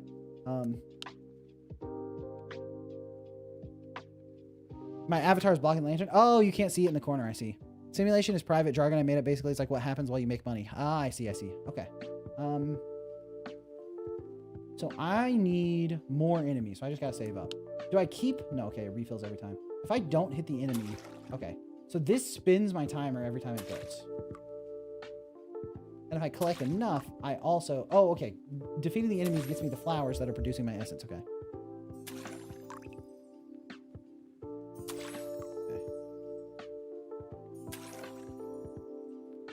4-hour stream makes you blind. Just stream makes you blind. Okay. Boom. Okay, okay. Upgrades. Oh, okay. Energy drains slowly over time. It's not the same message every time. Okay. If it was the same message about prestige every time, then I'm just beyond helping. Okay. Now I get more enemies, which I need, because I need to get flowers as soon as possible. Boom. A cringe skill set. Oh, like the abilities you have to unlock are like not that clean. Is that what you're saying? It took so long to get that first flower.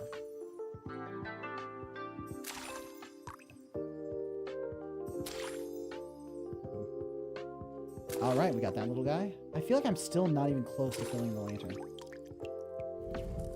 If I click play again, do I keep those 8? No. Okay. How do I fill that lantern, bro? I have quite a lot of upgrades already.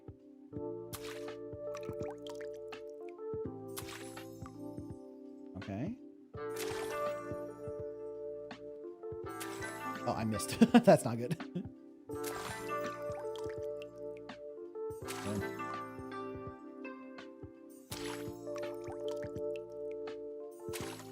Nice. And we got to 11. That's still not even like, it's not even like, you know, 20% of the way up the chart. And I don't have enough for the next enemy spawn rate. I need that.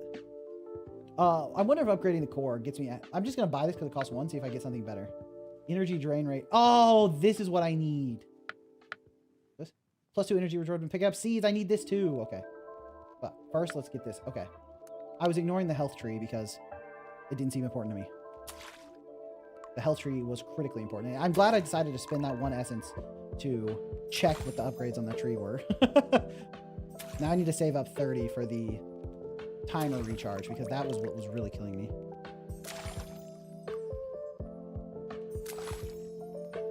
Okay.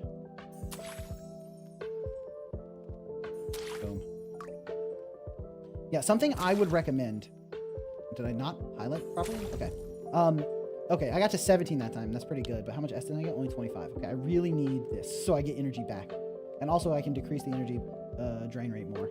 One thing that might be nice is if the next one you unlock, once you start putting points in something, was visible. That way I could see this one's core maximum energy. Once I buy that, I can get the energy drain rate. You know, just giving me a little bit more information. Because I thought, you know, I need more enemy spawn rate. That's how I can get more essence. But it costs so much, and it felt like it was going so slowly that I decided to just spend a point here just to check. But I spent way too many rounds focusing on getting points for this section when what I really needed to do was buy this one. Also, it was just core health. It's like, I feel like my core isn't even really under threat. So I was like, why would I waste points on that when I need them to... Nice. Okay, I caught that enemy. I do want more energy spawn rate.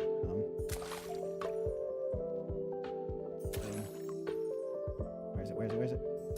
Oh, got him. Where are you? Where are you? Where are you? Aim training. Ah, I missed the shot. Missed the shot. Okay, we're getting a lot more essence now. Okay, I should...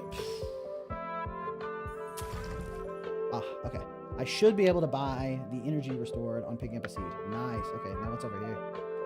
I can zoom out, but I can't... Oh, I right-click just right. Okay. Gain the ability to summon a wisp. Oh, that's a lot of prestige. Energy regeneration over time. It costs 85! I'm so broke. 50 core defense. Okay, I don't really care about the defense, but maybe I need to buy it just to find out what else I can get. Okay, maybe next up should be the enemy spawn rate because this costs 31. Oh, the energy drain rate actually is what I need. Oh! Maximum energy is how long the round lasts. This is not health on the core. This is how long the round lasts. I did not realize that. Oh. Oh, I see. That's not core health. That's how long you get to spend defeating enemies. Oh my goodness. I did not even kind of realize that.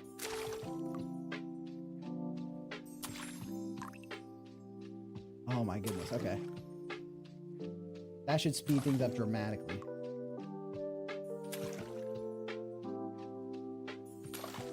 Boom.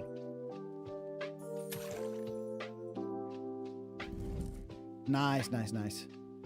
This is like 50% bad signposting and 50% skill issue. I really wouldn't blame this on skill issue. But yeah, okay, we just go all in on this. All right. We get the rounds much longer, which gets us more flowers, which I think speeds us up dramatically. Nice, nice, nice. Boom.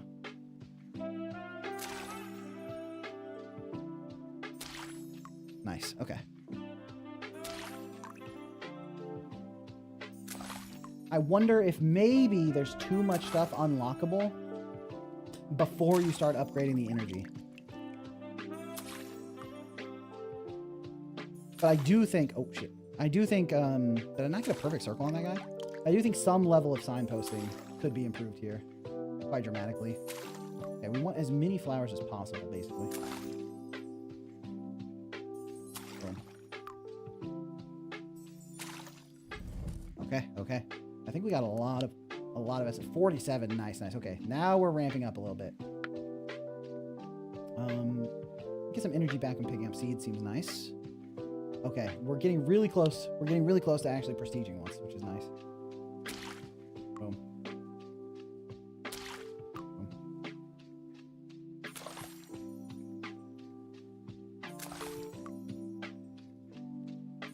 Nice, okay.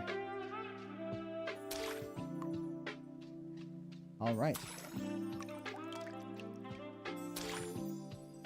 Yeah, and the flowers, like the fact that we can spend more time with more flowers spawned is so good. Get a lot more currency at least.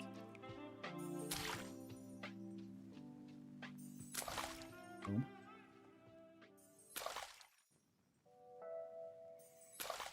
Boom. Whoa. Oh, I prestiged. Let's go. Nice. Okay, let's get a new flower. Got the Emerald Lotus.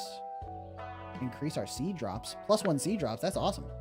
Emerald Lotus Energy Restoration. Okay, the Energy Lotus goes crazy. The Emerald Lotus goes crazy. Okay. And then let's also grab a little bit of decreased energy drain. Boom.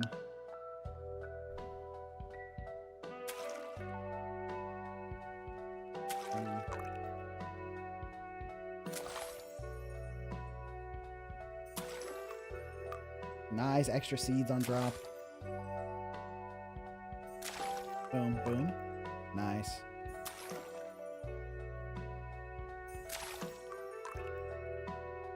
It looks like in Prestige 2, the enemies are also healthier, so I probably do need to upgrade my damage and hit timing a little bit.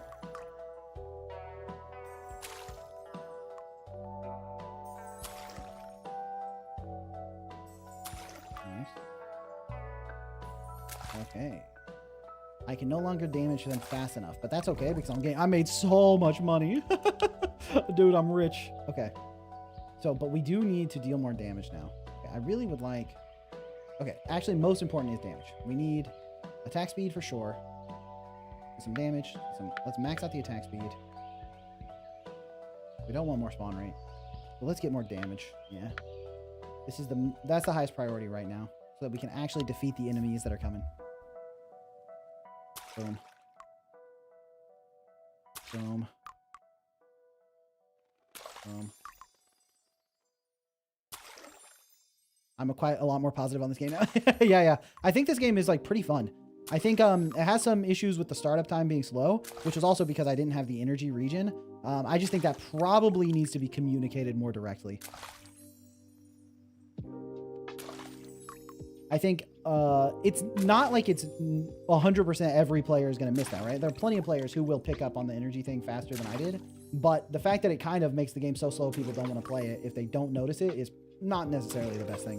Dude, we're getting so much energy now. Let's go. Or so much essence. I didn't grab the seed. I need more damage. Oh, no. They're eating my plants. Okay. Upgrades. All right, I got 154. Okay. Well, I can't actually increase my damage at all. That sucks.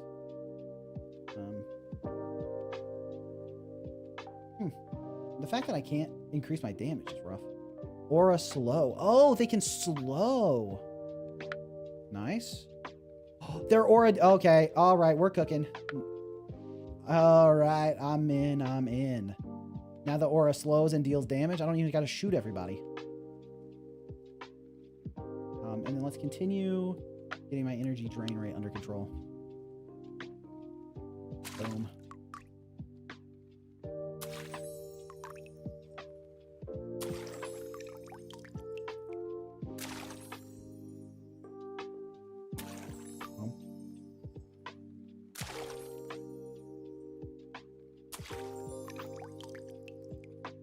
I have a notification that there's just a white dot. I thought it was a seed. That's funny. Come on, use your damaging aura. Emerald Lotus, come on. I need you to lock in, Emerald Lotus.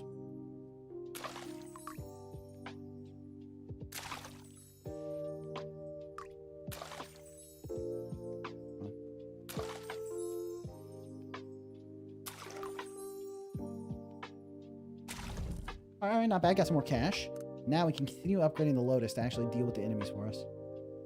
Okay, so they deal damage.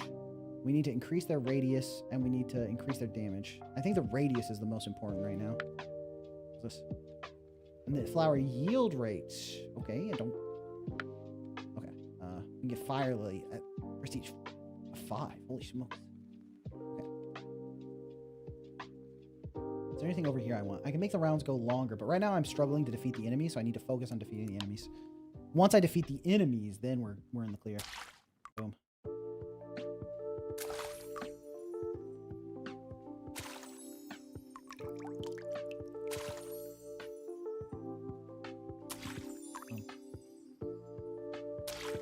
Oh.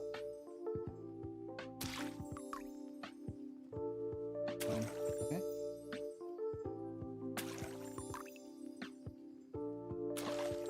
Probably shouldn't have focused this side. The slow radius is so nice. Actually stopped him from getting there.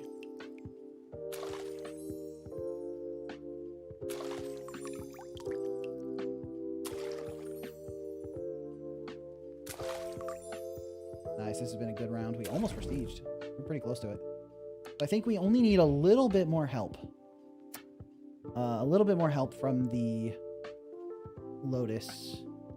Do we need more damage? And more radius would be good. And then let's also increase the damage. Okay. Oh, we can also increase the slow strength. Okay, we just need a little bit more money for that. Nice. Get some early Lotus. Let's hope we get Lotuses early. Right. I don't think there's any way to control that, though. Boom. Aim trainering. Let's go. Oh, survived on his little feet. Yeah. Boom. And boom. Nice. Boom. Okay. Nice. Oh, he took out 2 flowers. Jerk.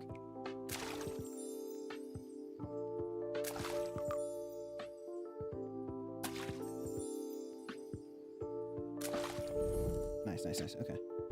We're pretty close. The simulation does improve, but only a little based on the Steam page. I see. It's like, I feel like the fantasy of growing a field of flowers that can take down the enemies and then they make me money as they grow. And, I feel like that's, I think that's a very satisfying fantasy, that the flowers grow and they protect you. But I feel like the fact that the way the rounds work is just like you have a time limit to it, and then you need to upgrade the amount of time you have to generate money. That doesn't sell the fantasy to me the same way. That feels like very tacked on.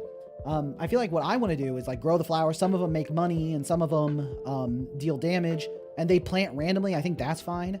And you're hoping for like good plants, and then like the longer you stay alive, I feel like maybe the round should end when like the enemies hit the core or something, right? And then you're more about, once your core runs out of HP, right? And then, rather than the core, rather than having a timer, your core has an HP, and then you upgrade the core's HP so that the round can last longer. And then as the round goes, the enemies spawn more frequently and deal more damage and have more HP because, because they get there, right? I think that to me sounds more satisfying. Additionally, what I want to see, like the Emerald Lotus has like an area of effect that deals damage. I think that's very fun, but like it's not juicy enough to the player. Like it doesn't feel like it doesn't feel like it's doing that much impact. I think the Emerald Lotus, like literally shooting projectiles or doing something or having more of an impact on the stuff around it would be really good, because I think visually you want to see stuff happening, and having a huge field of flowers just destroying all kinds of enemies that are trying to trample through your like garden or whatever. I think that would be really satisfying. But right now, this could have transitioned from short rounds into more consistent, long, constant progress. Yeah, exactly. I think that would be really good. If the early rounds, you can't get through them because you're so weak, so they last very short. And then you start buying upgrades, which lets you do slightly longer rounds, but still pretty short, until you get, past the threshold. And then you can do like these really long rounds where you get a bunch of money that lets you do the upgrades you need, and you get to prestige 1, you buy some of those upgrades, and then you're back to the short rounds, right? The core loop is you do these short rounds to make enough money until you get to a point where you can deal with it, and then you have this long round where you make a ton of money and you prestige, which brings you to the next short rounds until you build up the power to get past the next rounds. And then I think you need to deliver more on the fantasy of like having this meadow of flowers that destroy all the enemies for you, something like that, where it's like, I have my fire flowers and my emerald lotuses, and these flowers are shooting, whatever, and these flowers attract bees, and the bees are fighting for me too, all that stuff that like builds on top of it. So you have this huge army, and it's possible that the game is going to do some of that. It's possible that it's going to get to that level, but the progress is so slow. And even if you take into account the fact that I didn't upgrade the time per round for a while, which meant I was progressing kind of slowly at the beginning, at this point, I do understand how the game works, and it's still progressing super slowly. I did that round. I only got 200. I can only upgrade these a little bit. And right now my focus is entirely on the fact that I can't really defeat the enemies. So I kind of need to continue upgrading my towers, right? So I have to buy these upgrades because I can't beat the enemies. And so I'm sort of stuck in this cycle of like, do these rounds that at this point I think are a little bit too long for the little amount of progress it feels like I'm making, That's sort of where my head's at with it. It's like right now I'm still not living out the fantasy of my field of flowers defeating everything for me. And it feels like I'm still kind of far away from it,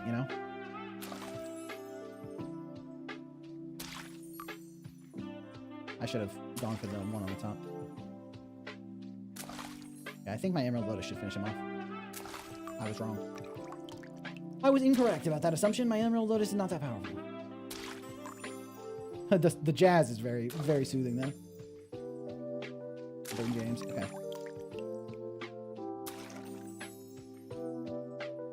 And there is no more upgrading. There aren't more upgrades available for. I mean, I can increase the spawn rate, but I already can't defeat the enemies, You don't have nearly enough flowers to defend. Yeah, so I need more. Emeralds give energy restoration. The energy is not the problem. I can't actually defeat the enemies. Deals damage. Flower yield rate. That gives me more essence. Maybe more essence is just what I need so that I gain more essence so I can prestige or something. But let's just increase the radius so I get as much as possible out of it as I can. Nice.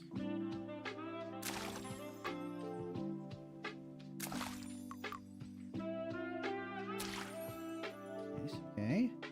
Some good flowers going. I mean, maybe the increased yield rate would be putting me over the prestige threshold already, but it's hard to imagine. And I don't know what adding the new enemy type is going to do either. I'm a little bit curious about what that's going to be like. I don't know how much health these enemies have. Sometimes they get one shot. I think maybe the enemies, they get more health as the wave goes on. I think that suggestion that I offhandedly made is what's happening. Yeah, they just kind of get drained when they're in the range of the emerald flower, which I think is not the most satisfying. It's like, it's nice. It would be cool if there was other stuff going on too. Nice! We prestige. Okay, I was super close to it the whole time, apparently.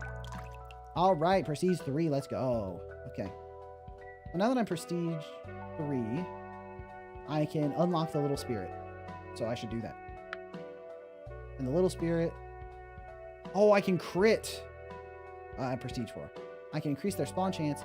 They can drop a flower when they disappear. So I kind of want to see what's going on with that, homie. So let's buy that. And I can increase my light ring damage. And I can increase their spawn chance. So let's do those two. Anything else I got with the prestige? I don't think so. I can get more. I can get energy regen over time, which I think is good. Fire Lily needs 5, and I can keep upgrading my Emerald Lotus, which I should do, but I'm kind of out of cash. I'm kind of like a broke boy. Okay, let's get some energy regen on the Lotus, because maybe that'll help me go for a really long time. Look at the little spirit. Oh my god, he's so cute. Oh, so this enemy has more health than the OG enemy, but they have a chance to just straight up drop a flower when they die. And I can increase those odds as well. That's nice. I think I focused the wrong side, because he's getting drained by the emeralds. Oh, and higher prestige, I get more energy per tick. I wasn't even paying attention to that. My emeralds are just not doing enough damage. Ooh, okay.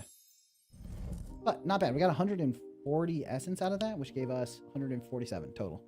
All right, so I want more chance to drop a flower when they disappear. I think this is the highest priority one, right? Because if they can get to 50%, that's like half of them. When I kill them, they give me another flower. So I think, oh, the mic's a little bit too far. Maybe I'm just like not talking that loud. I think my throat, I usually don't stream this long, so I think my throat might be giving out a little bit. Oh, nice. Okay, he dropped a flower. That's so good. I think that's what I need, right? The more emeralds I get, the better, because they actually like help me. I should have gone for the one coming from the top. He slowed, but it's not good enough. Where's my little chestnut boys, dude?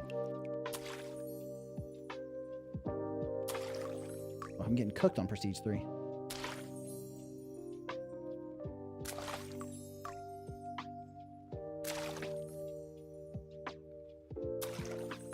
Alright, goodbye all my flowers.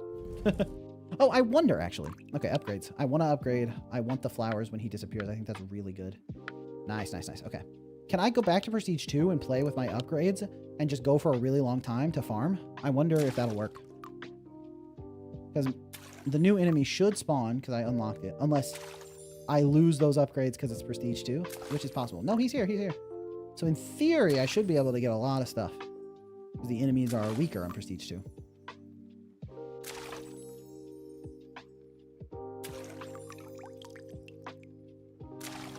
We'll see if my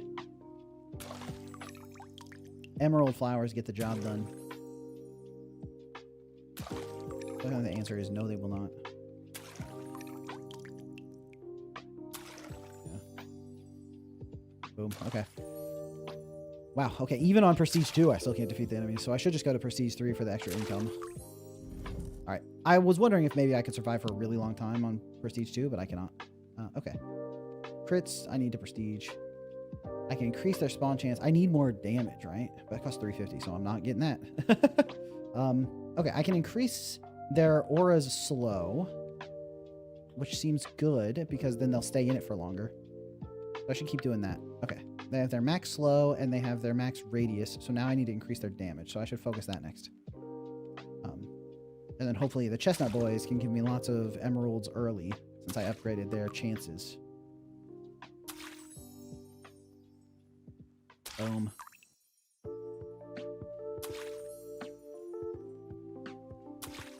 Nice. Maybe I should be focusing Chestnut Boy to get my flowers. Boom. Yeah, the slow is quite nice. Ah, he took out the emerald. Dang it, I thought the emerald would get him first. Tofu, you're gonna let your dog out and call it a night? Hey, thanks for hanging out, Tofu. I think I'm about done here anyway. But yeah, thanks for hanging out. Let's see, aura damage, nice. Okay, we increased the damage. It's still not that much, but I think it's making a pretty big difference. And the longer we survive, the better. And what? How do I need the wisp? I need a prestige again to get the wisp. I don't know what the wisp is gonna do though, but I can also continue increasing my energy regen. But the energy regen only matters. The games are very interesting. Great game. Hey, thanks. I'm glad you enjoyed it. Oh, okay. A free emerald right at the start. That seems pretty good. Nice. The emeralds actually got him. That's what we were looking for. That's the kind of business we need here. Nice. Another emerald for free.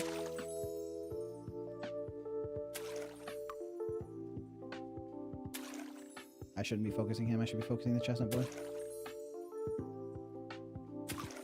Oh, I missed the shot. I thought I timed that right. Oops.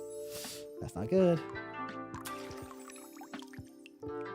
Dude, the emeralds are starting to get kind of sick with it. Nice, nice. Okay, 308 there. 308. Okay. Let's go energy region again. Let's get energy region over time up. I think that's pretty good. And core defense keeps us alive as well. If we can survive for longer, we can get... The purple flowers are pretty strong, just in terms of the amount of money they generate. I wonder if the fire flowers are pretty good too. Yeah, I would love to get the fire flowers, but I got a prestige for that, sadly.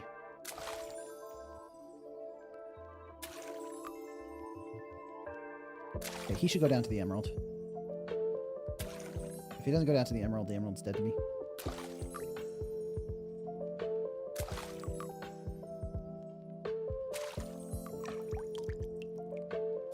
Nice. Okay, emerald's got him. Emerald did not have him. I was incorrect. The emerald should get him.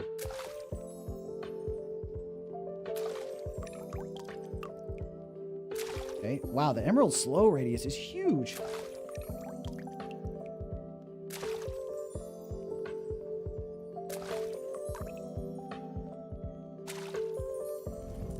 Nice. 412 off of that round. Okay. So now I could continue regening. Yeah, let's do that. I could go core strength as well if I wanted to. Maybe it unlocks something nice. No, okay. Okay, then I need to increase your damage. And let's also start getting your yield rate up. And then we should also get him some more energy restoration. We're going to have really strong emerald flowers.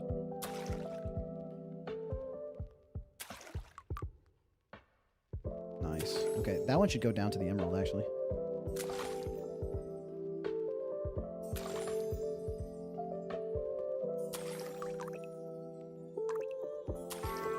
Unbelievable amount of faith in those emeralds I had. Nice. Let's get Chestnut Boy so we can hopefully spawn more flowers, and we did. You should go down to my emeralds. You should go down to my emeralds. You should go down to the emeralds. You should go down. Okay, he might not go down to the emeralds.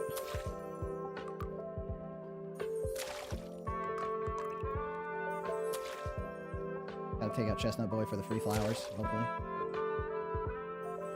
I let him get too close.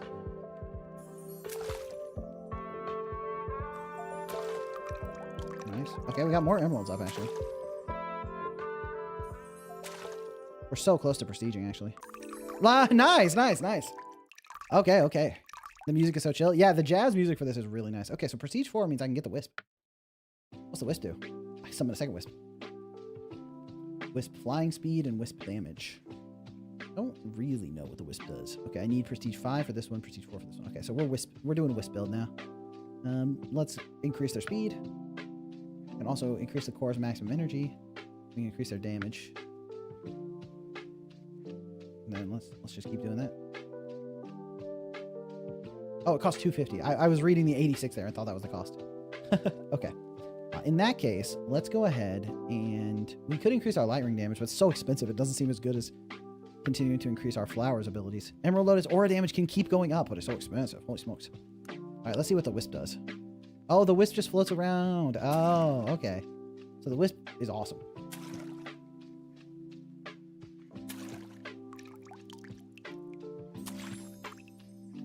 The more movement speed on the wisp, the better.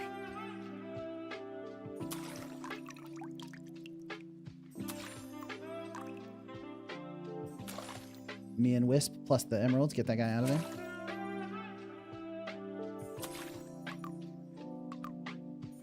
Boom.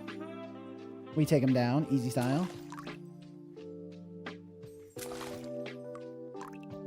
Ah, he made it to the flower. Oops, okay, I missed a shot there. I was trying to collect stuff, which maybe was fine. I don't really have any emeralds on this side. I need some better spawns, man. Holy smokes. I think the long-range emeralds should knock him out. Okay, nice. Okay. 663. So we can let's go. Do we want more energy restoration? No. Okay. We want to keep upgrading the wisp. I think its flying speed is the most important.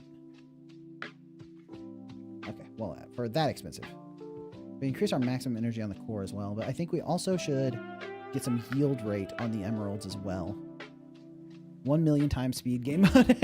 The game is very slow. I'd say that's like the biggest criticism that comes to mind.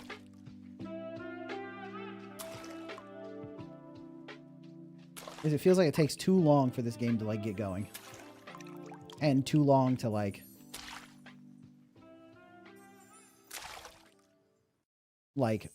there's lots of stuff I want to do and upgrade, but it's like takes so long to get there, you know? Can my emeralds actually take him out? No. Okay, I'm glad I actually got that hit, though. Nice, great emerald slow. My wisp is doing serious work down here.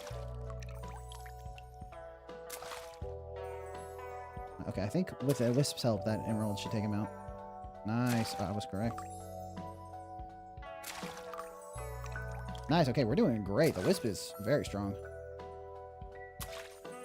All right, emeralds, do your business. Nice. Okay. Well, we survived that one up until we ran out of energy. So that wasn't actually a concern with enemies. That was a region concern, which means we should do the energy restoration on this guy. Just max that out real fast. And then we can also max this out. And so we kind of maxed out the cheap upgrades for the Emerald Lotus. Which means we could increase the enemy spawn rate a little bit, actually. And also we could get more spirits. I think spirits are really good for us to spawn. So let's grab that upgrade as well. Okay. Speedrun chill game. True. I mean, the vision of this game is clearly to be, like, extremely chill. So could be a disservice to the game to speed it way up. But I think it takes too long to really get into it, you know? Even with the speed it's at, you could make it a little bit more... Like, make some of the upgrades a little bit cheaper. Maybe take a couple fewer rounds. Okay, my Wisp is just going sicko mode in that corner. Just destroying everything. Holy smokes.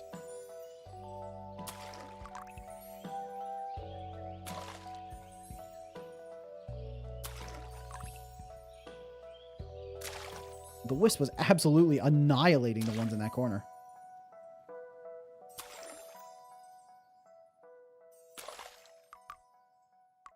Just make sure. Okay, we're actually quite strong now. I feel like the enemies are struggling. Wisp gives us that little bit of extra damage we were missing, actually. Nice, nice, nice. 825. Holy smokes. 910 total. Okay, so with that in mind, we don't really need the damage, but these guys spawning more gives us more stuff, so that's good.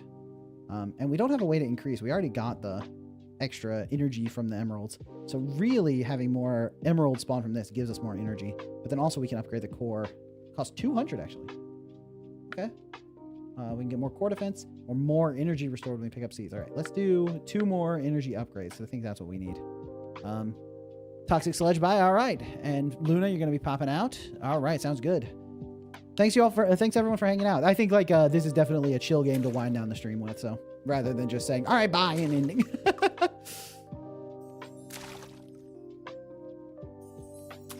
Can the emerald take that one out? I think it can. It's got quite a lot of range. Okay, well, the wisps... If nobody got me, the wisp got me. Boom. Come on. Oh, dang it. I lost the... My bad. Oh, I thought the emerald had it. Okay, this round is not that good. I was like, oh, you're saying bye to Luna. I see. Okay. That makes sense.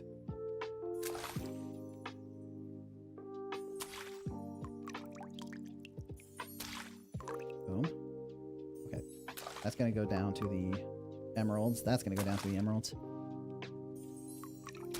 Oh, I missed the acorn. Acorn mans. Can I get both of them? Oh, you can get both of them. Let's go.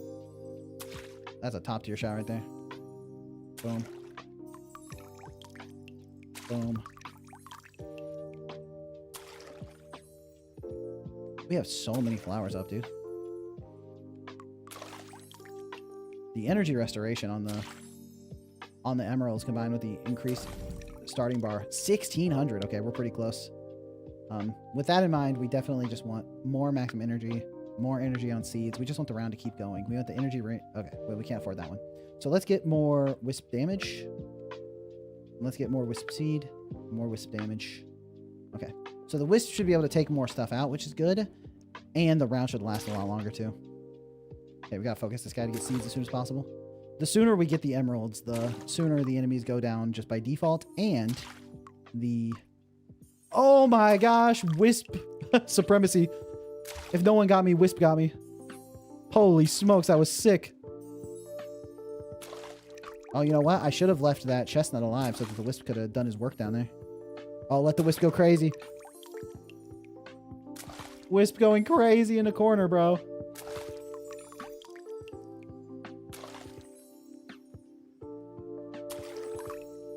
Okay, Wisp was going crazy behind my head, so you didn't even get to see his sick moves, but...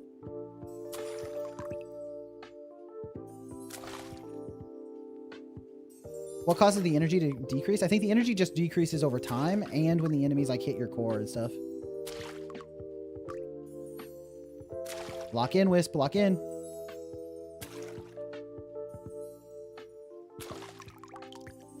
Okay, we're actually struggling to deal with the enemies a little bit. I think maybe we got too many purple spawns, not enough emerald spawns. Also, maybe not enough chestnut guys.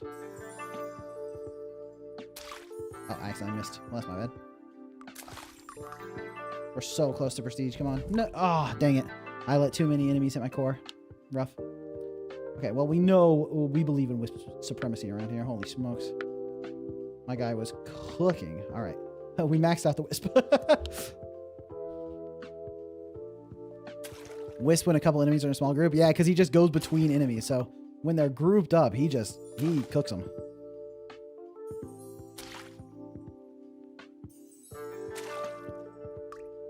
So what I should do is try to leave enemies grouped. Focus enemies that are far away from each other. Let the Wisp do his work. Okay, that doesn't work as great as I wanted it to. Come on, Wisp. Nice! Wisp my mans. Oh, shit. Oh, I kind of fumbled that. I shouldn't have let him through. Nice, okay.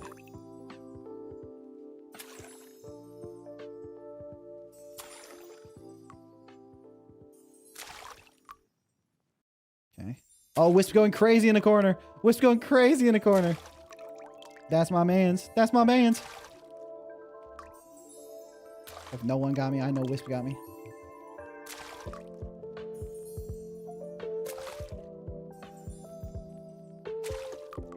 Nice, okay. Hey, Yohika, welcome in. Just got back from a wedding. Hey, good to see you. We're just playing this game. Wow, I got way less than last time. I love this Wisp fellow. Dude, Wisp is my best friend. If anything bad happens to Wisp, I'm going to freak out. Okay, we got just more core energy upgrades over here, which is good because we do need to survive longer. Oh, 2 Wisps. Oh, man, I want 2 Wisps. How does one test a slow game like this in a time-effective manner during development? If it were me, I would absolutely turn on... I would enable some kind of hyper speed mode, which let me play way faster than you can actually play, just to make sure everything's working properly. Also, the ability to just tweak variables directly, so I can just set myself to Prestige 7 and turn on upgrades. Start with the amount of prestige, or the amount of points you would expect someone to have if they play through all the starting levels, so that you can just go right to the strong point at the end, you know? But...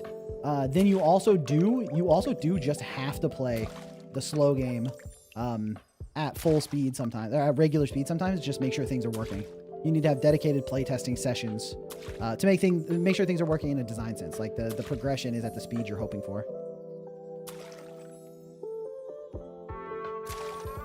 I don't even need to go over there and deal with that. I know Wisp got me.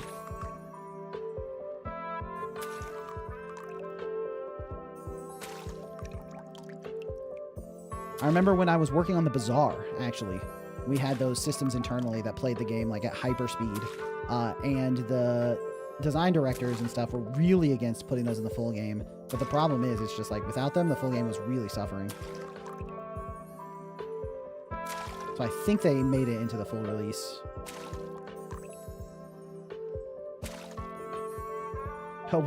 Wisp one-shots Goku. Hey, if Goku and Gohan are fighting together, Wisp takes him. I put all my money on Wisp. Every cent I got. If it's just Goku, though, it might be a little bit tough. Hey, we prestiging. Let's go. All right, prestige 5. Did that unlock me the fire flower? No, that unlocked me crits. Okay, what's the crit? I can get the ice cream spirit as an enemy. That's later, though. Crit chance and crit damage. So, obviously... I mean, is crit even that good?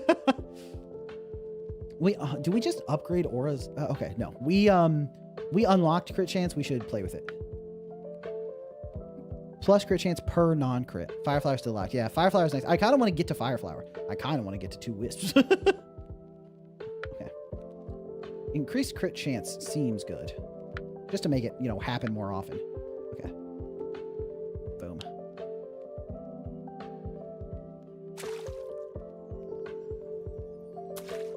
How do I know if I crit?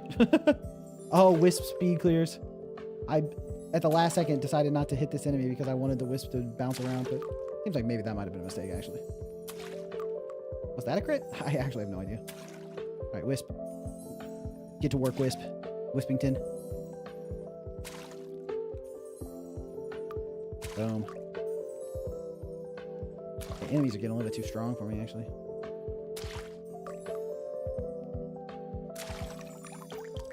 Oh, this guy. Oh, shit. Okay, the enemies are getting too powerful. I'm not strong enough. Send help. I'm losing all my flowers and I'm missing shots. Oh, man, I didn't crit on anybody. Oh, sorry, I overslept. I saw you played Shell. Thank you. I'll be sure to fix a lot of problems in the demo. Hey, Wyvern Dev, welcome in, welcome in. And yeah, I was glad to finally be able to get to it. I know you've been waiting a long time. Yeah, really, really fun game. I think, obviously, once you watch the VOD, you'll be able to see everything. And yeah, I hope it was helpful. Increase my critical chance a little bit more. Crit feels worse than like damage aura, right? Or ring damage. Yeah, maybe I should do more ring damage, actually. Light ring size. Let's go. Okay, I want these upgrades. Dude, crit chance seems lame. Maybe.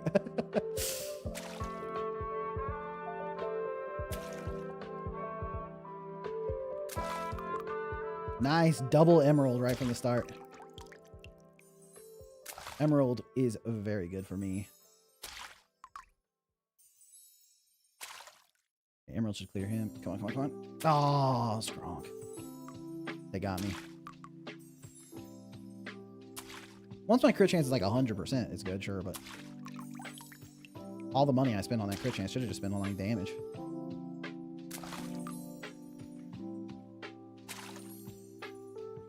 I guess you can also get like multi-hits if you have...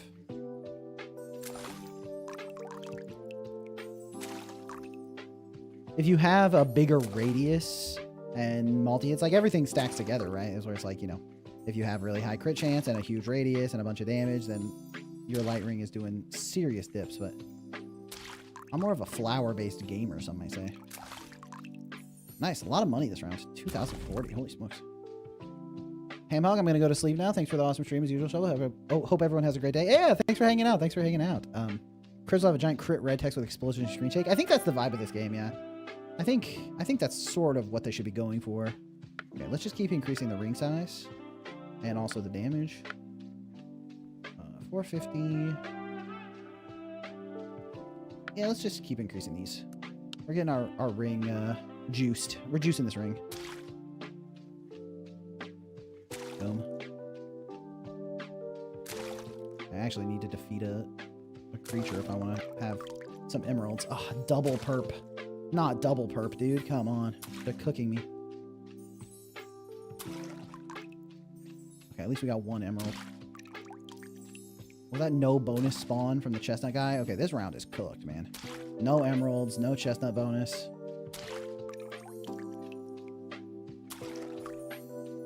Okay, we got triple emerald on the bottom side, but...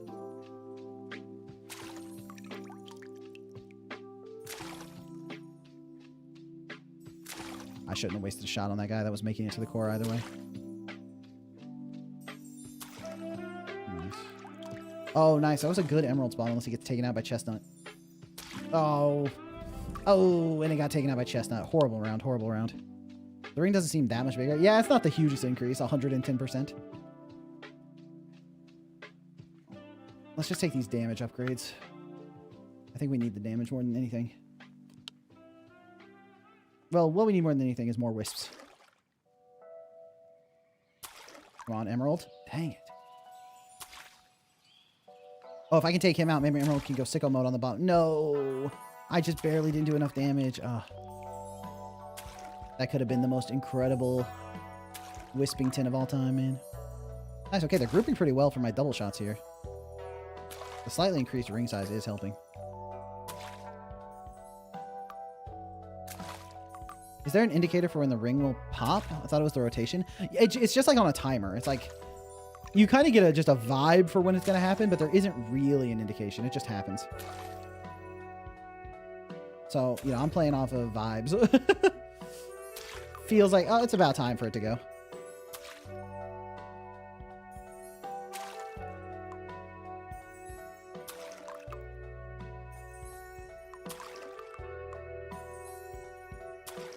Ah, he made it through. I should upgrade the Emerald's damage too. But okay.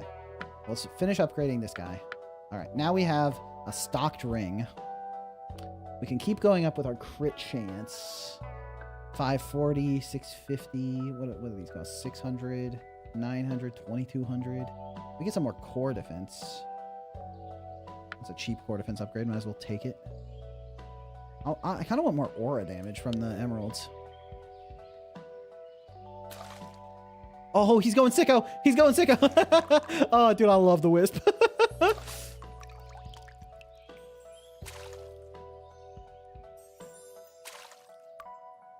Oh, he's going sicko. Oh, wisp supremacy.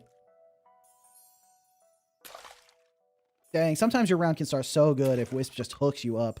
Wisp just says, this is the run, dude. Hope you're ready to succeed. Come on, Wisp. Nice. Thank you, thank you, thank you.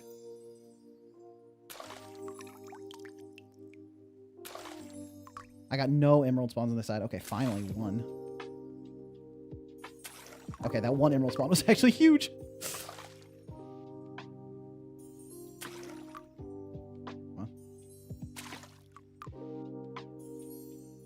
Oh, I got greedy.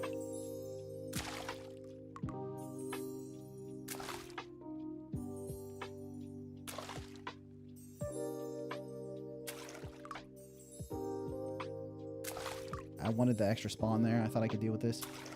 Just give up my flowers over there. Nice.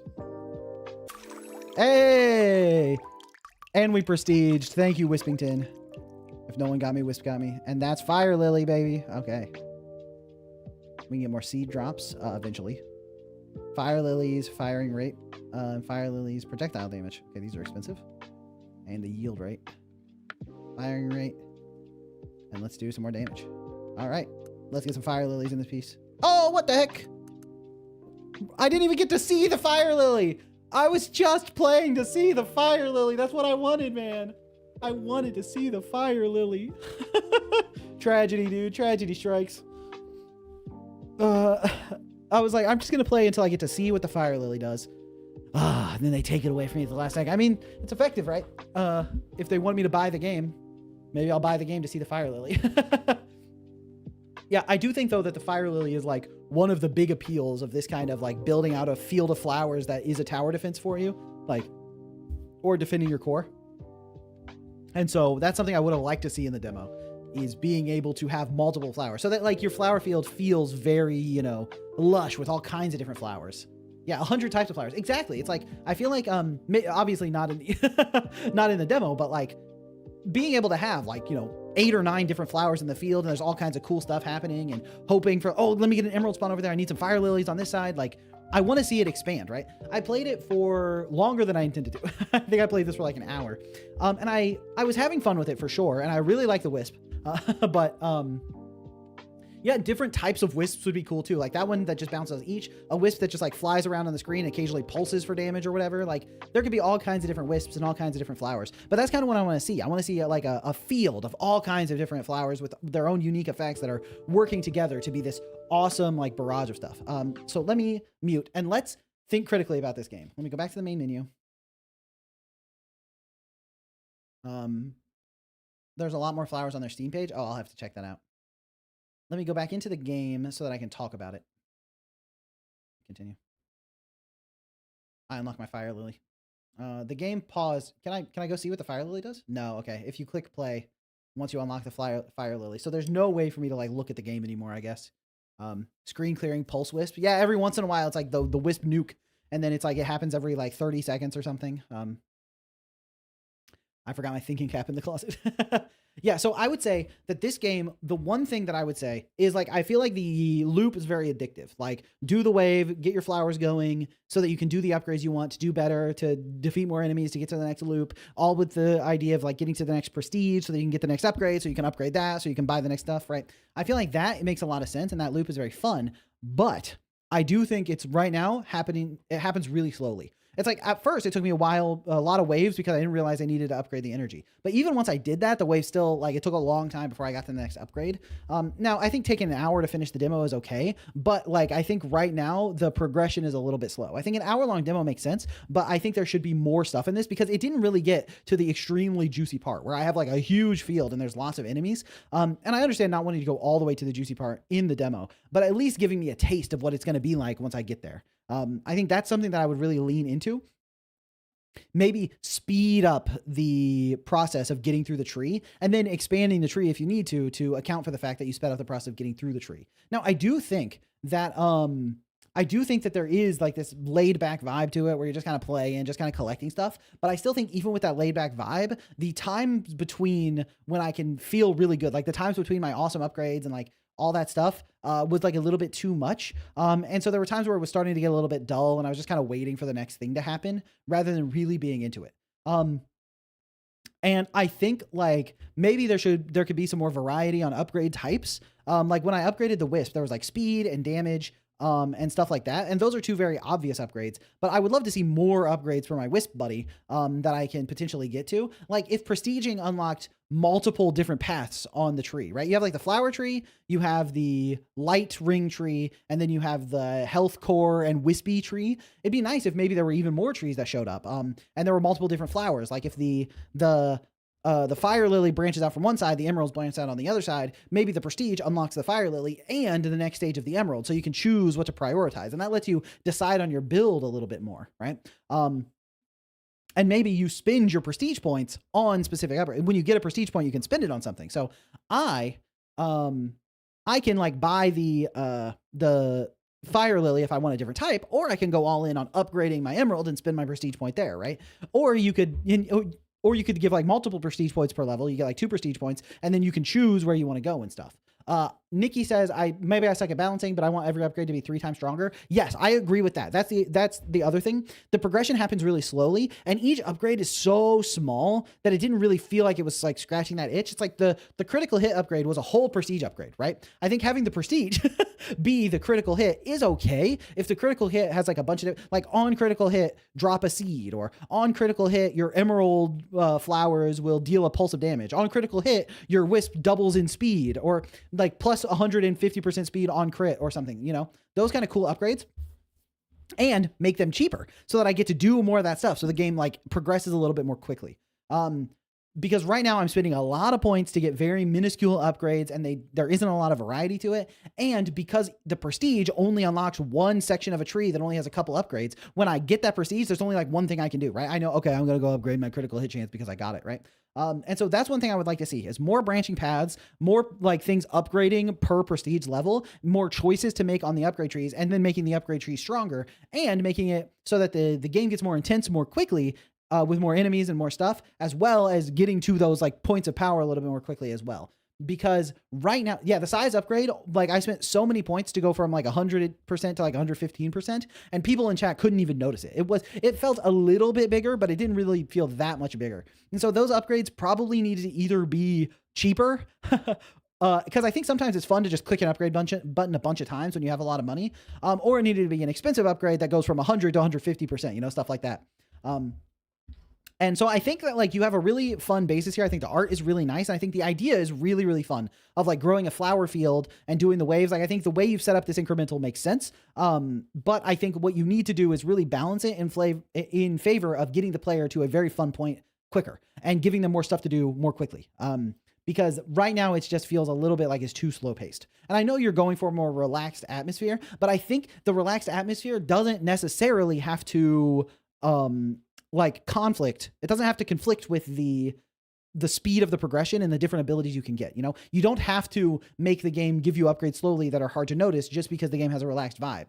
You can give bigger upgrades and cooler stuff and more enemies and go through the tree faster and have more different choices to make while also keeping the like chill atmosphere and I'm just here popping enemies and growing my flowers. So that's sort of where I would lean. I think a lot of the stuff you did right. I think you have like a lot of nice juice. I think you have like a lot of nice ideas, but I think the skill tree is really the thing to focus on. And then the other thing that you might want to do is make the flowers and the upgrades you get more visually noticeable. I think the emerald flowers, there wasn't any like particle effect or anything coming off the enemies being damaged. Maybe just making like little green sparks shooting off the enemies that are taking damage from the emerald so that as they get close to it, or like, tint them green when they get slowed by it, stuff like that. Additionally, the starting flower only makes you money, so it feels really bad to get that instead of a flower that does something more meaningful.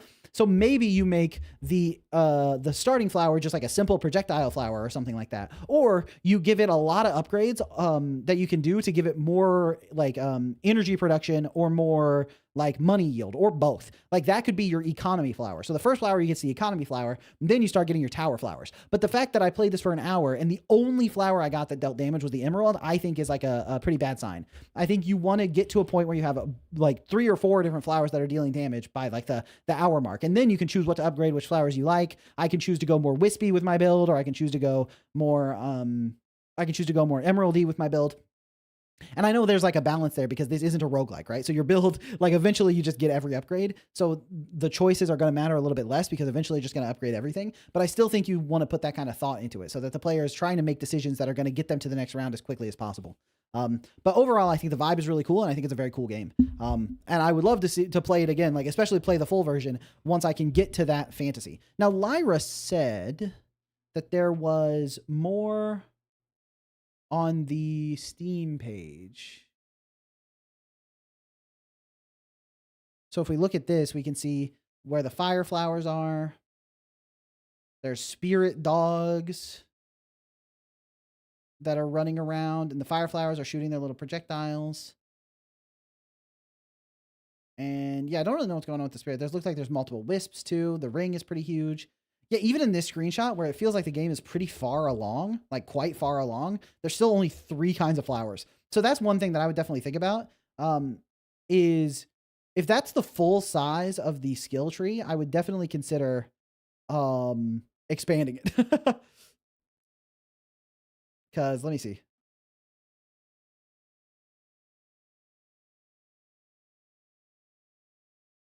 Yeah, it's like, because I got to here on the crits, and then I got to this ice cream guy, and then I got up to the fire flower and unlocked that. So this was the next one.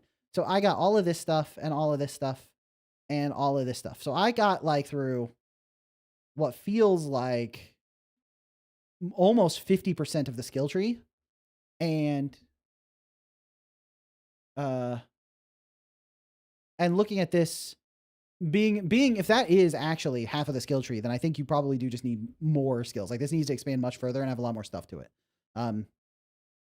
But I like what's going on here with the big ring and all the different enemies and different flower types, but I think it just needs to be expanded. And maybe you're still like working on adding more stuff to it, more flower types that do different things, and more different like wispy stuffs, and the spirit dog and spirit cat and spirit frog and all kinds of spirit animals that are playing around in your like nice field meadow.